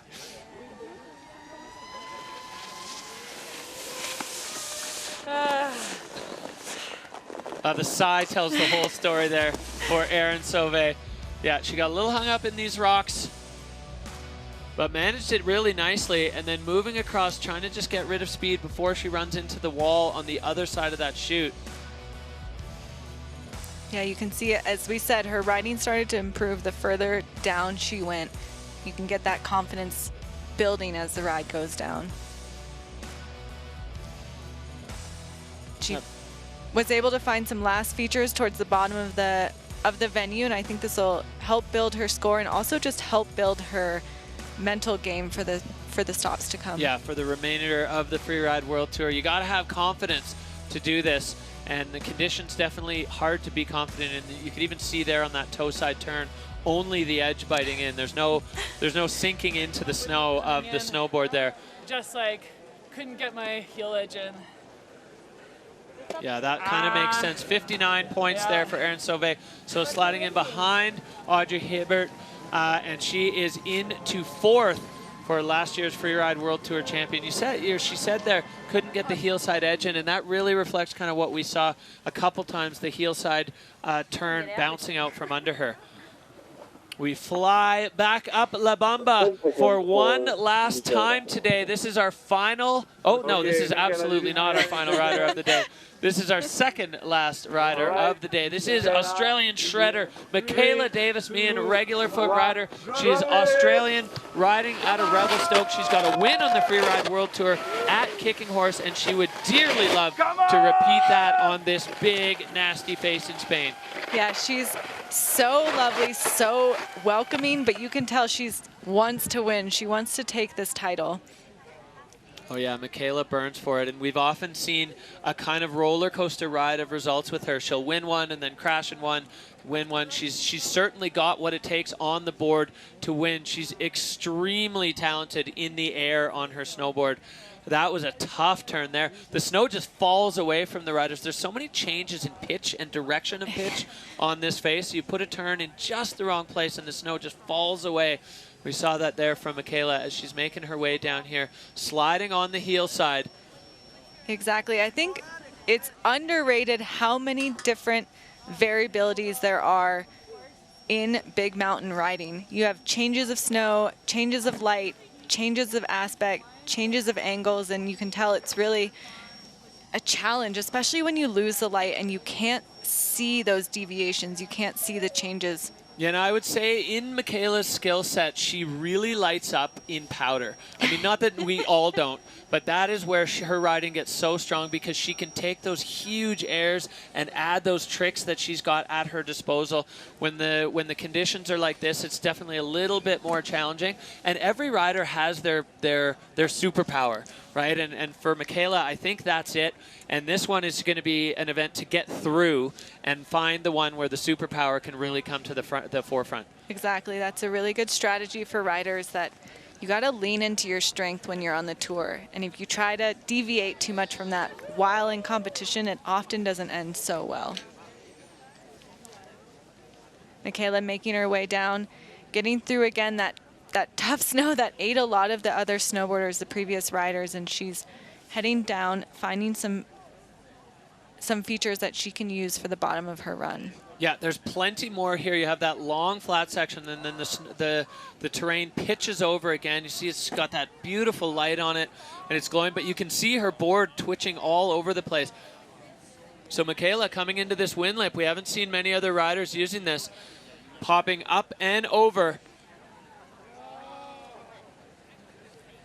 You can tell she's itching for a place to throw a trick in this terrain, and it's just really, really challenging with the snow. Yeah, Michaela right off the nose of that one and bolts directly over top of the board. Now kind of letting off the reins a little bit, picking up some speed, getting on the toe side and carving over towards the finish arch, and done and dusted for Michaela Davis-Meehan. The Aussie rider, such a great attitude, always smiling. Yeah, even after 10 years, I knew almost no one, and she was the first person to say hello to me. Just super nice. Again, we can see her in this top section, trying to keep the control, having a few times where she's sitting down, and I'm sure she watched a lot of the other riders before her, and I bet that was in her head. Yeah, and we heard from Erin Sauvé too, it's so hard to get that heel edge in. We saw her lose the heel side edge there again.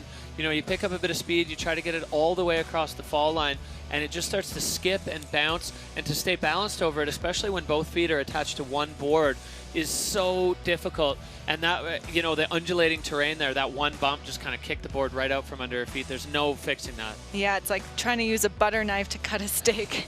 It's pretty challenging and difficult game to play. This one I liked a lot, getting the grab, landing right over her feet. So you get the glimpses of what's possible there, what the potential of the rider is. So high potential for Michaela Davis-Meehan, but that was a tough one. I mean, it's getting harder and harder to ride this face as she's looking back up at it, seeing all the spots where things were challenging. The score coming in, Naomi Aki right now on 76.51 for Michaela. That's going to be good enough for 5th so far for the Aussie. One last little laugh about it, and she's going to head off. Her day is done, and safe and sound at the finish is a huge accomplishment on a day like today. Totally. Things are challenging. Noemi Aki, Anna Martinez, Audrey Hebert. That is your top 3. The world champ sitting in 4th right now, Erin Sauvé. And now the final rider of the day, Estelle Rouchon. She's been waiting all day long for this. She is a DJ at home, rides out of Chamonix, working on code in her spare time. Incredible rider. She's got a bit of a checkers or wreckers approach to snowboarding. We always see her going for it. And I think, you know, being from Chamonix, you could see that jump turn. Not afraid in the big terrain. Yeah, there's not a lot of people that want to put a turn right there and can commit to that turn. You can see her comfortability right now immediately in that steep terrain really shine. Yeah, so Estelle finding a couple little pockets in this patch or in this section where the snow has been difficult for other riders, but she's getting that board around, trying to dig the heel side edge in to get a little bit of torsion on the board, and just hung up right at the edge of the cliff, but finds a nice clean exit, picking up a little bit of speed. She's going to need to manage it because it just keeps rolling over and getting steeper and steeper here. Yeah, she managed that well. She got through that, and wow, we could really see on that close-up shot how hard it is to get to the board, the edge of the board into the snow. We see her lining up the next shoot, again, controlling her speed, making great, concise turns, and now committing to the fall line. Mandatory air out of there. Estelle getting bounced, but back on her feet, rolling to switch for a second, so really tricky over there. And that mandatory air, it forces you to drop off the little cliff, but then you're stuck pointing straight down the hill, and the speed, like the acceleration, is almost exponential. You pick up speed so quickly, and Estelle doing her best to manage, but it's also not smooth under there. No, it's not this smooth ramp. They're not on the piste. This is not a groomed run. They have to deal with a lot of tricky snow that's coming at them, and you can see Estelle, she is still able to recover quickly. She spends a lot of time on a skateboard, and I think that always shows well in both skiers and riders in the way that they maintain balance. Yeah, I love watching riders that have crossover sports, seeing the other sport kind of bleed into their style in this one. And the skate style for Estelle, that's kind of her aesthetic, and it totally shows in her riding. Finding another feature, Estelle Rouchon, the last rider of the day, snowboard women, wrapping up the final category. And Estelle is just looking to put her stamp on the bottom part of this face.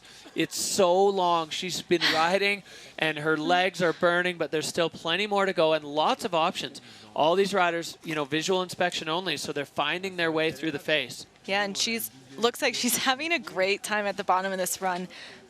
popping off her board, really moving well, and not letting a single feature go by that she's not hitting.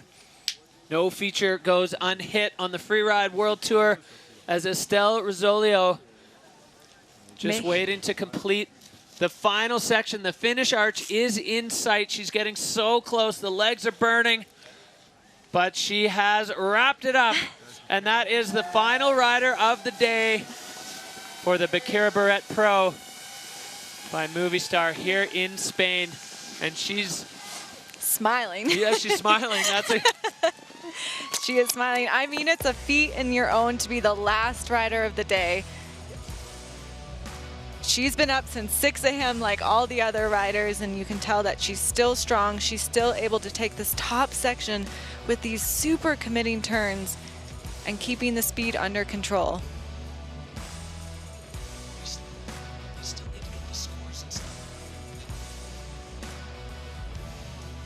You can see here she is in that committing section, and this is where those bobbles start to come in. It's so hard to make it through there, but she's really quickly back on her feet, working through, and she wasted no time in making sure that she had every possible air she could in the bottom third of the venue. Yeah, you can see on the video judge bars, control down a little bit. Didn't really hinder her fluidity much, and the line score quite high for Estelle Rouchon. She picked about the most difficult way down that she could, and relatively fluid through it. But she is smiling and waving at the bottom. Right now, we have 2 French riders and a Canadian on the podium. We'll see if Estelle is going to have a say in the mix there. It's a 62-4th, just outside that top 3 for Estelle Rouchon, but still a solid result, and a big hug there for R&eacute as she has just realized a dream. Her first start in a Freeride World Tour comp, and she wins it. That is a content, happy French smile right there. Again, you see R&eacute taking the top. Right behind her, her great friend, another French rider, Anna Martinez in second, and Audrey Rivera in third, back on the tour and showing that she deserves to be here. Yeah, and a few big hitters, heavy hitters, a little bit lower down in the ranking. The conditions proven to be challenging for the riders, and that, I think, goes across all 4 categories. Lots of riders really struggling with the snow, finding the right line, finding the right aspect to be able to deliver a solid Freeride World Tour run here as we are gathering the riders together for the Snowboard Women's Flower Ceremony. There we go. There's your 3 podium finishers. They are looking happy. Thanks for staying up and watching. Yeah, we want to agree. Shout out to all the riders in North America that are watching this live stream, waking up in the middle of the night and joining us here. Yeah, it's definitely a lot going on. All right, well, here we go. This is what it's done to the overall rankings. Similar to the event rankings, R&eacute now leading the Freeride World Tour. She'll be taking that golden bib from here and going home with it to Val Thorens. We've got her good friend Anna Martinez and Audrey Hebert. That's your top 3 on the Freeride World Tour for snowboard women after stop number 1 on the Freeride World Tour by Peak Performance. Done and dusted, and what a show we've had on this La Bamba face. It's been absolutely incredible. All 4 categories delivering fireworks and serious challenges for the rider on this brand new face.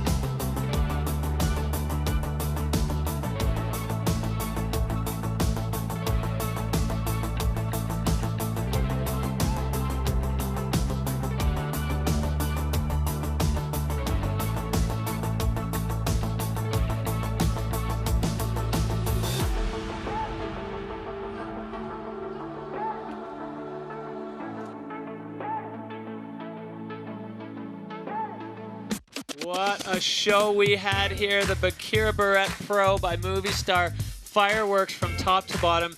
Hadley, it was a challenging day for the riders on this face. It was a challenging day. Totally different conditions, totally different light.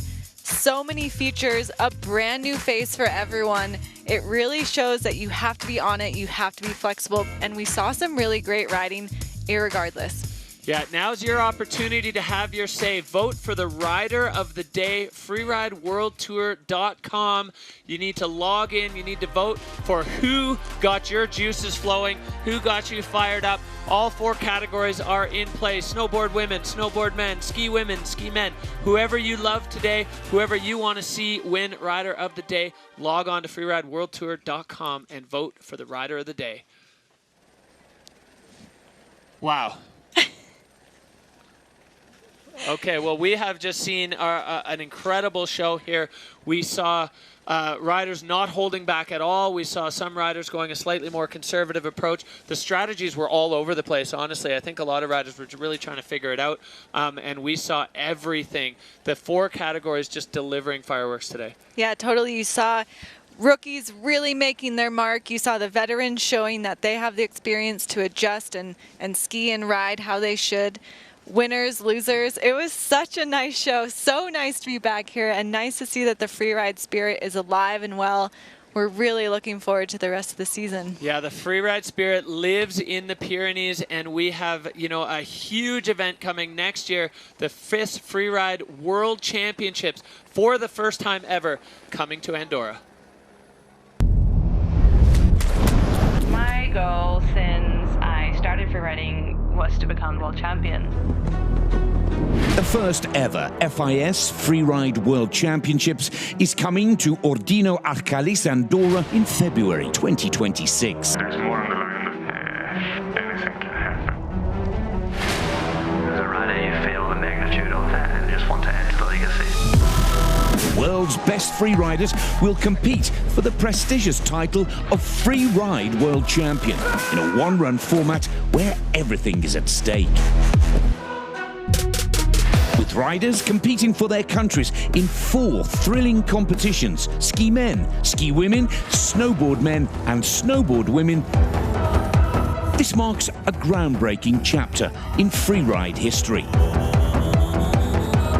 This is where legends will rise. This is the FIS Freeride World Championships.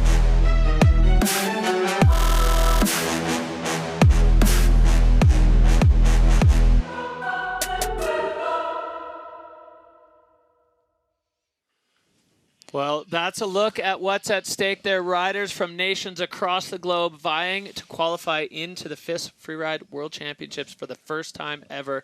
Hadley, it's going to be so exciting this year. It will be. Thanks for letting me join you. It's so nice to be back and so great to see that the Freeride World Tour is still delivering high action and high quality skiing.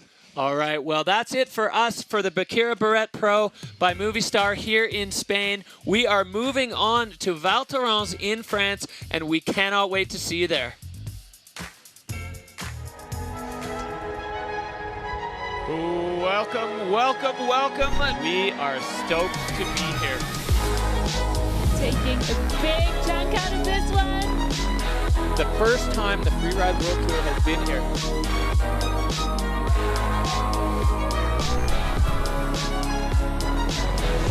Big Becky, landing it clean. This place is insane. So much fun.